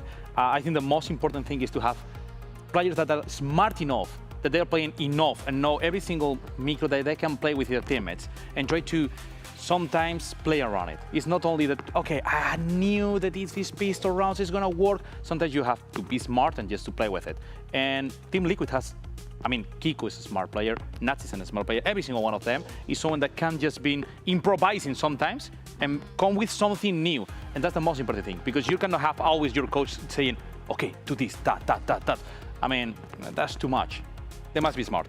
Yeah, I have to say, I think they're not intentionally doing new things, because I think that would maybe be a bit silly right now. I don't think this is the time that they need to be pulling all of these new things out of the bag. Maybe it's happening accidentally, a little happy accident, but we're already also seeing the repeats of, you know, what we mentioned earlier with the deadlock, you know, taking the A main with the Vice wall, popping down a deadlock stun, and then just backing off and chaos ensues. But yeah, I do think that you do have to save some of your strats here for the games later on in the stages and into playoffs. I think you have to really pick and choose your time to bring them out, because just the saving strats thing is it's a meme. Oh, is it? Yeah. Oh, no, it's a funny meme. It's a funny meme. It's a funny meme. It's a funny meme. Well, okay it's a little bit toxic, right? A wee bit toxic. I like to bring, whenever Fnatic lose, I'm like, oh, we're saving strats. Yeah. There we go. Okay, there we go. I am the meme. But I do honestly think, like, Team Liquid now, especially after their performance on Lotus last week, and unfortunately with the way that Movistar Koi have played stage 1, I don't think that they need to do anything too jazzy here. So again, I think they're happy accidents, and they are gonna hopefully save the strats. those. The strats are being saved. Yeah. Let's take a look at the pistol round. We have time. And let's just revisit, in case you guys missed this, in case you just tuned in and wanted to see what's up here. We do have a pistol. You are a caster, Uli. Oh. You want to do some casting? Let's see. Okay, I can try my best. Yeah, hit me. Let's see. Flyul now is stunning. The first wall is coming out. It's Wait, gonna can be you hard. do it in Spanish? Because I think it will be amazing. Obviously. Please Vamos do a it ver in cómo lo Spanish. quiere hacer ahora Filu, que está preparado. Va a tocar rápidamente la puerta. Estamos viendo ya la rotación inminente por parte del conjunto de Movistar Koi. Oh, Wanter en ángulo corto rápido la apertura. Filu que golpea la primera, pero Patite junto con Kiko consiguen unas kills muy importantes. Es una situación de 4 para 3. All the advantage is gone right now. It's Movistar Koi just holding up, trying to get into C, but it's going to be really hard. They seem to try it, but it's not going to be easy, because right now, Cypher, Tejo, and also is Waylay holding for it. It's gonna be just swinging. What a first one for Nats. Y ahora vemos ya directamente cómo sale Patite para hitear con la segunda. Solo queda Shadows con vida. Y lo siento mucho, pero nuestro neurocirujano en un 1 para 3 o 1 para 4 lo tiene completamente imposible. There is no chance for him. Vale. Absolutely no idea what you said. Vale. Every single second. But don't you call him? You don't say Shados in Spain. Yeah, you call him, don't you government name these players? You call them by their government names. Well, we call him Shadows, but sometimes we call him also Bogdan. Yeah, his name is Bogdan. Bogdan is his name. Yeah. I mean, Spanish casters like to use a lot of their names, and can you give me so personal. My favorite is when you say Durka's name. I get Nikita Sirmitev. It's so good. It's freaking amazing. But in like a hype moment, I'm like, oh, like is and also Nikita Sherenichenko. Yeah. I just started sweating whilst you were doing that, because I was like, this is genuinely the best moment of my entire life. It's so hype. It is unbelievably hype. And that, you know, Mini could never. No. Mini could actually Mini could never do it. Because Mini doesn't even speak Spanish. Oh, that's Mini, true. you want some classes? I can give you some lessons. I think we should do that. I think we should all ourselves collectively educate ourselves on. I could do a Quattroca. Yeah, you can do it. Okay, give me your best Quattroca. Yeah, but all the Spanish I know are really, really rude. But only Quattro. As you know. Yeah. They're all swear words. That's not my bad. Meat is my bad. You're not my bad. Oh, I could whip out a ballet. I could do a ballet. How's your Spanish? Pretty awful. I'm not gonna. My French is my sort of best second language, but you know, Brits, us as Brits, we don't tend to make too much effort learning other languages, because we're so entitled that we're like, everybody else speaks our language, so pretty much it's kind of awful. Although I do know some from Dora back in the day, maybe a bit here and there from. Dora? Dora la Exploradora. Oh, I thought you were like my maid Dora. Like you should just. Oh, like what are you talking about? What did you learn goodness. from Dora? Where her map is, where her backpack is. on Spanish. This is turning to a Spanish lesson. I mean, Koi are playing, you know, we could keep this relevant. It could be. Speaking of, what's like, we have no crowd here today, unfortunately, but if we were to go in the crowd and cheer for Koi, Uli, what do we say? Do they have chance? Do they have like... Wow. I mean, they have plenty of them. Yeah, what's a good one? How do we support them? It's hard for them because everything, I mean, they don't have anyone that is easy to learn. Oh, no. Are they rude? Are they swear words? No, they have a lot of songs. I mean, don't you hear them? Every single. I've heard them, but I don't know what they're saying. 2 weeks ago, no, 3 weeks ago. Yeah. They were amazing. It was there is a lot of them. On the bus, they came on the bus. Yeah. Oh no, they came from Malaga. They came from Malaga or something Madrid like that. to Mallorca. Oh, Mallorca, you were right. Yeah, Mallorca. Because it was cheaper. Can I offer one up as a new one? Yeah. I've just thought of it in my head. Oh Lord, here we go. And it's giving like someone in the UK in a football stadium. What do we think about Koi? No, I'm kidding. Koi, come on the boys. Koi, come on the boys. Can we get a single on this? I feel like we didn't go again. One more time. Koi, come on the boys. Koi, come on the boys. I did it. Oh my Everyone goodness. is cheering for Koi right now. You know that it's an extended tech pause when we're bringing out the shenanigans, which, by the way, I can tell you, guys, it is a bit of an extended tech pause. It's only 8 p.m. Usually we don't start singing until like midnight. So I think we are ahead of ourselves, which is fun. Should we have a little bit more fun? I have more fun prepared. You have fun prepared? I do, I do. Like it. So if you look underneath your desks. Oh, what is that? Oh my goodness, what is this? Sorry, there's a lot of LEC stuff going on down here. This one? Oh, here we go, I got it. So you have a red flag and a green flag, of course, as you can see. And then I'm gonna give you some statements, and I want you to tell me if you think it's a red flag or a green flag. Okay. Or I mean, maybe neither, but you can waive it whatever you think it applies. Let's start with a nice and easy one, which is having no comms in ranked, as in, you know, the guys at the little like, you know, the little the icon that they don't even have that. They can't hear you and you can't hear them. They're completely mute. They're completely mute. A red flag? It's not as passionate of a wave as before. The passionate wave for when people have comms on and they choose not to use it. I think sometimes you have to lock in for yourself, and maybe switching off comms is a good thing. But if you have it on and you're listening to what I'm saying, and then you're not responding or doing that's anything, worse. That's worse. Yeah. But okay. if you're just taking a time out for yourself, then I'm like, still a red flag. I'm in between. I mean, to be honest, I think it's a red flag. I like to come. I like the people who's playing with me is communicating. But I can understand that not every single person is the same. Some of them maybe are shy, they don't want to communicate, or maybe they had a bad experience on the last game and they just want to focus on the game and play. If they communicate at least through pings or maybe typing, green flag. If you're not making any communication and you refuse to communicate and you refuse to play with your team, red flag. This is a team play. All right, okay, we're gonna keep with the ranked theme. Telling your teammates that you can play smokes and then instantly locking in Clove. Is that a red flag or a green flag? Any map. I'm gonna annoy some people here because I know that there are a lot of Clove haters out there. But first of all, I love them. Second of all, I play them. So yeah. So yeah, green flag. Green flag. All right, Uli, you went with red here. As an Omen player, Omen main from the alpha. Okay, flags. I'm sorry, if you're taking my role in any map and playing only Clove, and maybe some map we need a Piper, or even we need an Omen, or Brimstone, red flag. I think I say red flag just because if you tell your team I can play smokes you can play and you insta-lock Clove, you can't play smokes. Wait, you can't play. As in, you can't. But if you just lock in Clove without saying that, I'm like, that's fine, boo, you do you. But if you say to me, I can play smokes, I play Jet. Because I can play smokes. No, so if you're telling me you can play smokes, I'm going to give up my role for you. And you're gonna if smokes is your creme de la creme of agents, it's not, but I can do it. Then lock them in straight away. I have to say because not to the insta locks. Not to insta locks. Listen, you're insta locker. Let me change your mind. I'm not an insta locker. I'm not. Koi.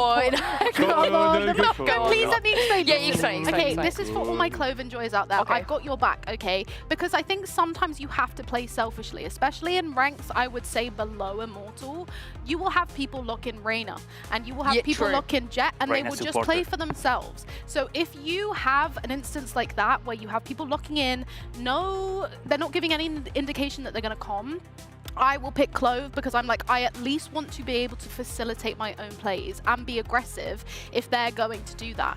I will go Omen or a different smokes player if everyone's talking and I want to help sort of help them get onto sites and play controller properly. Okay. That's my piece. Still a red flag. Reina player. Still Red a red flag. flag. Do you know what is a green flag?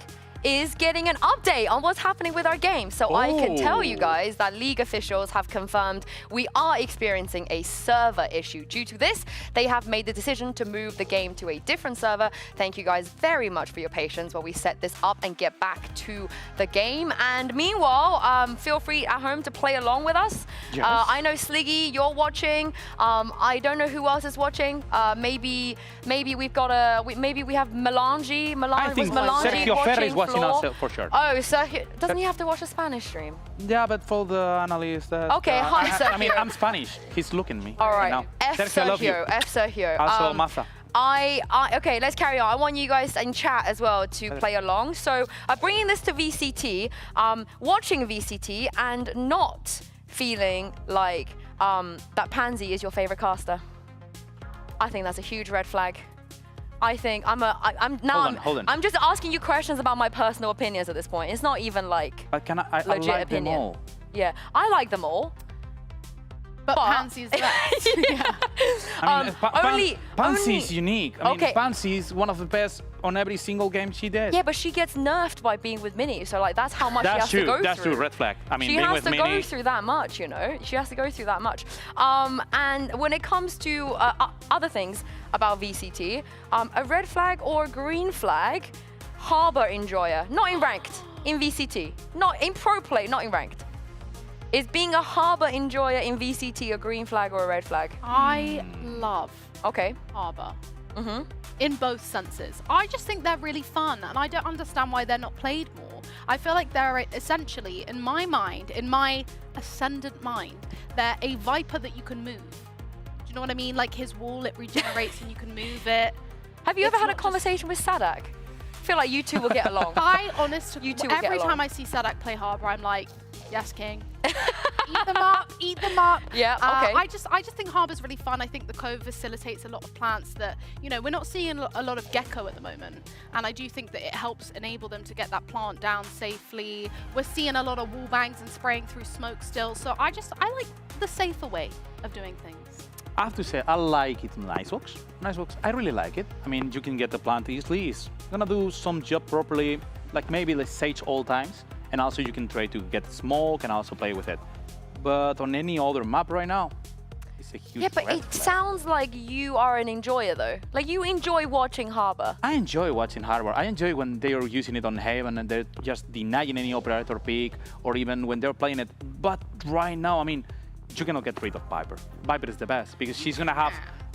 No, you cannot. Viper is the best. And there is several maps where you cannot play anything that is not Viper.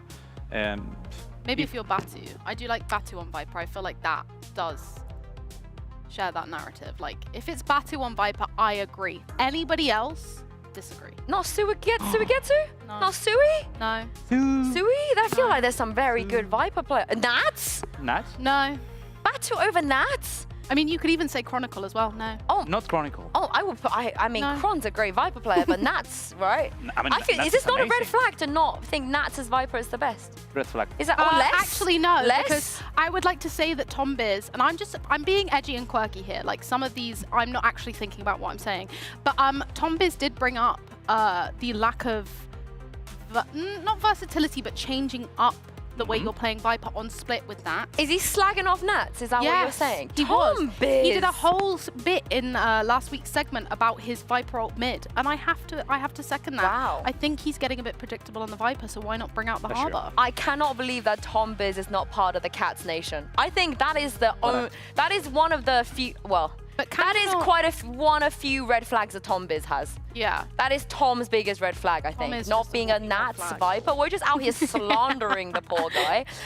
Okay, we'll bring it back to we'll bring it to something a bit more topical. Changing a player mid-season. Is that a green flag or a red flag? Oh, that's it. Can I go for both? You can, yeah, go for it. I think what does this make?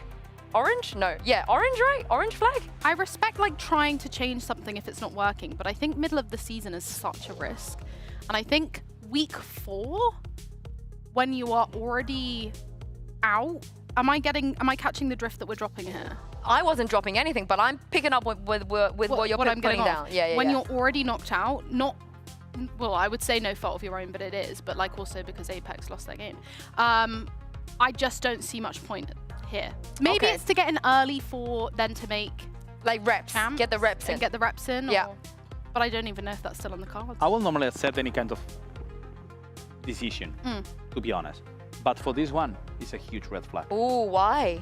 For me, it's a huge red flag. I mean, as a team, you have at least 6 months to try out, to try to mix the best. I know that sometimes it's going to be hard, and sometimes maybe you have to make a replacement. It could be, because maybe you thought that it's going to work, and finally, when you get into the stage, the player's not performing enough, and maybe you need to make something to work. But if you need to swap roles anytime, if you need to look for a player that's going to play on another role when you already know it, I mean, I'm going to give you an example. We've seen that for the next match, GX is going to swap players. They already announced it. And it was like, okay, so... But if they beat Fnatic tomorrow, would you green flag this? Yeah, I was still green. You were, you still red flag. Oh. It's going to still red flag. I mean, Purple last year was... I can say it freely. Purple was one of the best Sentinel flex player out of tier 2, out of VCT EMEA. And he came into the league playing as a duelist. Has he ever played a proper duelist on stage? Not really. And he's a really good player. When we seen him probably shine, when he get out of the duelist, when he was playing on an Omen role, when he was playing on a flex role. And to be honest, I think that probably they knew it before. And you had 6 months to reach out and find out any other duelist to play on that role, and you didn't. And now you move Purple into another role, and some players are getting out, and you're getting a replacement, that his replacement, who is going to play as duelist, is a young player without experience. I mean, You're passionate about this. This is giving backseat gaming. Yeah. Uli is hardcore backseating. Uli for coach. Yeah, I do feel like that there are specific things that we all feel very passionately about. I can feel the passion from you here. For me, it's probably either like Gambit in general, just the fact that they don't exist anymore. I feel a very immense amount of rage towards this topic, and then just people missing lineups. That gets me. Every time somebody misses a lineup, I get so pettily bitchy, you know. But everybody makes mistakes and everybody has those days, which was a lesson that I learned from a very young age from Hannah Montana. Yeah. Shout out Hannah Montana in the chat. We could always find our way back home. We could always find our way back home. Yeah. Which, by the way, is written by Taylor Swift. Oh my goodness, we brought up Taylor Swift again. Everyone in the chat is squirming. I know, I had to do it at least once. But for now, I believe we will. Yeah, go on. I was going to say I have a really big red flag. You were saying about lineups. For me, there's something that pisses me the most, and it's when a smoker is using a belly smoke. And for anyone that doesn't know what a belly smoke, what it means, is when you are smoking and the smoke is having a belly and getting over. I mean, just to people that is new to the game, you're just giving space to freely open into any single angle. Please adjust and fit your smokes. Please. Unless it's the Bosa smoke, I guess. That's fine. That's allowed. I love if it's an attacking and you want to get some space, I'm okay. The I little love troll smoke. That's like a peekaboo smoke. Yeah. Like, hello, I'm here, but you can't shoot me. It's a mini size smoke. Not mini, you know, like, my goodness. Oh my goodness. All right, let's take a break here. And hopefully when we come back, we have some more updates for you guys and get back into game. We'll see you in a jiffy.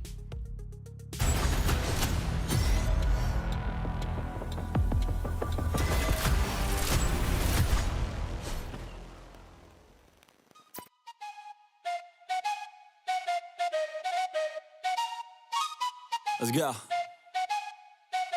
I got big dreams, I'ma do big things. Yeah, you see me on the big screen looking so clean. I don't move slow, I move fast right past anybody taking life for granted. Yeah, that's too bad. I'd be grateful for everything that I have. You only got this life, you don't get it back. Make the most of it, become the best that I can. Everybody look at me, I got a plan.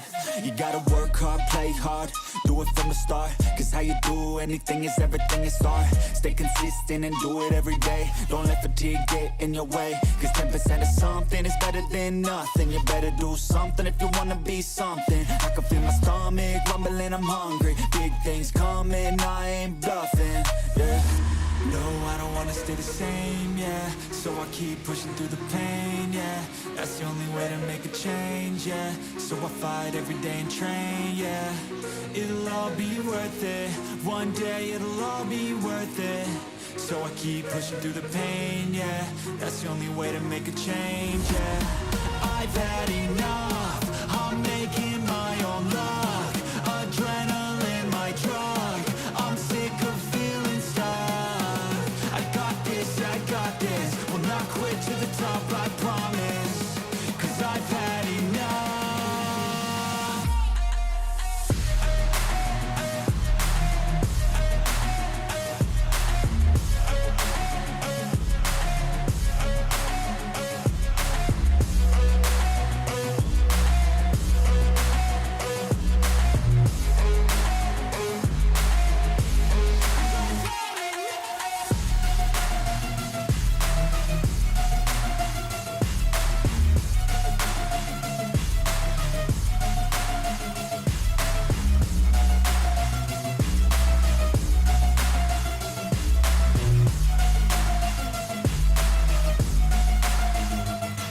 Better watch out, I'm on the climb to the crown. In my prime right now, hear me loud, I've been spitting for a while now. All by myself, independent DIY now. Don't need no help, I've been beating out labels and money and budgets, it's funny. I do all the work, yeah, keep it 100. I fight for my dreams, I would die for these things. I believe in myself, I refuse to be weak, I like to build things. Empires out of buildings, I wanna leave a legacy of helping others finally feel things. Of motivating and killing, depression, exhaustion, we need some healing. I work through the pain, I like seeing gains. I keep my head down, buried, walk through the flames. Yeah, I do this every day, even when I feel drained. A true man pushes through, you don't hear complaints. No, I don't wanna stay the same, yeah. So I keep pushing through the pain, yeah. That's the only way to make a change, yeah. So I fight every day and train, yeah. It'll all be worth it. One day it'll all be worth it. So I keep pushing through the pain, yeah. That's the only way to make a change, yeah. I've had enough, I'm making my own luck. Adrenaline, my drug, I'm sick of feeling stuck. I got this, will not quit to the top, I promise. Cause I've had enough.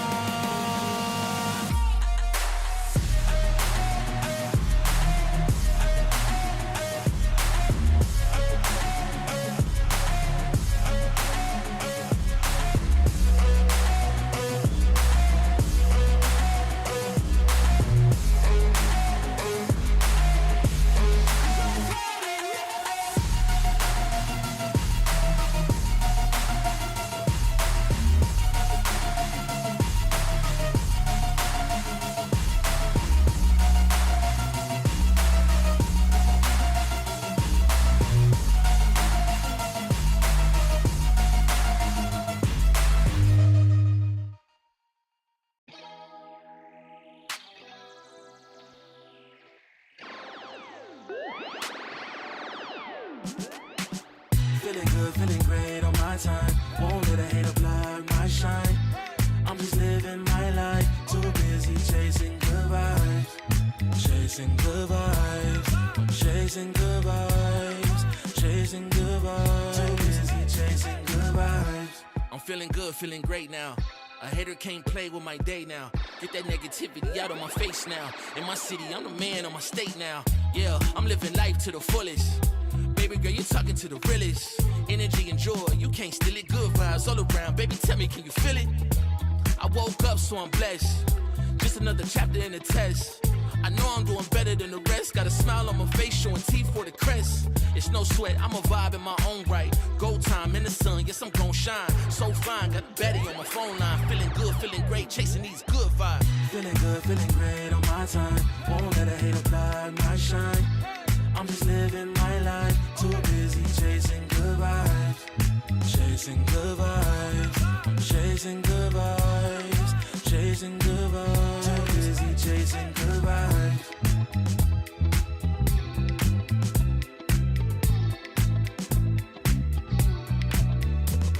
Put my soul on that beat, I'm ready to feast. Margaritas with some divas, I'm pouring the drinks. I'm living life to the fullest, the blessings in me. Don't really care what you say, whatever you think. Nah, unequivocal miracles with the lyrical.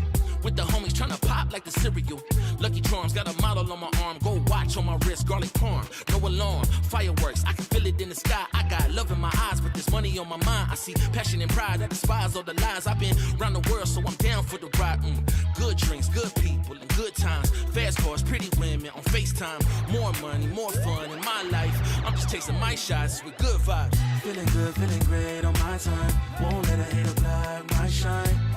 I'm just living my life, too busy chasing good vibes. Chasing good vibes. Chasing good vibes. Chasing good vibes. Too busy chasing good vibes.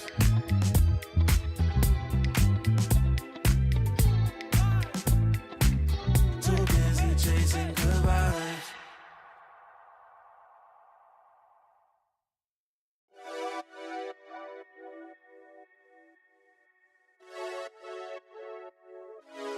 Friday night putting them plays in, but it feel like a special occasion.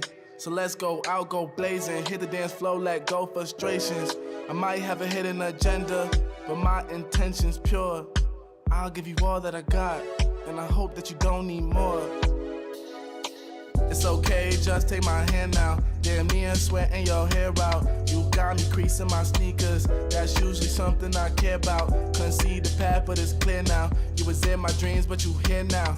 And I just want a little dance and a reason to change my plans. All I want is for you to dance with me, with your hands in the air where I can see. I don't know if we'll get another chance, you'll see. So I hope that you'll just come dance with me.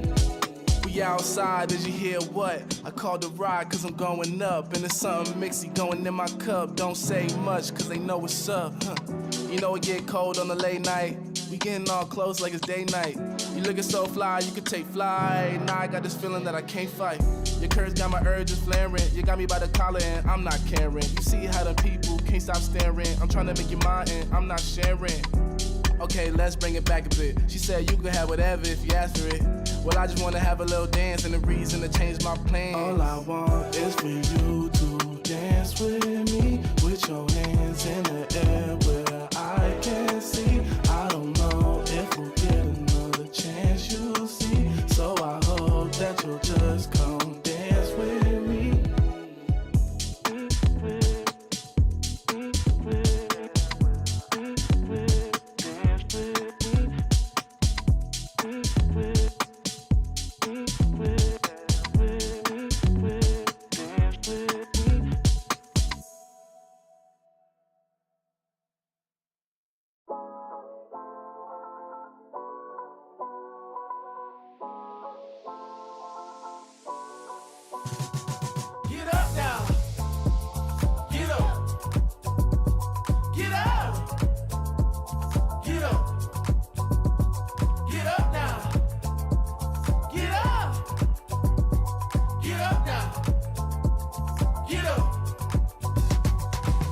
Get on your feet and move to the beat. Pour up some drinks and then we repeat. Yeah, chasing my purpose, need a release. Yeah, my life's a beach, I'm lost in the breeze. Do this with ease, don't play with my dreams. Yeah, it's so together, it's not what it seems. Heart of a tiger, life of a king. Yeah, chasing my bag, my feet in the cream. Running these laps, not losing my steam. I'm feeling good, this life's what I need. Don't intervene with my energy. Yeah, I'm in her scope like Jimmy Iovine. Yeah, no Superman, but I'm feeling supreme. This not a movie, but I'm making a scene. Yeah, I can tell you how to live your life, but you just gotta get up. Get up. Get up.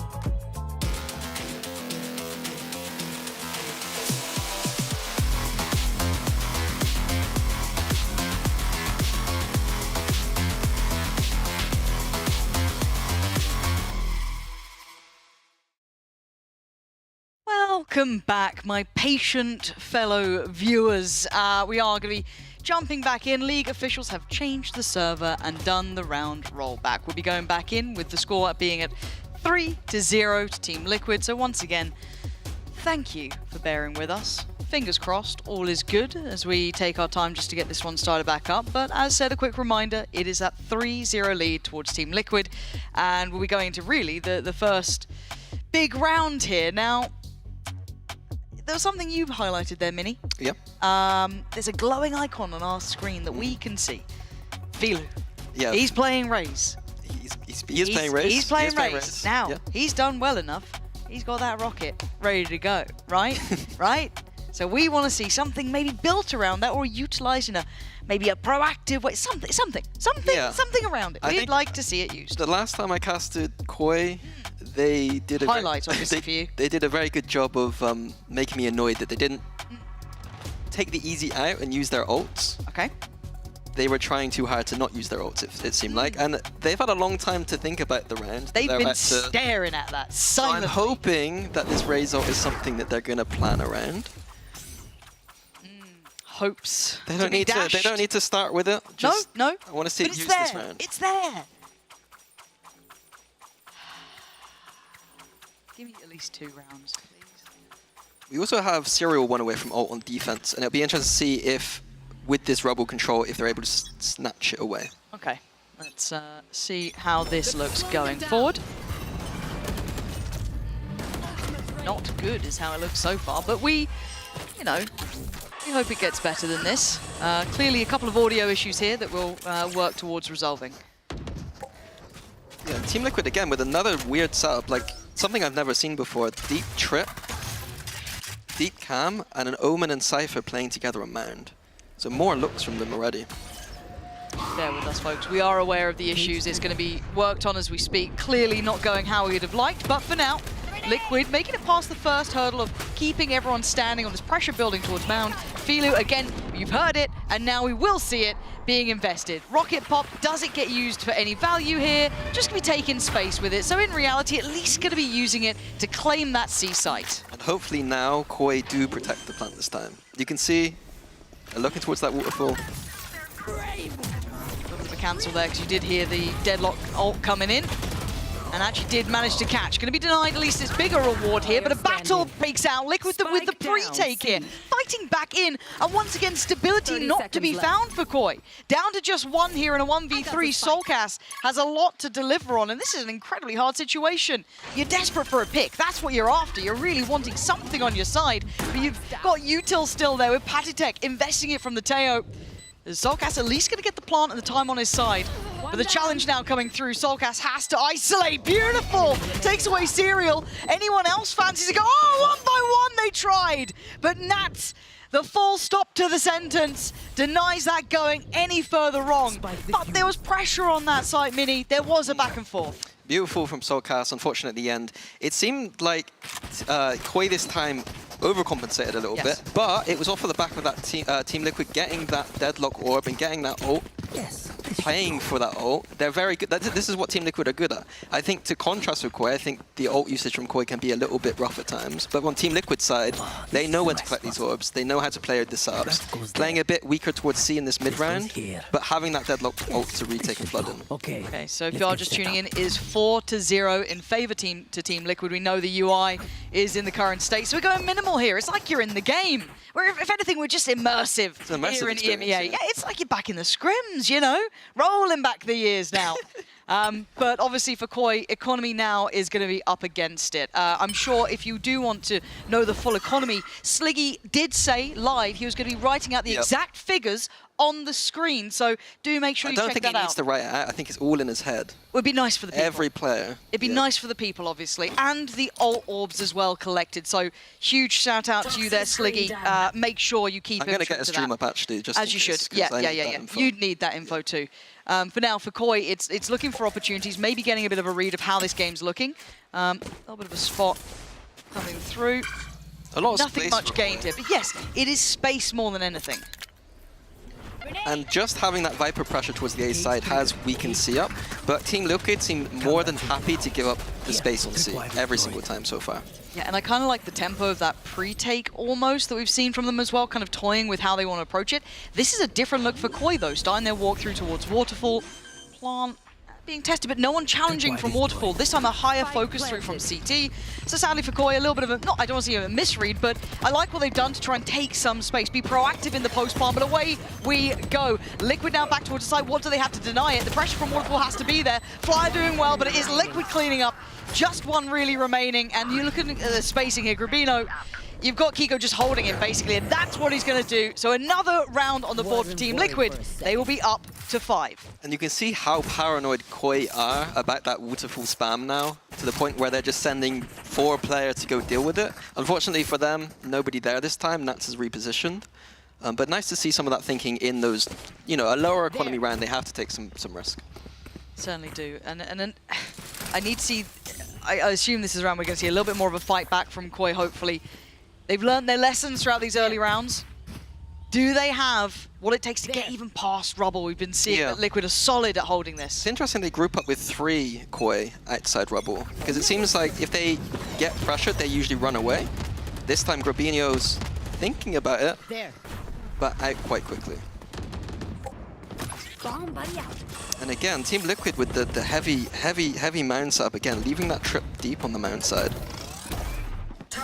There's layers to this Team Liquid. Like they're both sides of the map right now. You can see leaving Sentinel util deep. If Koi aren't going to go through the process of getting all this out, they could be running into a stack very easily. It feels like they'd be running for a stack every single time. Already gathered up as 3 here for Team Liquid, kind of bring themselves back towards this B side, still having a decent amount of faith in the Deadlock utility and the presence on A. And just that Cam on the C side, that seems to be enough to keep them there. And again, we've seen it. Happy on the retakes, happy to kind of work back in. Haven't felt too much pressure from it. And a stall of an ult coming in, buying time for rotation. Not going to catch anyone, but it has cost them a couple of seconds. And I'm looking at, I think his Kiko's down very low here actually already. Down very, very low. Speaking of low, Filu as well. HP dwindling, a little bit of a battle breaks out. This time they're willing to challenge on the C side, feeling there was enough stall. Veto on top, but a beautiful shot from Filu. Going back for a bit more. Koi actually having a bit of battle on this. Kiko's battered and bruised at the start of this round. Flyer on the flank. We are seeing a better look here from Koi. Kiko gonna have to try and do this. I don't think it's gonna be happening. That's the first for Koi here at 5-1. Yeah, and as I started speaking about getting rid of that Sentinel util, immediately you saw Koi get rid of both. Team Liquid reacted with some kind of B pressure, but Koi handled it well, attacking that C site with composure. One enemy remaining. Nice to see that lurk as well coming into play. A couple of layers being shown here. Solution being found, at least in that essence of how they want to approach maybe that C site now. They've got a little bit of a rhythm in their mind, but I don't think they'll be able to get away with it. First real challenge. Oh, hey, we got the HUD back. Don't know for how long. Sorry to put you out of work, Sliggy. Back to your usual business. You can react after the round. Mini's got this one. It seems like to me, Koi keep grouping outside of A in case Team Liquid don't take Rebel control, but Liquid are doing it every single round. So it seems like almost a waste of time to leave those players there for the start of the round. I'd rather just go else on the map and come back to A, which is what they're doing now. So Koi having a good read here that they can re-clear A. But I do still like that Liquid have explored over towards kind of B main. They've already pushed out towards Mound. They should have a good understanding of this, maybe still considering it could be a pivot towards that B site, playing out of Blue Room, kind of keeping bodies around that. And just leaving that waylay in the hands of Camo to be locking down towards A, or at least one of the approaches, but this pathing through tree, it's allowing them to get pretty close here. Oh. Okay, well, that's Camo gone. Philo again using this to secure space. Wondering if it will find a player. Patek could be in trouble here. Yeah, he is. Caught off guard. Beautifully done by Koi. Applying it in the right way and securing this post plant now with solid number advantage. Still have Soulcast's ult as well. Nats and Kiko joined by Serial. Now losing out. Nats have a world of trouble ahead of them, and Serial can't do much about it really. Koi starting to find a rhythm that works for them. Kiko, 1v4 is a lot to ask for here. You'd need a couple mistakes from Koi, which I hope they're not going to be making. Nice shot, but timing is starting to really run low, and the others can play to that time. Should just be a save here. Liquid's economy is not good enough here for him to go for more. and the damage isn't worth it right now. I like this approach from Koi though, using the tree side. I was talking to you about this just before. Like teams have started re-clearing out of blue room, is what you called it. Hobbit for me, you know. Blue room. And so teams are avoiding that re-clear, especially with the Waylay. The Waylay can refract and kind of go out and kind of re-clear. Teams are starting to use the tree a lot more on the attack. Completely avoiding Camo there. We've seen the impact already on the finances. Decent enough. Kiko, the one with the Vandal remaining. Everyone else down to Sheriffs and just a Ghost for Nats. So now we have to see that answer back from Liquid. A couple of rounds in succession here for Koi. A couple of ults coming up. Audio, a couple of seconds behind. All good. And it looks like they want to try and utilize that Vandal, kind of, I guess, player forward. Yeah, they're almost baiting Aggression on B, but they're baiting Koi to destroy that wall, and then Kiko is going to peek behind. But Koi having another bit straight into the B site.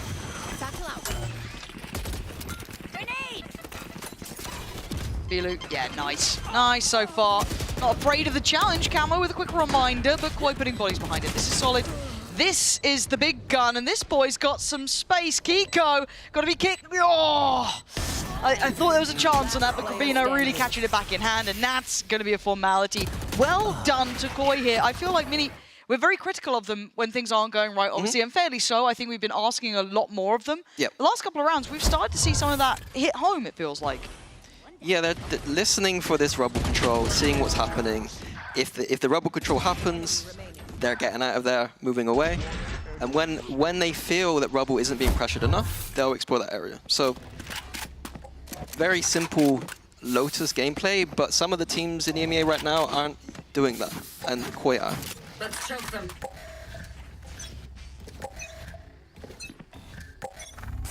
Where are you? Again, let's see how this unfolds. It's going to be those early tells we're looking for. Yeah, Liquid are now switched. I'm surprised that with Koi hearing the lack of rubble control this round, that they're not exploring it. Because Team Liquid have swapped to a more traditional Sentinels towards the C side of the map approach.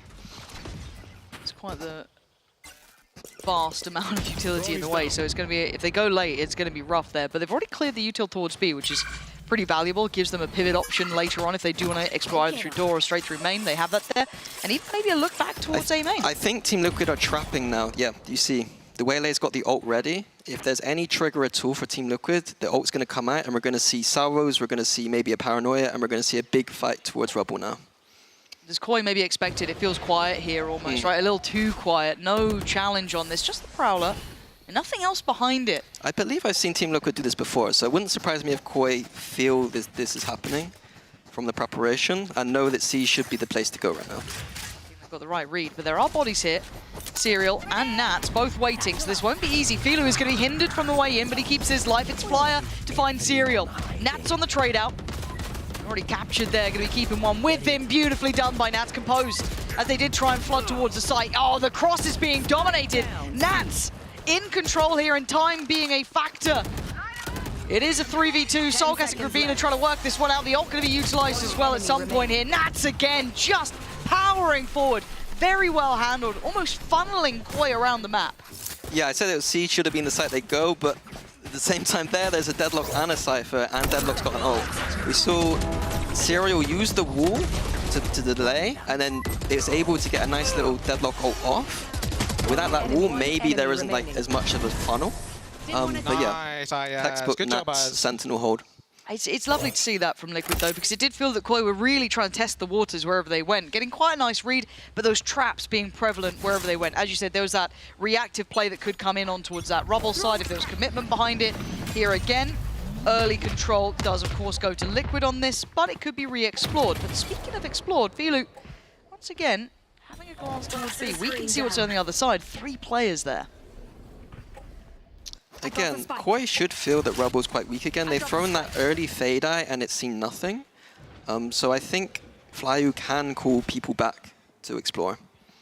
I do quite like this back towards middle. It's coming this way, doesn't it? Camo.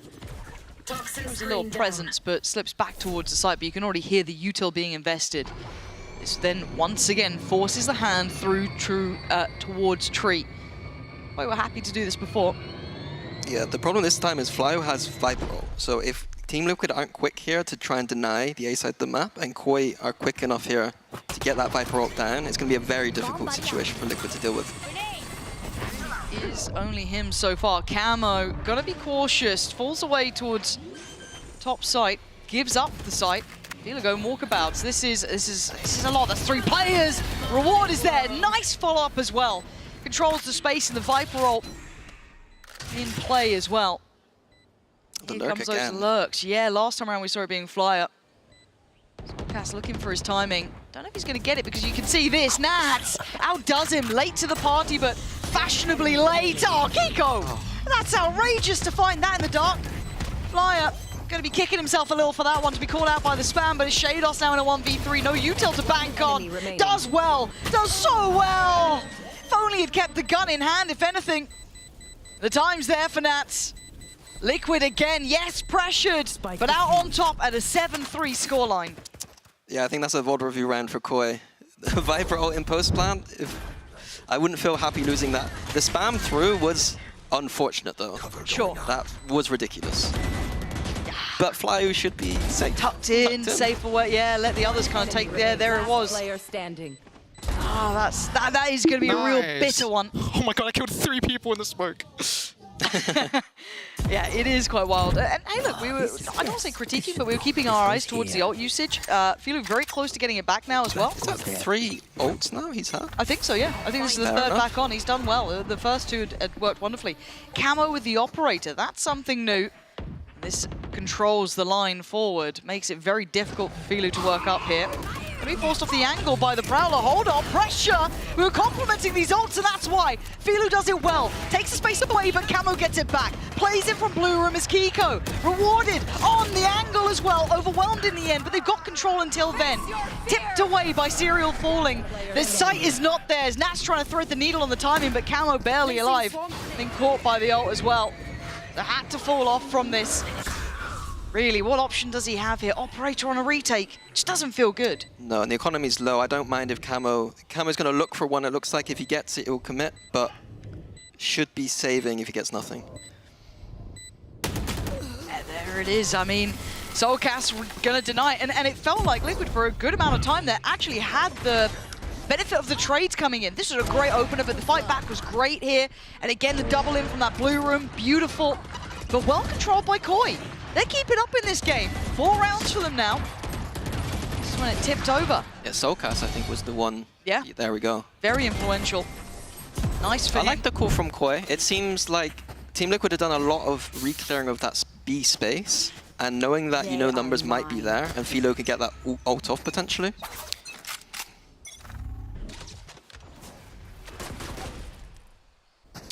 Another janky buy for Team Liquid, forcing up as much as they can on this final round.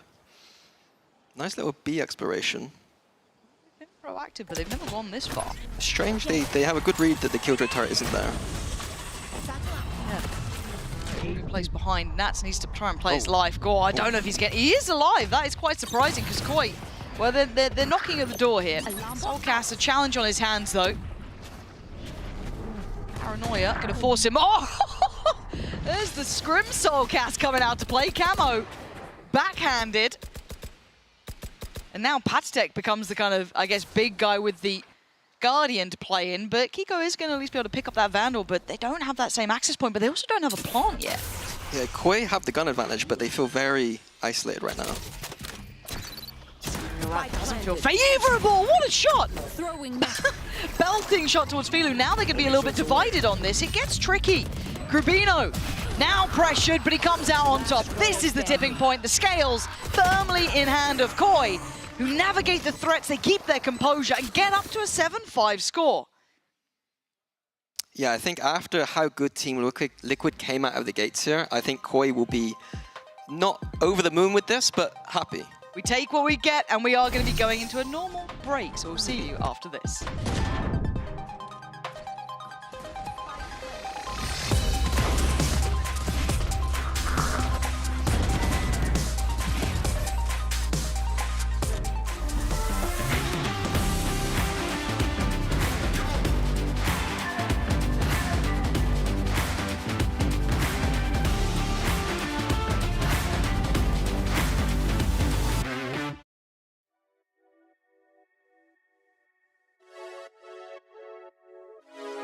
Friday night putting them plays in, but it feel like a special occasion. So let's go out, go blazing, hit the dance floor, let go frustrations. I might have a hidden agenda, but my intention's pure. I'll give you all that I got, and I hope that you don't need more. It's okay, just take my hand now. Damn, me and sweating your hair out. You got me creasing my sneakers. That's usually something I care about. Couldn't see the path, but it's clear now. You was in my dreams, but you here now. And I just want a little dance and a reason to change my plans. All I want is for you to dance with me, with your hands in the air where I can see. I don't know if we'll get another chance, you'll see. So I hope that you'll just come dance with me. We outside, did you hear what? I called the ride cause I'm going up. And there's something mixy going in my cup. Don't say much cause they know it's It was a great start for Liquid. 5 rounds looking solid, looking strong, but Mini, there's a fight back here for Koi. They've found whatever they needed and they've strung together 5 rounds, and in good fashion. It didn't feel like it was just quirky or, you know, out of the blue. It felt solid 1 round. Going forward though, does it still apply on the other half? Well, Koi are usually much weaker on their attack sides. So I think this is where they should be a bit better. It's Lotus, so it's always hard to say that they should be better on defense. But starting this game off with 5 rounds on attack is a lot better than they usually do. True. So for me, they're in an okay spot. So very similar early investment here for the pistol. Ghosts all around, barring Cyril with the light shield, obviously, and then on the other side of things, Rubino. And that's about that. We dive in, and so does Camo. Decides to get out of there, though. Full kit used already. 1 minute 28, by the way. But enough information for maybe Team Liquid to start accelerating towards the C side of the map. That's pretty telling as well. You've just seen some real committed I mean, the utility. paranoia should be enough to, you know, Soulcast had to speed be things quick. up. Yeah, had to get out of there. But it looks like Liquid are aware of that waterfall position that was the bane of Koi's existence initially. I'm interested to see how they deal with it. Well, they swing. You can see. Night and day, isn't it? Totally different in approach. It's going to put Koi on the back foot for a second. They have to kind of reconvene and gather themselves back up to take this space back. Yeah, Waylay Lurk, not something I've seen before. No. Turret will spot though. Yeah, it should do, but maybe in all the mayhem it could go not unnoticed but unconsidered. Patatek certainly wants his name in the ring of things. It is just going to be really Grubino and Philo to fight back, and sadly for Shados, he is locked out of here. Still got to go on this. Woo! Patatek, you are a brave boy here. Oh, switching up to the 1 bullet in the Ghost is brutal. And now into the post plant. What are you meant to do? You got Patatek's position. He's got his util back online here. Didn't need it, because Nats will be there to secure the first in the second for Team Liquid. Yeah, I've really got to praise Team Liquid's pre-plant and post-plant understanding there. And the pre-plant, making sure that Waterfall is covered, making sure the spike's going down. And in that post, we saw them call like a 3-2-1 fight. And you can see them all just going through smokes together and isolating out Koi. Good job, boys. Nice direction. Very good. Keep up the communication. Nice, Patrick. I presume Patrick might have called that. Is it Patrick? Is that Patatek's name? I believe so. I've really just taken a guess on that one. I'll guess that too. Yeah. Ooh, Camo. It looks ridiculous. Rewinds back. Takes away Grubino. I mean, this is classics, right? So you're looking at them farming up here. You're looking at, hopefully, for the Liquid side, not losing any of these weapons. They're trying to be disruptive. I like it, but Camo again, still doing well here. This is nice for him. Confidence builders. Yeah, I like this use of the Waylay. It's a little bit like when we see Chambers on attack. They can just run out immediately, kill my teammates, and then get out. Sorry, I got PTSD. I got PTSD from games. It's fine. Have you been playing games? No. My team lost to Chamber.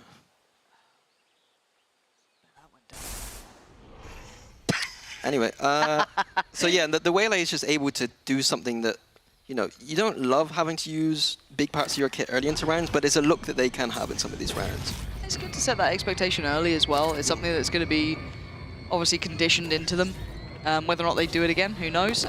For now, Boy looking to try and be a little slippery, but Kiko, apparently this man and Smoke get on real well. Kiko's just been finding people through smokes, no sweats. Oh, Cass, lovely. No more to be had, but as it stands, just Shados here. And really, options looking quite dire. Yeah, he's looking for that cheeky one. Do you reckon he gets it? No.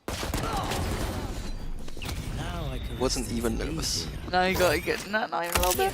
I was nervous when Hannah Montana started to get mentioned on the broadcast. But Dora the Explorer, Hannah Montana, really going through it. Okay, bonus. Camo again, I didn't realize he's 16 for 9. He's farming. Maybe, like, absolutely, right now, the best Waylay player, I think, in EMEA. I'm 100% in agreement. Camo's been having a belting performance. Last time he was here as well, 23 kills. So it's not like it's a one-off. He's shown some real diligence. Obviously, we see in other regions a couple other players looking fantastic on it. I think Jorgamo being mentioned earlier on. You can't help but enjoy that. But Camo showing some real versatility, yeah, and commitment. It's stunning. Shados was just set up to fail, it felt like. Really, that paranoia, perfect, everything good. And another brawl breaks out. It's Camo still fighting the good fight. Gravino, that felt a little too far cooked, but this is the bonus. They're willing to brawl out like this. That feels desperate to me.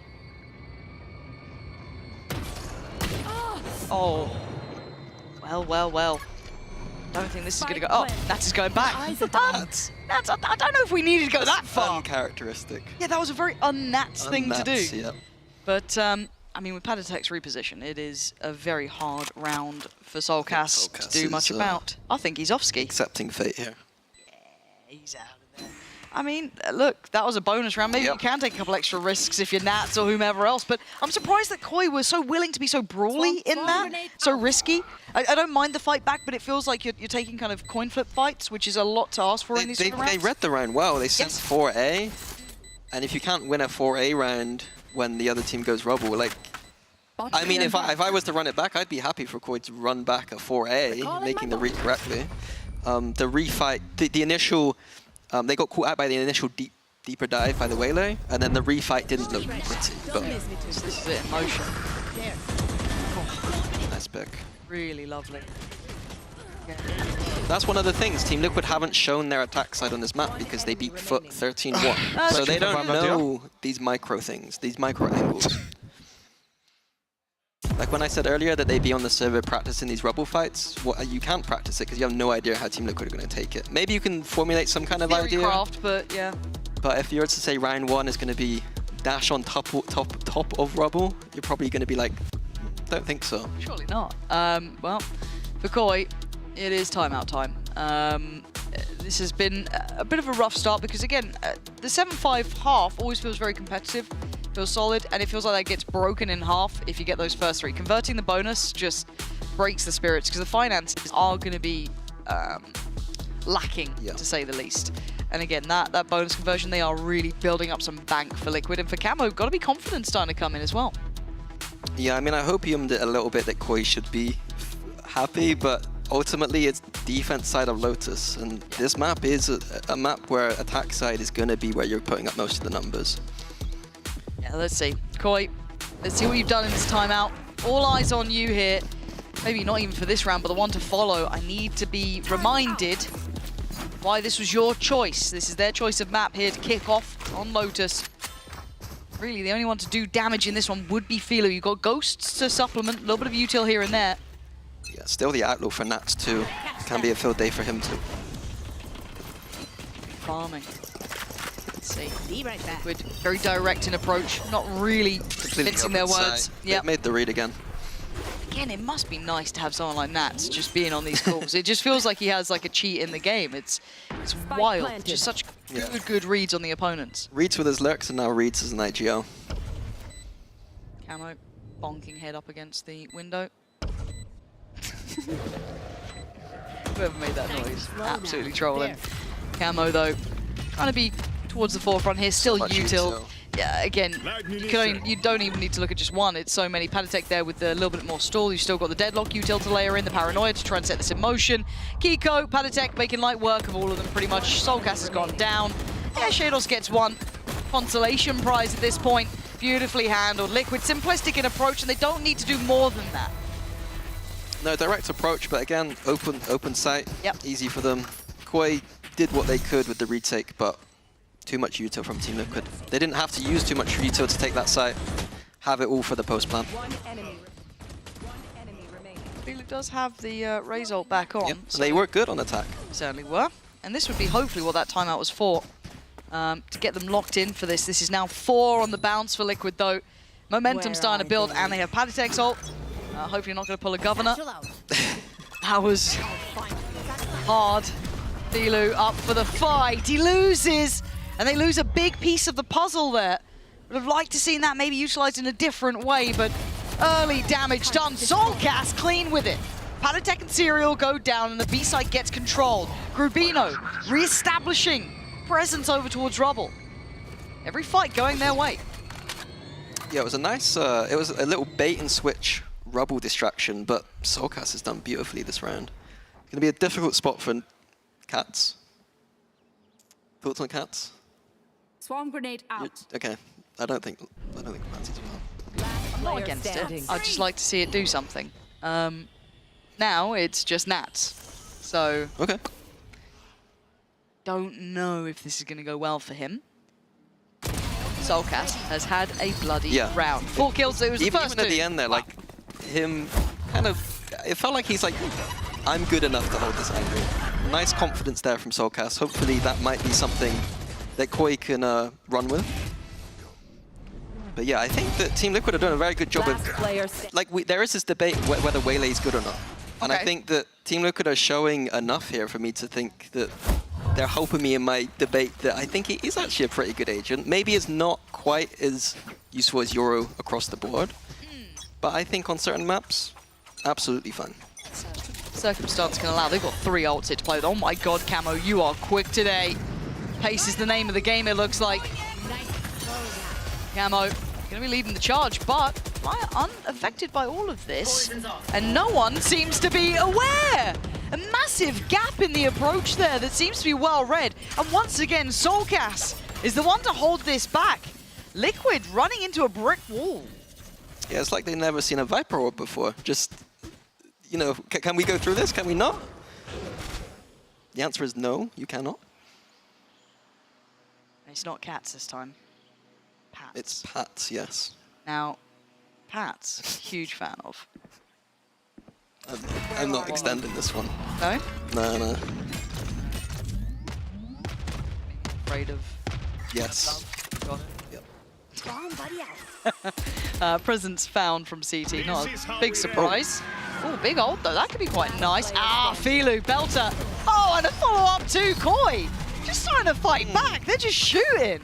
Yeah, a very strange decision from Pats there, using the tail into this round. 2v4. I like, genuinely, I'm a big fan of the way that generally Team Liquid use the ults, but this round, I think, was textbook how not to, I think. The early, they were using the early dive from Waylay, going into the ult after, but straight through a Viper Orb, and then in a 2v4 using the tail. And now on the other side, Koi are getting their ults up. Killjoy ult, Raze ult, we're close to Fade and Viper. 11-7, there's a few rounds to go, but some ults to play with is good. Yeah, they've got options here, Koi. I'm a little on board now because it feels like they've reminded themselves that they can just shoot back, which is lovely to see. Filu and Soulcast having a field day. Soulcast towards the top of the board. Filu only just behind. They've got both of their ults ready to play as well. Finance is looking a little bit dreary for Liquid. And, I mean, they've still got Serials out on the deadlock, but it's not exactly an instigator in the same way you'd look at the others. So, for me, this could be another step in the right direction. 8 rounds is not an impossibility, but first big timeout for Liquid, though, coming in here. First usage as well. So, for them, looking to see what the adjustments are, as there have been some curious decisions being made. Yeah, curious, yes. And I think in games like this is where Team Liquid should be ironing out some of those mistakes. I want to see the discipline there against the teams that they are expected to beat, because those habits, you know, creep in. They do. For, you know, if Team Liquid are going to another global, they're that caliber of team. Spot on, I guess we do. I'm still having to get my head into the right mentality. Hold on. There's a little bit of a stall out on this. Going back out now. No. It's been won over. Koi, once again, establishing and putting their authority towards that rubble control. That's been in their hands now more often than not. It's Liquid left to explore the rest of the map now. Still waiting. Yeah, and Koi have options here whether they want to still hold for sites or whether they want to use their ults in the retakes. So the options are all theirs, as long as they don't give away silly frags, basically. Hopefully they're going to be disciplined about it. You can see the Liquid are very patient in approach, happy to take their time, no particular hurry. Maybe looking for someone to overstep, find an opportunity to get that early pick. Drone going out. Looks like it is towards rubble. Everyone kind of congregating back over this way. Yeah, maybe setting up some kind of B split. They've inserted the 2 players towards the middle of the map. Don't know if Rubino got spotted here. He's got the chance to be the end of this round, and it looks like he is. Does very well in this, but it will be traded back through. So now we're going to be seeing Liquid somehow tilting this back into their side. Keep in mind, Kiko and Nats only have the sheriffs, but now have the upgrades. Back on the rifles. The site control towards A is in. The pressure from B is there. The post plant could be tasty too with the util. Shados denied. A way forward, held back. He was looking for any sort of avenue in, not to be. Yeah, deadlock trips in the post as well. Going to be difficult to deal with. Killjoy ult is on the tables for Soulcast, but I don't think there's enough time to maybe warrant using it. Well, he is going to go for it though. Going for it.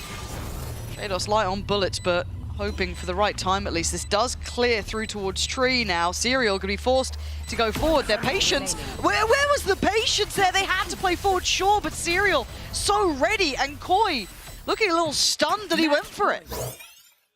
Yeah, he had to with the way the plant was. I didn't realize it's very safe. So that Killjoy ult would have been amazing if it was able to complete, because there's no way for them to spam back.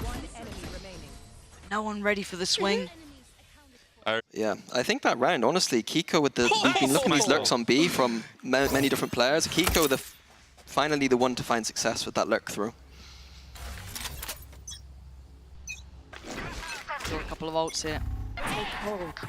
Proactive start, this time prioritizing and furthering from Mount. Not going to get anything from it, but nice little kind of Ascent Gelato inspired play. Palitech still going to be forging the path, and Soulcast on the receiving end of this. They carry on here, a lot of stall coming in. They a lot of have a lot of numbers now. Yeah, they certainly do, but Serial knocking at the door, and he's just come off a brilliant round. What's he do with this one? They're just so close by as well.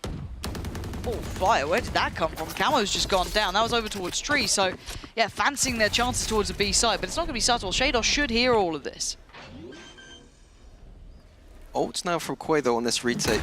The Filu's Raise ult, Shados Fade ult do come Oh into my play. god, Serial's pocket to play in though. Oh! Flyer, very nice. Checks on that.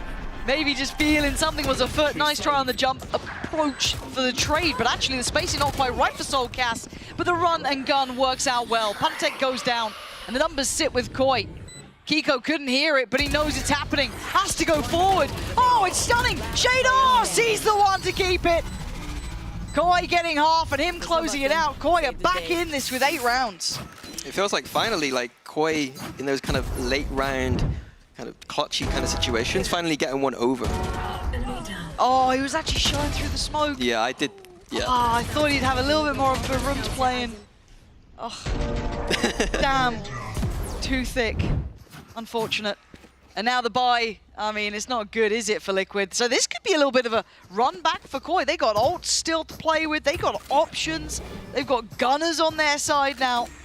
Just whether they feel that pressure of having no mistakes able to be made now. It's true. Oh, that fade reveal hit. Unlucky there, no Odin spam. Unskilled. Ow. Oh, Filu. Oh, catches Camo. Oh, it's gorgeous from Filu. Beautiful work from him. Confidence builder for sure. Koi, another correct step now. Weapon here. I think that's Filu's 5th ult of the game, and I think every single one of them They've been good. Pretty good. But it was well timed with everything else as well. It wasn't that just solo effort. No. That was really, really lovely to watch.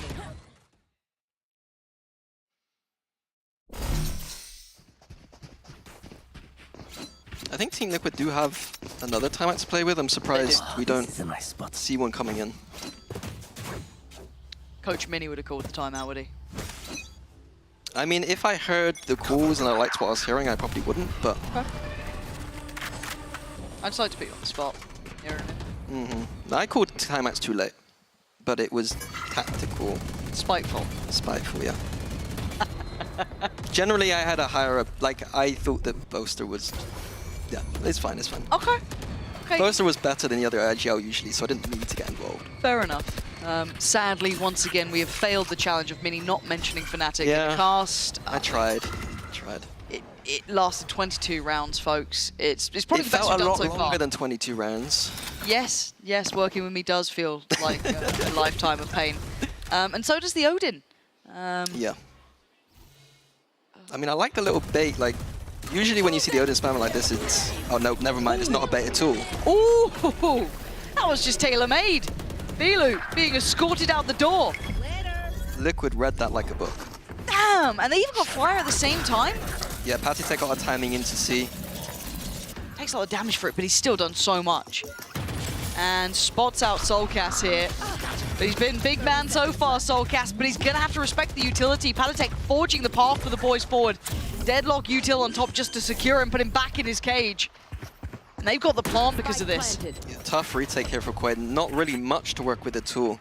A C's and a smoke. And Grobinho is the other side of the map still. It's one of those happy rotations.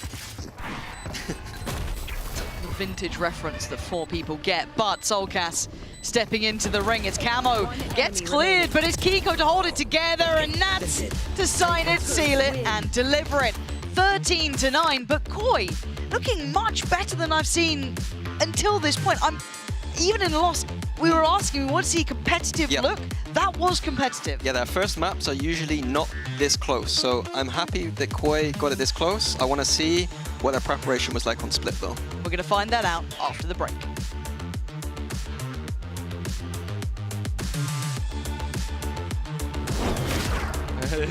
Chicken, la la la la ba. Chicken, tunk tunk tunk tunk tunk sahur. Chicken, tasty as hell. Tasty as hell. Steve's lava chicken and tasty as hell. La la la la ba. Chicken. Steve's lava chicken and it's tasty as hell.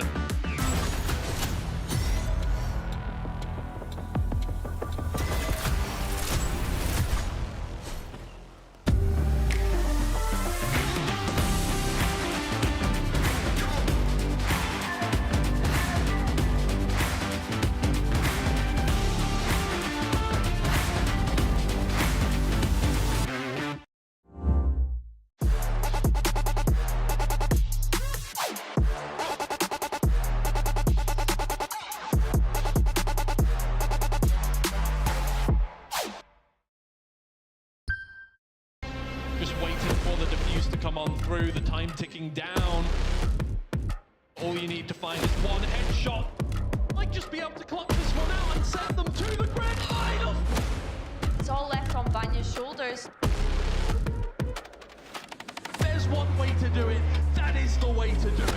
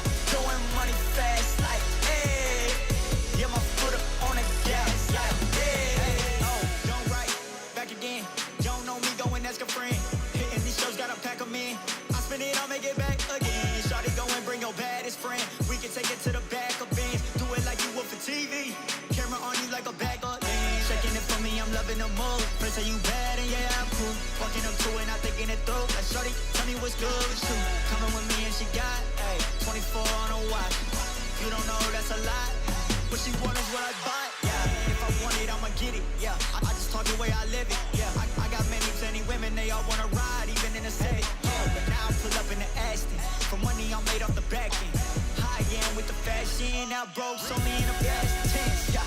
Going money fast like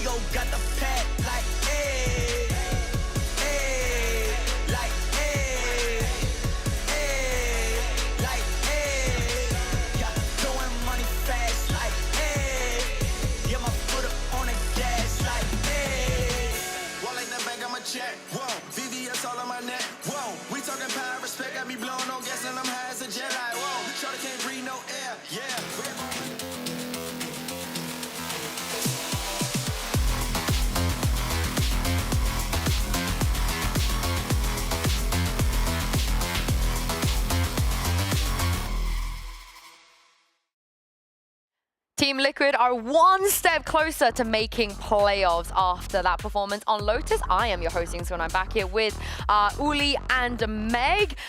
Got a little bit dicey there towards the end, but Liquid, they managed to close it out. And Meg, we heard it from Veto. You could still do a lot of cool ideas with that comp that they showed us. We saw some of that, and I think this might be their new home ground. They just look so good on Lotus. Yeah, I mean, it wasn't as dominant as I was expecting from Team Liquid. I do really like the way that Movistar Koi really brought that defense back. I just think it was a little bit too late, right? And I think you still have to look at the amazing space taken from the Waylay with Camo, how strong they all looked individually, and it was the reads. They seem to just have all the right reads. You know, after that timeout, they expected maybe the adjustment of the Killjoy and the Viper on C, so they just went B, you know, and it felt like they were ready to counter everything that Movistar Koi brought to the table. And it's been a wall match. I mean, we've seen the first round they were playing always strong into Rubble, Persian making the wall from Deadlock, just holding up and then making fire rotation, but they also, I was predicting the B push from Flyu. Also on C, next round, it was round number 9. They predicted they're gonna move into C. They directly set up that Deadlock into C. It was amazing. I mean, Liquid had all the rates. Yeah, and one step ahead. And they also had a lot of enough rounds on defense, so they didn't have to worry so much with the side switch. But also, Cats Nation were eating good because Kiko, we saw Nats last week reaching 1,500 kills in EMEA, and today with that map, Kiko has hit 1,000 kills here in VCT EMEA. So massive congratulations and shout out to Kiko here. But it was very much his teammate, however, that stole the show here. Meg, you mentioned the Waylay already permanently just slaying left, right, and center. And Camo, he talked about confidence. I think it's even more than confidence right now. I think he's just a fantastic Waylay player. Yeah, you can definitely see how comfortable he is on this Waylay. And it felt like, you know, we saw Movistar Koi, they started to take that aggression towards A. And the way that they would counter that is like, let's just send the Waylay in and let's counter that and be aggressive back. Let's just hold for a second and then Camo, go shoot, go kill. So yeah, I have to say, we were expecting it. Of course, there are things outside of the sort of match itself that can affect things. Maybe the timeout might have as well. But no, Camo still looked on top form. It is at the time that we were talking about confidence, about having a win could swap completely team. It happened to Liquid on kickoff. It happened to BBL last year. And Camo definitely did it. I mean, he said it. After some wins, he's confident and he's shining again. It's a Liquid way though, right? They look a tiny bit shaky on the first match and then they get better and better and better as time goes on. So this duelist head-to-head was so interesting. We had two completely different comps, two completely different ways of playing this game. And this is not the duelist, but like I said, Cats Nation, we're eating good, you know? Even when I want to show you something else, we come back to this. But going back on the duelist here, Uli, on the other side, Filu, who played so much raids before Tier 1, made that debut, and it was good. He is not the reason why they lost. Obviously, I mean, we've seen him playing properly with this race. He knows how to bring the space. And I can remember him playing on Ukam. I can remember him playing on several Tier 2 teams. And he always had one of the strongest races from Tier 2. So it won't surprise me to see him shining, to playing properly. But obviously, if you are only facing and dropping Filu into try to do, say, Filu, go and kill, is so hard. I don't think that he got a proper support every single round to try to bring him into a proper carry. And Filu's ults were so strong. No Rosa ults were seen here, everybody. I do think this is as well, maybe, yes, Lotus didn't go Movistar Koi's way this time, but I do think this is something that they can build off for their Lotus in the future. I do think Filu was incredibly strong, and maybe they could start to build around this for future matches. For me, it's such an important game today, you know? I agree with you. There were definitely some really, really nice things we saw from them, but at this point, Koi just feels so cursed. How many years have we been in the exact same position? Uli, I know you've been in the trenches with Koi, so let's cope a little bit. We are gonna head to Split, where Liquid look really good, but Uli, I need some of that Spanish passion. I need some of that hopium for this team. We gotta rally behind them, because if they don't win Split, once again, they're gonna be eliminated from playoffs this early on. I mean, something that proved every single match from Movistar Koi is that they normally start with the first map going slowly, and the second map they are always close to win. But today they were close to fight on Lotus. Ooh. It means that we're close to win on Split. So we moved the timeline up. Yeah, right? The we move it. timeline We has move. been moved Right up. now, we're already awake. Everything is great. First round, pistols. Remember it. Koi is winning pistols. Movistar Koi is winning pistols. It's gonna be PABA. That means pistol, anti-echo, bonus, and anti-echo. It's done. Quick maths, quick maths. I have Easy. to say, just real quickly on this one before we go into Agent Select, Team Liquid are 2-0 on this so far, and we haven't seen Movistar Koi play this yet, so... They've become the meta slaves. They have become the meta slaves. What do you make of this? I got surprised that they're playing meta. I expect them to play a double duelist maybe. Or if... No, well, actually, Philo as only duelist is the best way to do. I mean, maybe Tem. no changes, right, from Team Liquid, though. And again, I had no expectations for Movistar Koi coming into this. So like you said, Sue, I think it's going to be really interesting that they're playing into that meta here, the Tejo Breach combination. I do really think with them choosing the starting side here, they have to build up momentum. And they have to build up rounds. And I'm not talking about momentum like we've seen from them previously, where they get 5 rounds on the board and then suddenly it falls off. It has to be consistent, continual momentum throughout this map. And some of you might be thinking, Shadows Breach, he has done this before. This is not totally new for him. But I'm looking forward to seeing how they're going to adapt to this now, playing very, very meta picks, because Pansy and Mini, they ain't got a choice. They have to win here. Spot on Yinzu. It's do or die time really for Koi here. They have to deliver in this situation, Mini. And this is a good map for Liquid. They have looked strong here. Is this comp change enough in your mind? Do you like this now coming into it? Comp change? Well, the adjusted roster coming out from Koi.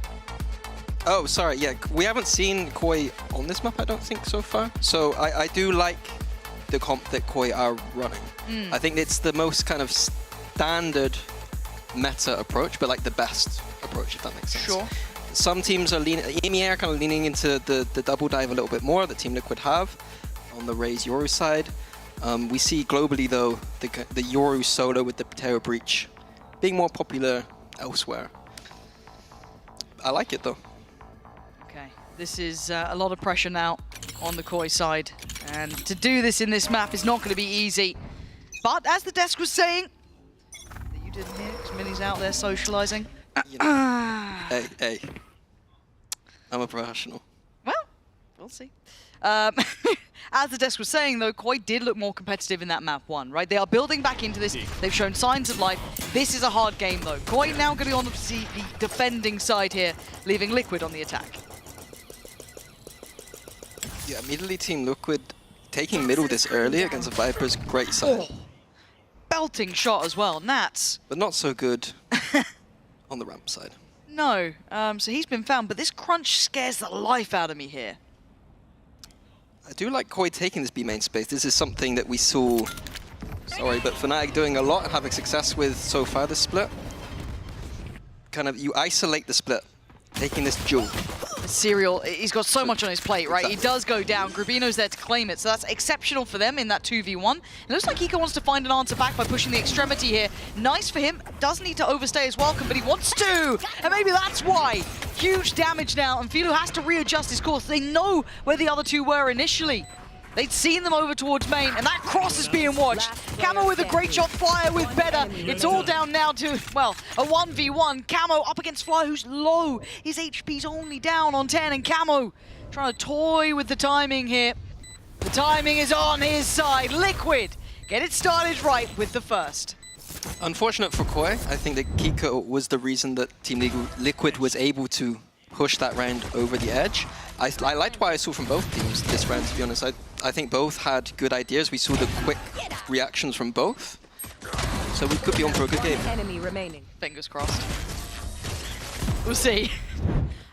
Going into this though for Koi, we don't know really the depth of it, right? This is not something we've seen particularly often, so... Yeah, I think that's the context. Team Liquid are one of the best teams in the world at this map. Not just EMEA, but I think globally. Yep. So there's tape there, right? There's a lot of tape to be watched. They can prep for this, and Koi get to come in kind of the unknown quantity, but it doesn't necessarily mean it's a slam dunk win. It's still very hard. Nats' luck did get identified though, which is good. That's part of the checklist, right? You're playing up against Liquid in these scenarios. You're gonna know he's gonna be going walkabouts. This time around, he's gonna have friends coming over though. Yeah, and Koi already gambling towards the A side of the map, which is good. I wonder what Camo is doing outside B though. Maybe gonna create a little distraction or fake, but there's no one there to bite. No, so I wonder if Camo rings the alarm bell when he gets out B completely free, and if they continue like this. Spike is with Paditech, and yeah, the alarm bell gets rang. Something feels off. Camo's made it this far with zero pressure back. That's enough of a problem. Yeah, I call that the Benji Fishy.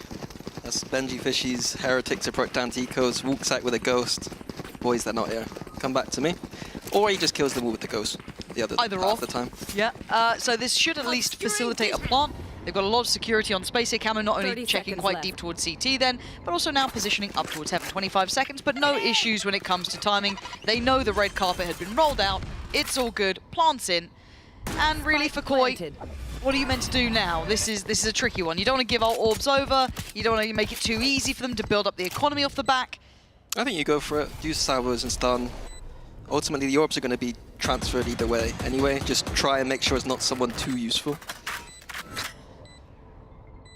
See who gets the lion's share. For now, they are waiting. This might be on the back of this. Hello, that's a lot of players. Well, he finally found him. Camo was going walkabouts for what felt like a lifetime here, but it's going to get messy up towards heaven.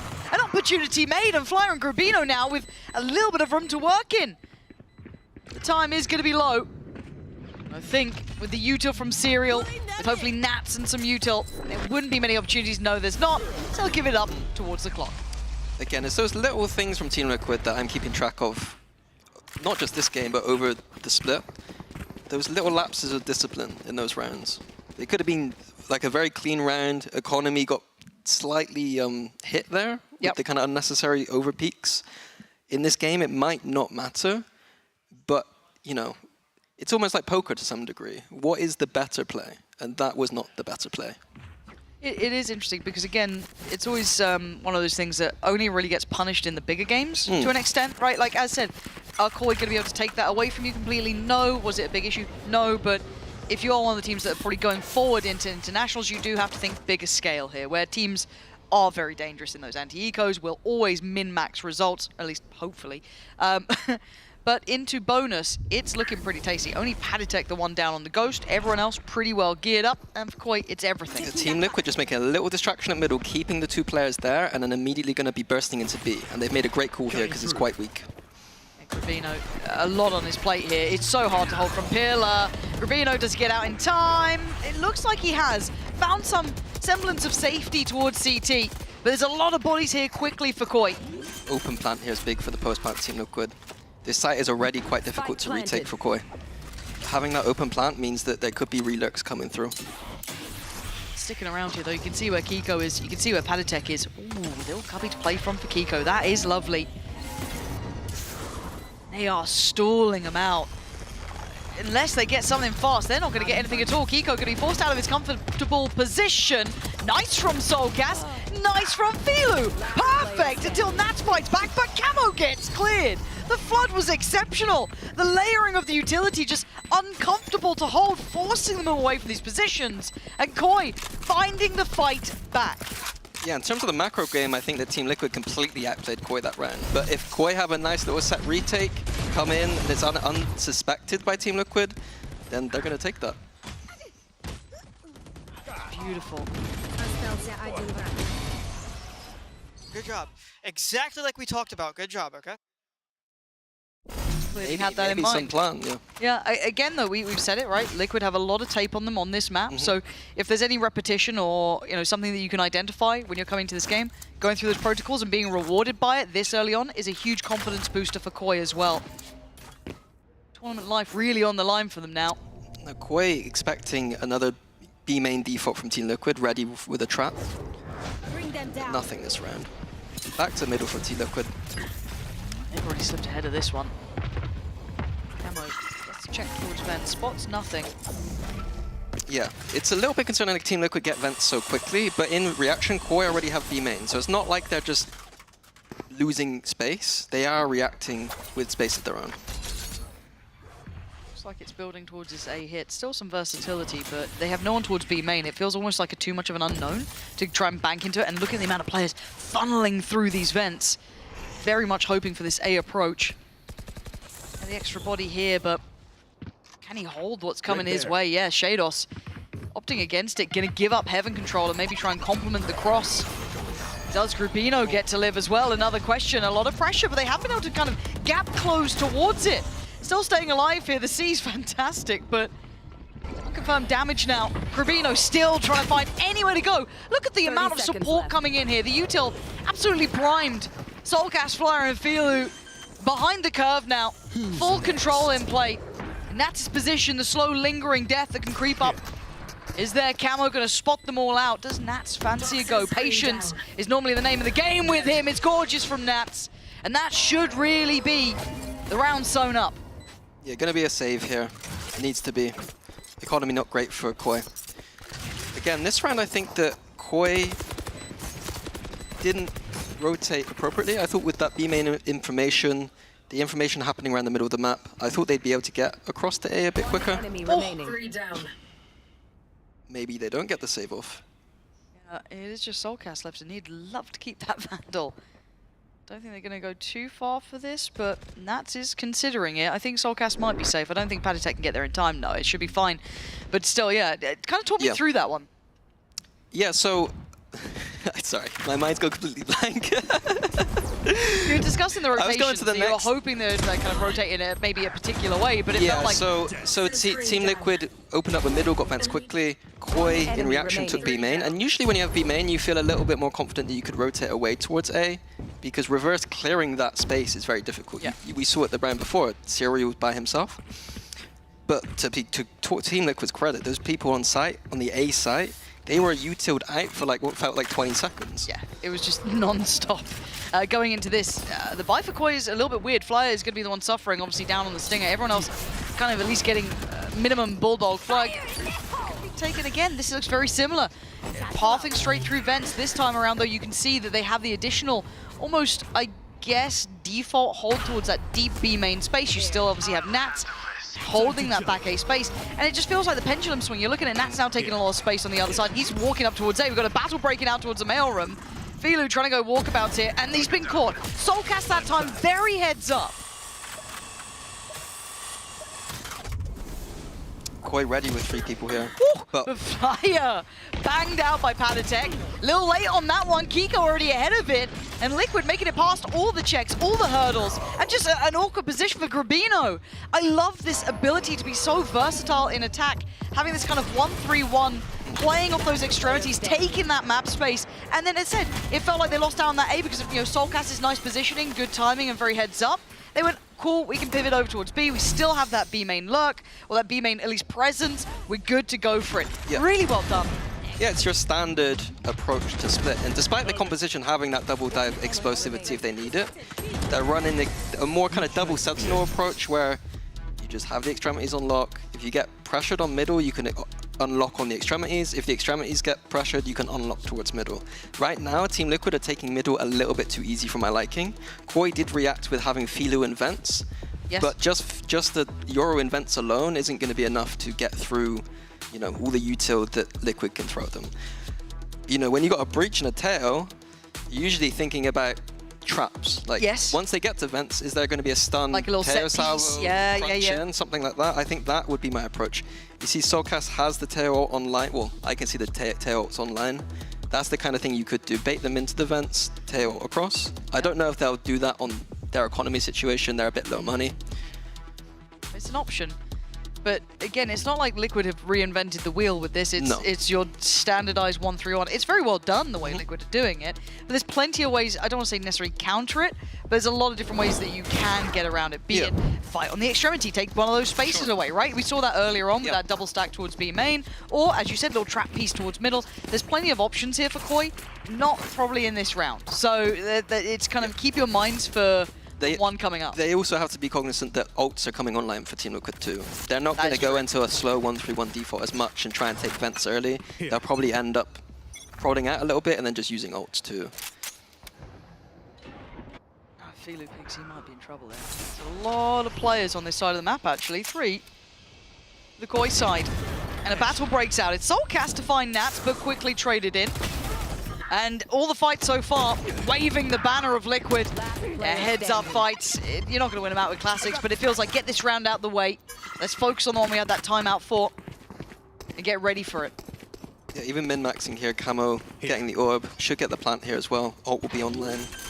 Lots of ults for Team Liquid to work with next round. Which is tough, right, for Koi, because you can, I don't want to say anti what's been happening, but you can have an idea of how you want to approach it, but this then adds a real spanner in the works, because one, Liquid could go completely direct. They could go for a more standard, like, say, okay, let's just go for like a nice A execute, whatever you want to do, there's options there. They then have the opportunity now to kind of answer back, right? They don't have to let this be dictated to them by Koi. I also want to compliment Team Liquid. When they have these ult strats, it's not like they just do the one. Like, you'll see the Yoru B-split that everyone loves to do, but they also do Yoru ults on A. They're capable of faking with their ults. So I like Team Liquid's odds for the rest of this half. I'm with you. It feels like the operator's been added in as a little bit of a touch here. Surprised to see it over towards the A side, because that's already got 2 other players towards it. I was wondering if maybe they'd want to supplement somewhere else. I wonder if they got a false sense of security about their retakes on B. Retakes on B, I don't think are that strong. You know, we saw it work well once, but how many times can that work? Maybe a false sense of security in it, or confidence. And now a patient round. Letting this one simmer for a second. And there's the ult pop. That's going to be towards middle. Camo, give the information. Spots out one towards vents, and spots out one towards heaven. And it looks like the standardized kind of Yoru approach here. And there's the crunch with the util. Grabino, can you live? For now, has to fall away. Eyes turn towards heaven. Good information there as well. Very comprehensive. Now, lurk-wise, you're looking at obviously Nats. Post up towards mailroom. That is unforgivable at this point, because it felt like there was some awareness as well from Flyer there, but Soulcast just wanted to come back around. It feels a little bit short-sighted, but they're winning out on the gunfights here. Flyer this time takes away a couple more. Kiko called upon. 1-for-1 trade not enough, but Camo! 2-for-1 discount in the end. Filu and Grabino punished. Liquid, even when the odds look against them, still come away with the round. Yeah, and I was critical of Koi playing retake towards this B side, but they do keep coming in with firepower. Yeah. But I would argue that Team Liquid there, I don't think Nats should be lurking when he's got a Viper ult. Fair. Use that Viper ult for the site when we got the plant down. Oh man, he was coming over with the ult there as well. And then also, this open plant, Enemy remaining. Team Liquid could just play safe and re-lurk later. Don't need to be stuck in mailroom that early. Yeah. Well, this is where the problems really start to begin. You've got a couple of ults and a bit of a shaky buy, but Liquid are firmly getting in control here, and we have to reiterate, this is a chance for playoffs. This is a lot on the line for Koi. This is everything that they've been going through would have been to make a fight for this one. This is old school approach to the Viper ult, using it in a space where it doesn't actually get you the site, but puts a ton of pressure on the defense. Doing anything else at the same time? I mean, we've still got a bit of presence towards A, but super passive. That's going to be Padatek over there. Really passive hold towards middle as well. That's what? Camo? This is, yeah, really interesting. So, like, they want to fake the extremities a little bit, it seems like. But Nats is... Cover going out. It's an overcoat. It feels like it, but this contact hit might have worked, at least for the find on Flyer, but Grabino's able to control... How's he losing that one? I thought that was his every day of the week. This feels really disjointed, but it's actually rewarded Liquid. Just kind of contacting in off the back of the drop of the Viper's Pit feels bizarre, but just the element of surprise enough. And now Shalos and Soulcast both have ults, but is this the time to use them? Let's see. Camo drifting in no man's land. Ati takes on the biggest flank ever. Yeah, what He's is already this? close. They thought about that? I don't know. I mean, there was maybe a Prowler. Yeah, that is wild. Serial now. Pressure's on. 1v2. They're already out. They're already on site. Oh my god. I thought they had another one, but no. Koi finally tipping it into their favor after what felt like these retakes were just not going their way. So I think the approach from Team Liquid there, I think they kind of fumbled what was supposed to be a nice idea, where they used the Viper ult on B, and then Padatek was supposed to make all the noise on A and make it seem like I'm on A, and Nats drops the ult to make it feel like, oh, we're going A. Yeah. But it didn't quite work, but then still worked. So, idea okay. Nice retake there from Koi. Idea okay. Participation. Idea was decent, execution poor. Still plenty of ults sat here with Koi. Be it reactionary, they wanted for waiting for that ideal scenario. You can see Soulcast for a couple of rounds was trying to find the right time to use it. First one off the rip is going to be Flyer, so that's going to be straight down middle. We were talking about addressing that mid pressure that Liquid were leaning on quite a lot in those 1-3-1s. Looks like maybe that's a solution here, but Camo, under scrutiny, has to take the get out of jail free card and back away. I was about to say, we're not really seeing too many of these breach tail kind of crunches or traps, but right there, immediately, reaction, ramp in control of Koi now, by Koi. And Team Liquid, they seem a little bit lost right now. How do they approach? They know that middle, they cannot touch at all, but how do they work out where to go? Where's going to be weak? Feels good on this angle as well. It was cleared by Camo, but it felt a little after the fact there. So they've won out on at least the A extremity, so it feels very directed towards B now. So Gravino's going to be prepared. Cover going out. Reinvesting and reinforcing the smoke towards B main. Has the help as well. I believe it's Shados on the site, yeah, but that's not to be dissuaded by a Viper's Pit, apparently. He's found a little corner. He'll take that timing after this B hit. Oh my god. Oh, Gravino, that feels awful. But Shados is there. We noted it earlier. He was in support from the back of Pillar. Stalls out the time. Though. Buys a little bit more time. Flyer, the patience, paying off. Takes away Nats now just down to Panitek. And that's just simply too steep of a curve. Koi controlling things. That Viper's Pit being so impactful in controlling that middle space. Yeah, controlling that middle space, but that re-clear on ramp early to get rid of what Team Liquid were controlling was very good. Liquid looking a little bit disjointed in that mid round, I'd say.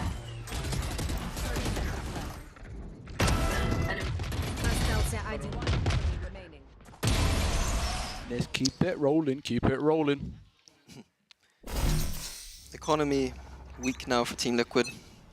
They do have a little bit. But that Outlaw, it does have 2 targets that you can go for that clean kill. Looks like it was kind of like a half bite-ish anyway. Puts him down to 900, but that's not Gravino, what are we up to? The paint shell. Oh, Gravino! The tag was just, it felt like the death sentence, and now the investment of the ult on top. Just, it keeps the site secure for a while. It would be a blind post in the end, but still. Liquid will love this. That's a plant. It's going to take some time, and Soulcast is going to invest. Do we get the pre-take going at the same time? Trying to get that crunch coming in. Liquid trying to stabilize. Hold this down for a second. Camo forced forward. You can see the util here. It's not in sort of complementary positions, though. They've got a decent amount of space now. Kiko spots out 2 here. He's one of the ones with that Phantom. Buying time for Nats here. You can see the paranoia down middle. They're already checking on it too. Flyer has a look there, but he doesn't find his target. Nats does find his. And away we go. The pressure now on top. Nats just needs to stay alive, really. He's a nuisance. He's that thorn in the side, and it's lethal as well. Taking down Soulcast, putting Flyer in a very tough position. And it all started with that tag and paint shell. It opened up everything. Yeah, I was kind of planting the seed of criticism about buying an Outlaw against 3 full shields, but it was enough to chip away and have a... That nade was like perfect. Again, Koi in a retake B situation, and on this map I don't think that's what you want to be leaning into. Wow. I'm a little surprised they got away with that one almost. That could have been a huge gateway round for Koi to try and keep this scoreline competitive. You know, that 7-5 felt fantastic in map 1, but obviously they only ended on 9 in the end, so you need that buffer here. Liquid are exceedingly good at this map. Yeah, they're finding these crazy lurks through A all the way around to B as well. You know a team's good at this map if you've done that 3 times, I think, already. Camo, ult, Filu, ult. Mid-walk, though, for Koi, like this. Yeah, and Team Liquid don't have a Sentinel, so if they wanted to continue with this, I'm all for it. Don't know if Flyer hears steps, but enough's been given away. There was no I think presence he mid. has, because the stack seems to say so. Who's next? Comes in. Flyer. This could be everything. It's great towards Nats. They turn, and he's dealt with. Could have maybe played the time a little longer, been a nuisance from the back lines, kind of like Nats was, but now we find on the side, and Camo, devious in approach. A back and forth trade, but it's still numbers up for Liquid. They should be able to get partners. Gravino a mile away. Kiko's heard this too. Great position, open plant. Step away. Oh, might catch part attack. Yeah, he does. But the trade, instantaneous. Liquid very in control here. Yeah, and it felt Koi were completely in control of that round, knew exactly what Team Liquid were trying to achieve, and you feel really bad on defense. When you know exactly what the attack is trying to do, you've stacked it and you still can't beat them, it feels rough.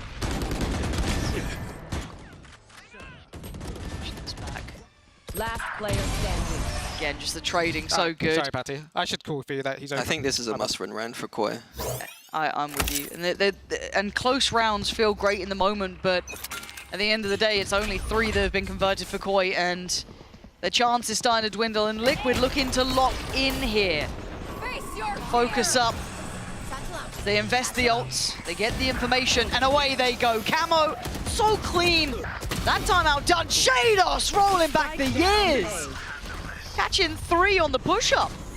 Now they gotta respond. Kiko and Serial gonna be pretty far off from this. Koi, we asked them to dig deep, give us a round to believe in, and maybe they just found one. Flyer, don't do this on your own. Please don't lose this. Oh my god, oh my god! I'm breathing a sigh of relief there. Koi, gonna get up to 4. 4-8. Doable. Doable. It's not over. It's not over, Mini. Team Liquid this map, and I think they'll be more than happy with 8. And look, qualification in their mind here to playoffs is on the line. This is what they're fighting for, and they have a very solid. One enemy.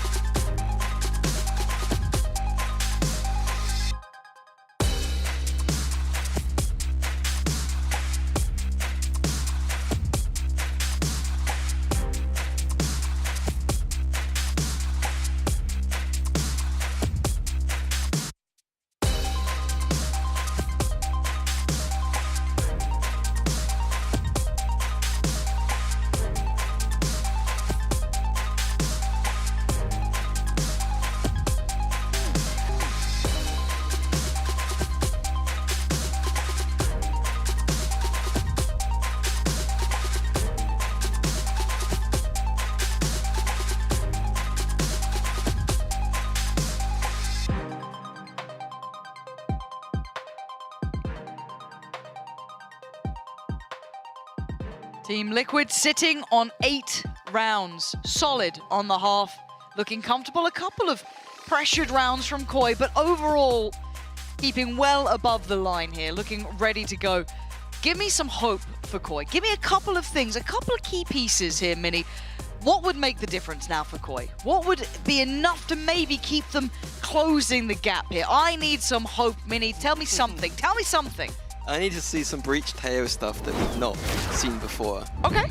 Like, that's what we need. We need some explosive XX that Team Liquid cannot handle because their comp is mostly an attack-sided comp. They got the Astra to deal with some of that explosivity with the Gravwell, but overall, they will struggle a little bit with the explosivity.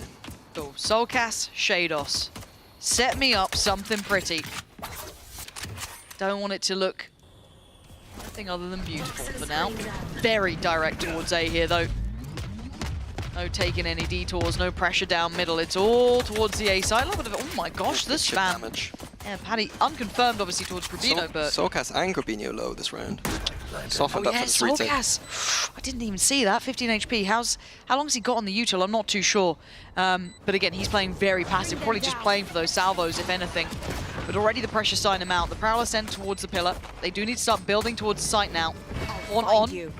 Gotta go off some of this util. Gotta go eventually. Oh, first step. Kicks in the door. Paddytech laying the pathway forward. Kiko, follow up. Nice. Philo on the fight back. It's Soulcast finally gets his util on. But it's a lot on his plate now. Oh! He's got the util, but he's got to send it now. Timing. Oh, nice try, but again, just off on the timing. A split second away. Nice attempt from Soulcast, but I think I got to praise Team Liquid for choosing the better site to play retake on, in my opinion. And their retakes on A, whenever I watch them, they look very confident in them. And same thing there.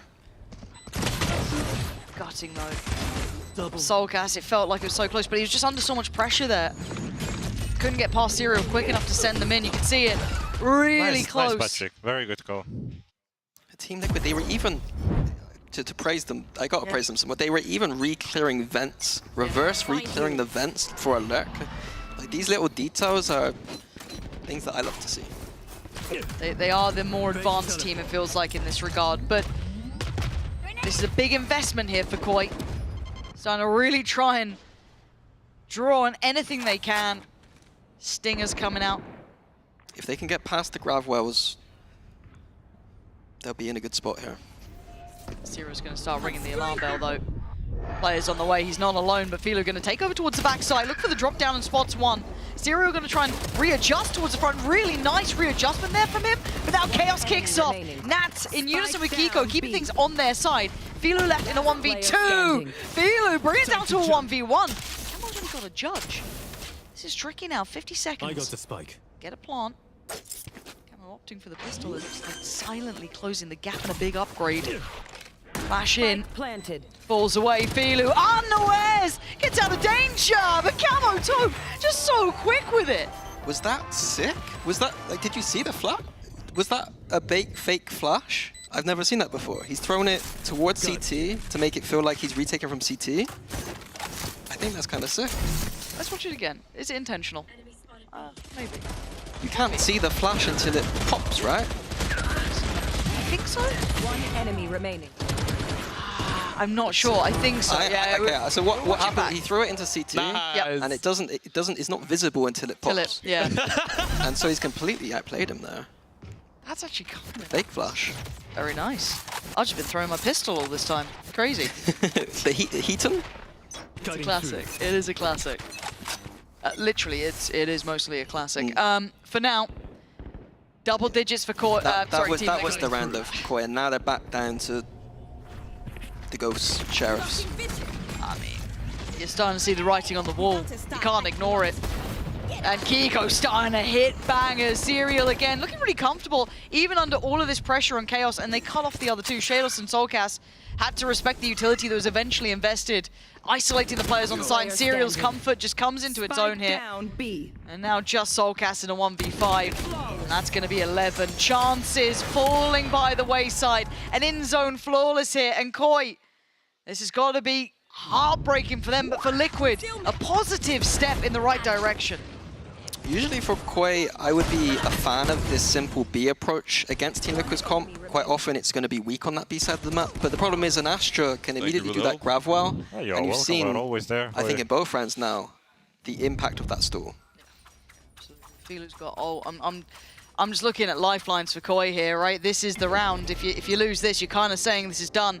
And this is their chance to even make it to playoffs here. This is everything that they've been playing for in those last games, those losses that Koi suffered. Is this where it starts and ends? Flyer already fallen. Philo trying to backfill the space, but spotted by Kiko. Philo takes the evacuation cord out of there. I'm surprised we didn't see an acceleration towards B here. I'll handle this. But gonna get it for free anyway, potentially, unless Liquid decides to flood in. Stalled again, though, up from heaven, the util coming in. Nat's gonna make it difficult. Eagle Eyes trained, and Grabino light work towards Serial this time. But Nat's still with the shot. They're just pulling bodies away, so they're gonna try and be proactive here, Koi. Need to do something in this disadvantaged situation. Quite like it. Conceptually solid. The necessity cannot be stressed enough, and Shadows can't really fall here. They can't invest their utility. They have to wait, and it has to be everything at this point. A 1-for-1 trade, not enough. Grubino, are you still in this fight? A 2v2, they've won out on the site. They can accelerate towards you, or they can hold him back. Kiko waiting. He's got the ult there, buying time as the defuse comes in. Grubino can only watch as his chances are ripped away. 12 rounds for Team Liquid, setting their sights towards playoffs. I think it's rounds like that just show Team Liquid are one of the best on this map. Right out of the gate, you saw them taking that A control, punishing the solo lurk from Flyo, And they're more than comfortable to deal with the kind of pre-flood retake. Nice, yeah. On the B side of the map. It's gonna need a miracle. No timeout? I mean, like, don't get me wrong. Yeah, I know it's not looking good, but nothing. If they've got a plan around the tail ult, then they've got a plan around the tail ult. And if the vibes are okay, you'd presume they wouldn't be amazing, but... I'd be taking a timeout. Yeah, I'm doing my best. Yeah, no, I appreciate that, but I'm taking a timeout. Mid-ult going to be coming down from Nats there. Viper's pick going to be flooding. Ooh, nice attempt there. Quick trying to catch towards Camo. Patatek also going to be considered. This is information. Vilu walking up ramp. Gets real close to this one. Oh, this could be big for Vilu. Ah, outdone by a Prowler. Bye-bye. It's the same we saw on the other side. It was the Teo and Breach re-clearing that space. This time it's the Fade and the Raze. What have you got? Hello. Shados. I know what you're up to, Nats. All too familiar with your ways. But that's a pick. They're at 35 seconds. They still need to decide where to go with this. Yeah, Team Liquid, they do have 2 players towards the A side, but they're more than comfortable to play these retakes. They're probably going to have to. Patatek falling all the way off. Camo, he's up for the challenge. He's again in the fight here. Going to pop the ult just to get away safely, really. Keep control on what's happening now. Plant's going to come down, but we're in a 4v4. Kiko taking the route back through vents. Oh my god, and Flyer going to find Camo. Hold on. But Kiko's got a little bit of timing on this. They're mostly on the site now. Still tough to clear with the player disadvantage. 4 up to the good here for Koi. A chance to survive, to extend play a little. Kiko goes down. Patatek and Serial should be outdone, but maybe not. Patatek in a 1v2. It would be miraculous. And it would be unlikely, but a nice try. But Soulcast keeps hopes alive for Koi now. Yeah, I think Nat's doing a little bit of trolling in the middle. Probably set that one off. I think if Team Liquid focus up, take it a little bit more seriously, I think this is going to be fine. That was a lot of ulto from Liquid, wasn't it? It was, that is true, that is true. 3? They did overcommit to that 4v5 retake. Euro ult used to try and get out. I liked it from Camo, but then the Astra ult used in a disadvantage. Yeah, it's one of those where it feels like we're being overly critical. They're up 12-5, but still we're holding them to No, really that's much true. damage. Yeah, like I did say about that discipline, and using ults in these kind of situations, these are the openings that a team will want to come back into a game. 12-5 is a lot, but... It is, it is. Oh. Gets the ding. Flyer gonna be heads ringing around. Kiko doesn't win that fight. Oh my god. Patatek shouldn't have won that one either. No, Kiko didn't win that fight on the other side. Shados is gonna get his numbers. That was the push out towards B, but Patatek, free little upgrade. Sick. Yeah, Philo just walking through a smoke with no util. Bring them down. Poison orb emitting. Okay. Probably a little B split coming in. Yeah, Patatek did get info outside of A, so and there we go. Confirms it. So going to be able to rotate towards A. He's got his ult as well. Team Liquid in a decent-ish position. Zero's only got the Sheriff, so I guess on contact, pops the ult. Yeah, Serial's got 3 stars now. Front of this B main. A little bit of a trade out. They're going to run low on time here, though. 30 seconds. And there's bodies on the site. I'm getting nervous. That's fine. Again, Zero can take risks here. And Nats gets the reward. Punishing the cross. You'll not be meant to be the one to get to. Flyer was the one who got the damage early on. Down to 2 HP. This would be heroics. He's got 10 seconds. 10 seconds He has to face his fate here. As this one looks done for. And it is. Patatek secures it. Team Liquid 13-5. Playoffs bound, looking locked in. Sadly for Koi, falling short. Yeah, for Team Liquid, I wonder how they go from here. I presume they're going to be aiming for that #1 seed. Yeah. I know that Meg was memeing a little bit about the saving strats, but it'll be interesting to see what approach they take for the rest of the games. Yeah, I tend to agree because, again, we're starting to see layering to their capabilities, right? It feels like we're seeing a little bit more depth to them. Not flawless, though. There have been a couple of oversteps, but I'm not going to judge them for dropping a round or two. No. when they're up like 12-5 here. It's just something, if we're going to be keeping them to the same standard we look at like Fnatic or your Heretics or Vitality, and got to keep them in that lens. But right now they look good. We've seen some very nice looks from here. Koi, I mean, first map felt competitive, Mini, but I mean, Split was always really gonna be Liquids. Yeah, and I think that it's probably going to be back to the drawing table for drawing board for Koi. Yeah. Like, they haven't had a win this year. Yeah, if we're being honest, that's just not good enough. It's not enough for them. It might be time to rebuild, but I heard you like cats. So right meow, we're going to hand it down to Yinzu and Ulysses, waiting and the post-plant. Meow, meow, meow, meow, meow, meow, meow, meow, meow, meow, meow, meow. That tech pause is still in us, I guess. But yes, welcome to Post-Plant.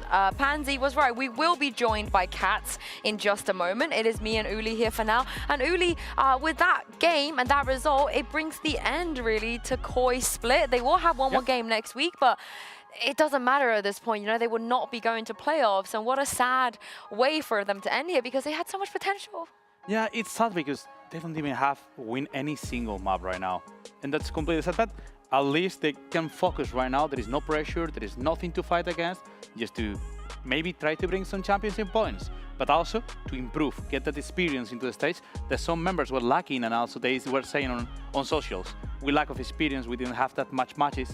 Let's see with maybe next week, they can improve something for the next stage too. I'm so glad you mentioned championship points, because that is actually still incredibly important. Every single win counts, and by the time we get to the end of Split 2, as we look towards champs, you know, they're not going to want to be out of the race because they couldn't win one game in Split 1. So not the end at all for Koi. What a story it would be though, right, if they make this comeback. But it must be mostly, I mean, it's not impossible, but I think they had to make maybe top 2 in order to secure chance to go champions.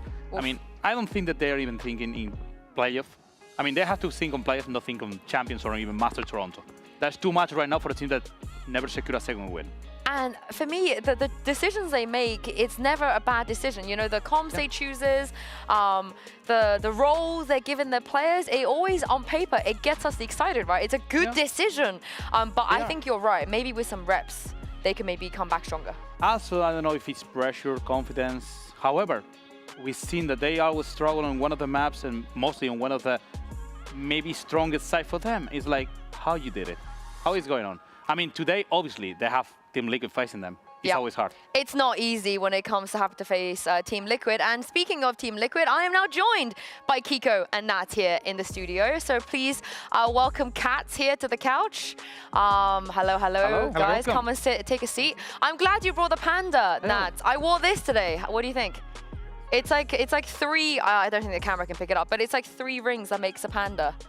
Yeah, look, it's 3 separate rings. Comfortable. It is really comfortable. Do you like it? It's cute. I'll find some for your wife. I'll find some for your wife. You know, we can match.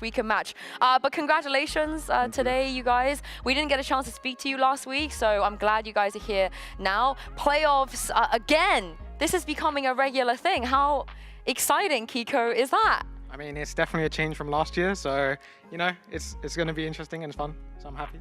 And Nats, I wanted to ask about the Lotus super quick, because how did you guys go from never playing the Lotus to, you know, showing us the Clove stuff, and then taking away the Clove stuff, coming back with this new look and being incredibly consistent on this Lotus? How have you had the time to make all these adjustments and make it so good? The glow up is crazy. I don't know. Honestly, it's all about the Riot is changing the game. So I think it's just whoever is going to try to understand the meta, but I think it's more about that. I don't know, I mean, we didn't practice it that much, and it's whatever is happening is just happening on the server right now. You're just that good? I don't know. I mean, the 2 games went fine. We'll see whoever is going to face us on Lotus. If people wants to face us, let's face. Oh, wow. I don't think anyone, right? Surely. I don't think so. I mean, you're playing pretty good. I would like to ask both of you, and first of all, Kiko, it's been a long time you make your role swap. Yeah. How are you feeling right now? It's been 1, 2, 3, 4. I mean, you played mostly 8 to 9 matches already in a new role now, so you get to play against the best on Bangkok. How you feel? I think I feel really comfortable. The team makes a lot of sacrifices to make sure I'm comfortable, so I'm happy for that. And yeah, just big shout out to Evo for helping me a lot. Which kind of sacrifices? How can you Which be sacrifice forgetting are they Daniel? doing? Yeah. Oh. Just there's how would I say? Just like making sure I'm just comfortable on my role and just teaching me like a lot of different positions and a lot of like letting me make a lot of mistakes in practice and learn from it. I think that's the best way for me to learn, and yeah. Still get to play Raze though. Yeah, Not totally, like you still get, you get to mess around for one map. Sometimes. Yeah. You can still play. Yeah, you can. And also, Nats, I would like to ask you, I mean, we've seen you not only as an IGL, more like a leader. Every single timeout, every single time I hear you talking, it's like, have you read any kind of book or something preparation? I mean, you all have the proper message. Well done, Patrick. Yeah. I like it. Keep it up. Come on. Yes, well done, Kiko. How you do it? Who's your IGL? You're their IGL. Who's your IGL? So answering about the books, I don't think I finished any leadership book yet. I'm reading a lot of different books. I'm not reading one book at the same time, so it just depends from the mood, kinda. Nice.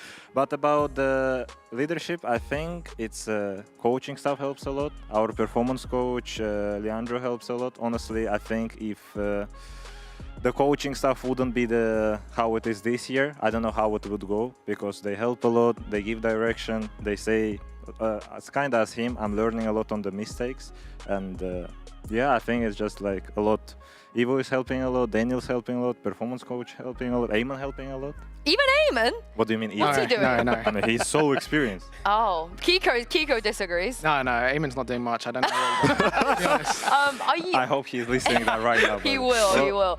Is it fun? Are you having fun? I'm actually enjoying. Yeah? Honestly, I'm enjoying being IGL and leader more than player. Honestly, I mean, maybe last 2 years it wasn't like something new as a player, and now as IGL I'm keep learning. I kind of like to learn a lot, and maybe that's why that fun. But yeah, I'm just enjoying, Just honestly. soaking it all in. Yeah. But as you guys know, you have a very dedicated fan base for Cats Nation. They're always behind you. They're out here. I'm sure they're watching. Are you guys aware of this? You like the Cats Surely Nation? Yes. Yes, I'm aware of Cats. You say me what is it? Huh? You don't know about Cats Nation? But It's a collaboration. Every 2v5 hours, we're winning. Collaboration. Boom, exactly. I mean, how many 2v whats did you have today? It felt like it was always the two of you. Give us a bit of insight. How have you kind of reached this point of having the synergy? What do you do in those situations? Is there just like a natural chemistry going on in Cats Nation? You want to answer? You can answer. I think overall it comes from the previous year, since we're together from previous. Even honestly, for previous year we weren't as working with each other as this year. I think it just naturally happens. Honestly, the way he plays, the way he sees the game, the way I play and I see the game, and it's just most of the time we just cover the gaps pretty naturally without even saying. I think we're both on the same page most of the time. I would say it's just naturally rather than something on like set. Naturally. Yeah. What about you? I mean, I think that we both really play on instinct, and I think that's like the most natural thing. And if you listen to our voice comms in any 2vx situations, they're incredible. Yeah, give me a reenactment. What's No, I cannot do a reenactment. Is it like I got this? Yeah, go on, Ayaz. You get your. Your voice you can do. Try my voice. Yeah. No, I cannot. It's just just constant stream of talking, and I think we're on the same page all the time. Yeah. So now you're aware of this community. You're gonna give them some content, because they love it when you guys like clutch together, when you guys interact together. They love it. So should we just bait the team then to have more clutch situations? Yeah, you should make sure it's just only Obviously. you two. It's the only thing that matters. Winning. Yeah. Not anymore. Okay. Make Cats sure is the it's only thing that matters. Make sure it's only you two. Only you two. Cats. I mean, we're a big fan of Cats. The Cats duo. Yes, we are, obviously. How not? I mean, I already told you more than one time. Every single time you were coming to the Spanish broadcast, I told you I'm a biggest fan. And now you're with Kiko. I mean, Kiko is always trying to punish every single COI member, always killing a lot. We know it. Oh no, he's getting I mean, it. You hit today. You hit 1,000 kills, and I swear to God, that probably it could be 200 against Koi. Yeah. It's 1,000 kills. It's what your And 1,000. for me, it took 3 years to point 1.5. Wait, what am I doing wrong though? Yeah. So since the partnership era, Oh, you've but reached franchise 1,000. Yeah. No, but now you're cut, so it's 2,000. Combined. It's combined. better. Yeah. It's combined. Everything is gonna have to be combined. Your mistakes are gonna have to be combined as well. No. Speaking I'll send your of. money. Speaking of, one of maybe the narratives, one of the things people like to discuss is the way that you play the Cypher, the Viper, because you've always played the Cypher and Viper, and you've always been the person that plays this beautifully. Do you ever feel like on maps like Split or places where you've just done this so much that you are forced to do something new? Does it still work to just play the 2021, 2022 way? Or do you in your brain think, oh, I gotta do something else, they know I'm here, you know, the timing is not quite right? I mean, even if they know, they still need to kill me, right? I mean, it's So like real. I can't be doing the same stuff for 5 years, and I'm still. I mean, one day I'll be getting punished a lot for. But as I was always saying, I think it's all about adapting against some of the certain teams, some of the certain comps. It's just not gonna work out. And for me, it's like you can have 5 setups, and you just need to understand when to use them. Instinct. I mean, yeah, because I mean, you can have 30 if you will not understand when to use them. They're not gonna work anyway. So. And how did you guys adapt to that Lotus comp that Koi brought out? We were very surprised that they just, you know, it's an older comp, you know. We weren't quite sure what they're gonna do. So how did you feel about that? I mean, they just played the standard comp. We played this like a lot, and it's very default-ish. It's not like something new to adapt to, I would say. And I think they're quite behind in terms of the meta. I think that this old style comp gets really punished by a lot of the new things that's happening on the map with Teho, with even Deadlock now, and Vise, for example. But I think we didn't really face anything new today. You guys are so cheesy, though. You're so cheesy on Lotus. Oh my goodness. Yeah. Shout out Yao. Yeah. Incredible it's great setups. for us to Yeah. watch, but I can't Honestly. imagine having to play against all that. I mean, I really like it when you were pushing out, getting rubble every single round, just walling up, setting all the deadlock traps. And by the way, talking about deadlock and also talking about Serial. I mean, he just coming to the team, you are trying to adapt into him, and now you're playing with a double Sentinel. I mean, he used to play Sentinel on tier 2. How it's been for all of you work with Serial in order to get him ready to compete on VCT EMEA? I mean, it's a huge gap difference in between teams. Maybe it's not skill issues, but always on how to adapt into it. So I think it's a question more to me. I mean, since we had already system in the team, it's a bit easier to just bring, because we were searching for the player, as we were saying on the podcast, that we think will fit. Shout out to the podcast, sorry. Thanks for the plug, Nats. Yeah, carry on. I mean, I have a brain. I know how to. YouTube channel. Am I allowed? Sorry. Yeah, go for it, go for it. No, you say whatever you want, mate. Yeah. So we just knew who we're gonna pick up. We knew that he will be fine in our system, and I think it's more time goes. Naturally, he feels better and better on the server. It's like it's not 1 week thing, not 2, 3, 4 weeks. It's still gonna improve day by day, week by week. But I think it's going better, and it's going good. Who took him to the barbers? Who took him to get his haircut? He had a haircut, right? He looks new. Did any of you go with him? He went by himself? I think Eamon had a suggestion. Oh. Wait, he told him to get a haircut? He told him the place. Recommended. Oh, none of you guys went with him? All right. I thought you might. He went so far away though. Oh, We live I quite see. far apart, so. Oh, you don't all live together in Berlin? So what's the living situation? Who lives with whom? I mean, we cannot say on the broadcast. No, I don't mean like where. I mean like, are you two living together, for example? No, one by one. Ah, okay. You're cats. How are you not living together? You should. I can't believe it. That'd be quite weird. You should be living I together. have a wife by Yeah. Yeah. He's like your little brother. Oli, wife is more important than cats, Nah. okay? Let's come on. Okay. Ah, Kiko disagrees. Kiko's trying to get Now him you in would trouble. like to play a 2x5 win serial. Yeah, you're trying to get him in trouble. I think What is going on right now, guys? going off of the, I'll bring it back to earth. Going off of the serial question that Uli asked, how are you integrating him outside the game? Because as you guys know, moving to Berlin when you're young by yourself is really rough. That could really affect you even mentally. That bleeds into the game. So what are you guys doing? Maybe like team bonding, or how are you making sure that he feels included and grows a bit faster?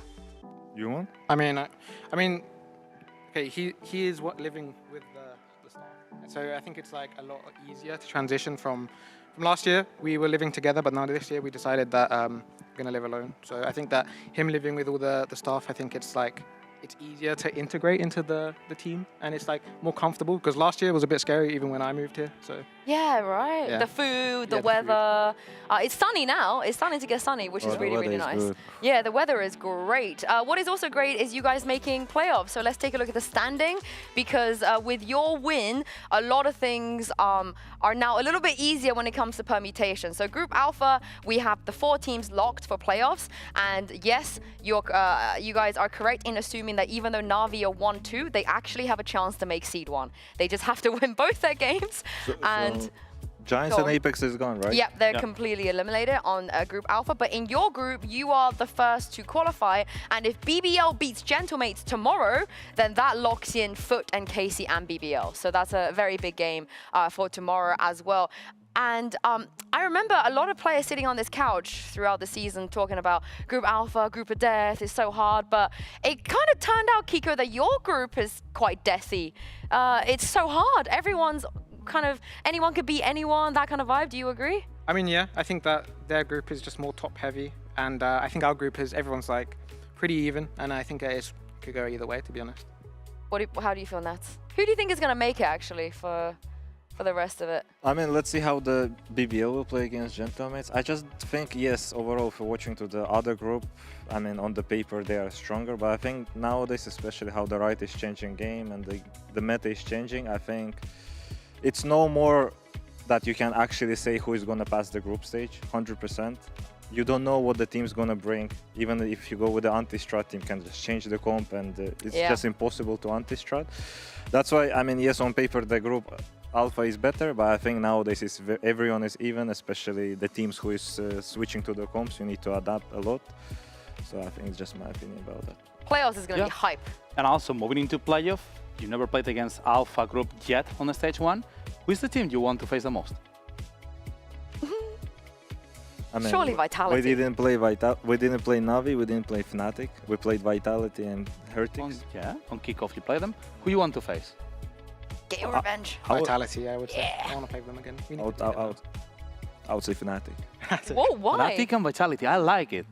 Both matchups. Oh, it's his Kron. Yeah, Gambit crumbs. I mean, I can say Na'Vi, I just... No, you know. give us the Gambit crumbs. We can, okay.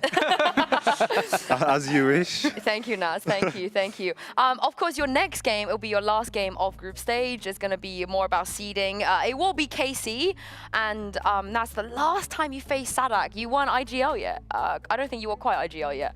Unless you weren't, you just didn't tell us about it. I don't do you remember the last time you played Sadak? I think it was 2024 Yep. Los Angeles. Wait, 2023. No, it was Champs 2024. You were right. Yeah. It was not Champs. It was Yeah, Champs Los Angeles. Yeah, you're right. Against you're right. Loud. They eliminated us, unfortunately. Yeah, and then the time before that, do you remember that? How good's your memory? When I last time played against him. Yeah. So before you faced Loud, the Champs. I never played against him. Oh, you did? Did I? You did, indeed. Ooh. Okay, so 2020. Wait, 2021. I think it was maybe 2022, but it was it was the M3C Gambit days. They remember. He will remember because it was a no, it was Gambit. It was Gambit. No, now I think about it, it was Gambit. Because 2022 we didn't qualify anywhere. You're right. It was 2021. But what team he played? Vikings. Oh, that, and they took a map off of you, and I was pooping my pants when that happened because I was like, Gambit's gonna be so easy, and then you lost the map. I was like, oh no. I think we lost bind, right?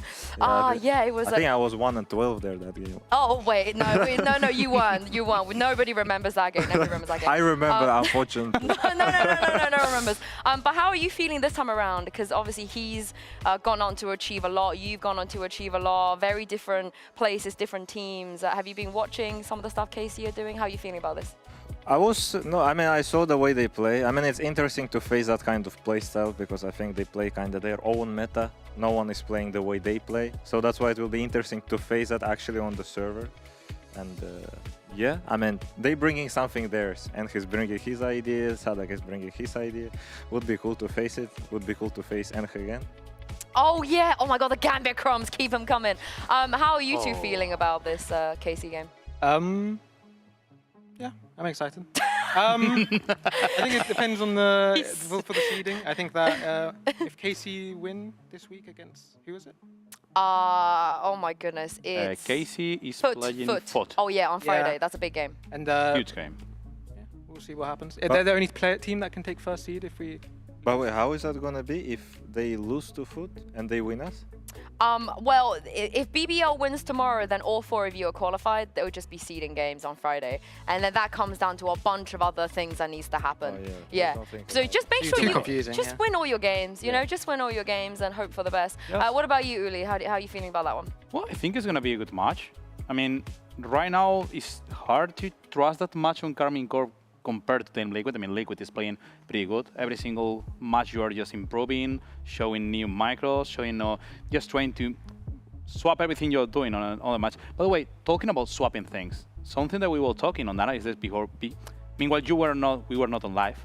We were talking about how you're trying to decide where to use some tactics, some micros you're doing. Are you sometimes maybe going into instinct, improvising, or bringing some new things? Or is everything that you were talking before with Lohan and coach and stuff? Sometimes we play on the fly, naturally. Naturally? Yeah.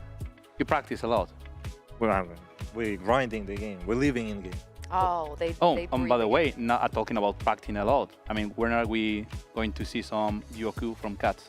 Because I need to. Yoku? Well, actually, about this. You can start streaming on the mornings. Yeah, you know how many times I said to him, you want to go play? How many? At least 10 times. So why I'm are not you gonna say saying 100. no? That's crazy. Okay, let's speak about that. Okay. I'm actually excited right now. For bringing the good things. We got Okay, focus up what you say. Yeah. Okay, so currently, I haven't played a single ranked game this season. Oh.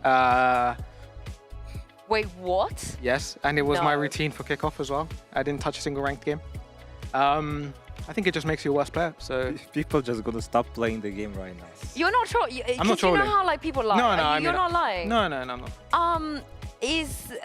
Your coaches are okay with that? They're like, do whatever you want. Yeah, I mean, I'm not fine. I just not, but you know, coaches said I'm shooting straight. You know, I'm playing well, and I'm learning each day. So it's Wow. So what are you doing instead? VOD reviews. Oh, Whoa. important. That's a lot. Yeah, Very important. Yeah, don't lie. Okay. What do you mean? What do you mean I am? How about this? If you make Toronto, you know, there's a couple weeks Yeah. between the end of the finals and you having to go there. Will you play some ranked? You know, will we see some Cats on stream? Is that? Are you gonna? If you- Maybe once or twice here and there. Yeah, if he wakes up a little bit later, and yeah, because 9 a.m. is a bit harsh. You can come later though. Okay, yeah, I can do that. I can do that. I'm still in ranked. You know. Okay, I've been trying to convince Ayaz to play some some fun games on He's stream. trying to force me because to Ayaz play doesn't not want to play. Valorant, the You all meta. need to play like a split decision. It takes two, Yeah, something like that. yeah. You know, people would watch that. That would be content. Maybe Valorant console. We get you on Valorant console. Oh, I would be good at console. Yeah. Are you good with that? We have. Are we you good have with a controller? I used to be a controller player. We have a Oh. station. We have it in the studio. Next time, like maybe 1v1. next week. Who's win? Yes. There is any chance? Content idea locked in. I might gonna win actually. Yeah, we're gonna make it happen. We're gonna make it happen. You've qualified now. We can mess around a little bit. But thank you very, very much for joining me. Congratulations once again for securing playoff. Thank you very much, Uli, as well Thank for you so being much. here. Thank you. We will be back for more Valorant games tomorrow and for more permutations and of course the race for playoffs. Not over just yet. Have a lovely evening tonight. We'll see you back here tomorrow, starting with BBL versus Gentlemates. We'll see you then. The race for playoffs is heating up and it is do or die for our teams this week if they want the chance to make it to Masters Toronto. One enemy remaining. Last. I love you. Just LeBron James or something. Vitality are looking clean, and let's not forget, this is Apex's map pick, but it's off to a terrible start. Nice, guys. What are they doing?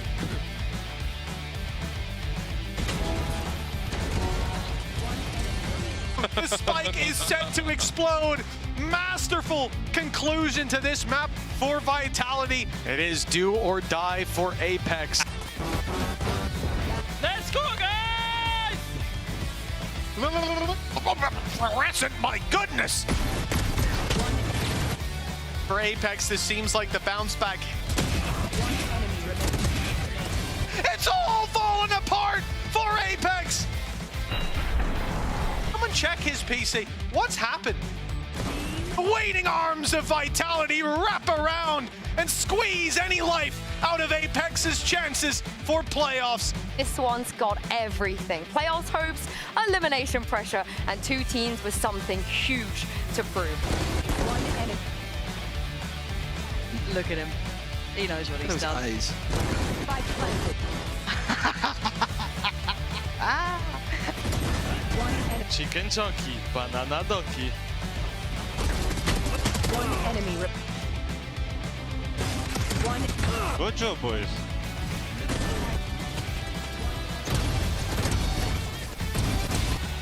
Nice! Uh-oh, Filu. Oh, it's gorgeous from Filu. One remaining. Nats to sign it, seal it, and deliver it. 13-9, but Koi looking much better than I've seen. That is unforgivable at this point.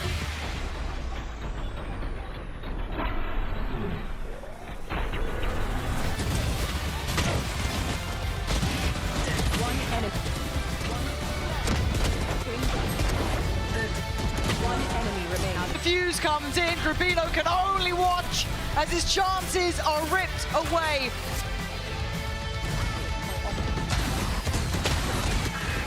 One enemy.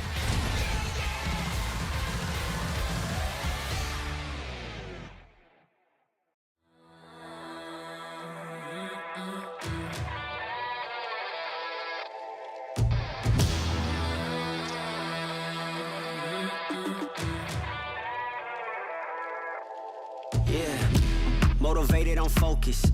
Came a long way from the lowest. Yeah, gotta get it, the mindset, gotta put it in motion. This is the moment, gotta one up my opponent. Back then they ain't noticed me, now they know it's me, I'm the chosen. It's my time, yeah, I put that on Bible. No excuses, gotta get to the final. Take all of my idols and turn them to rivals. It's all or nothing, man, the trophy is vital. Game time, bet I'm coming in clutch. No hang time, man, they can't keep up. The game's on the line, seconds on the time. Who can't fight? It's gotta be us. Better under pressure, go ahead and let it fall on me. I'm destined for it all, you better call on me. They say what doesn't kill you make you stronger. All that pain, it done made me to a monster. They say what doesn't kill you make you stronger.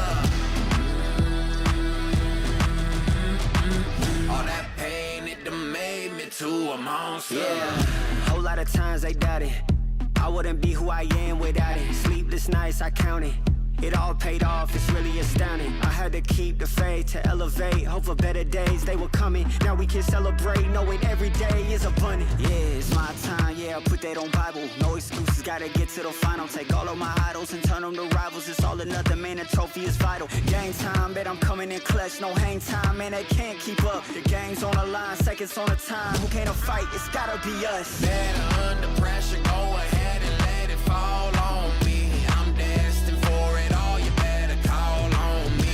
They say what doesn't kill you make you stronger. All that pain, it done made me to a monster.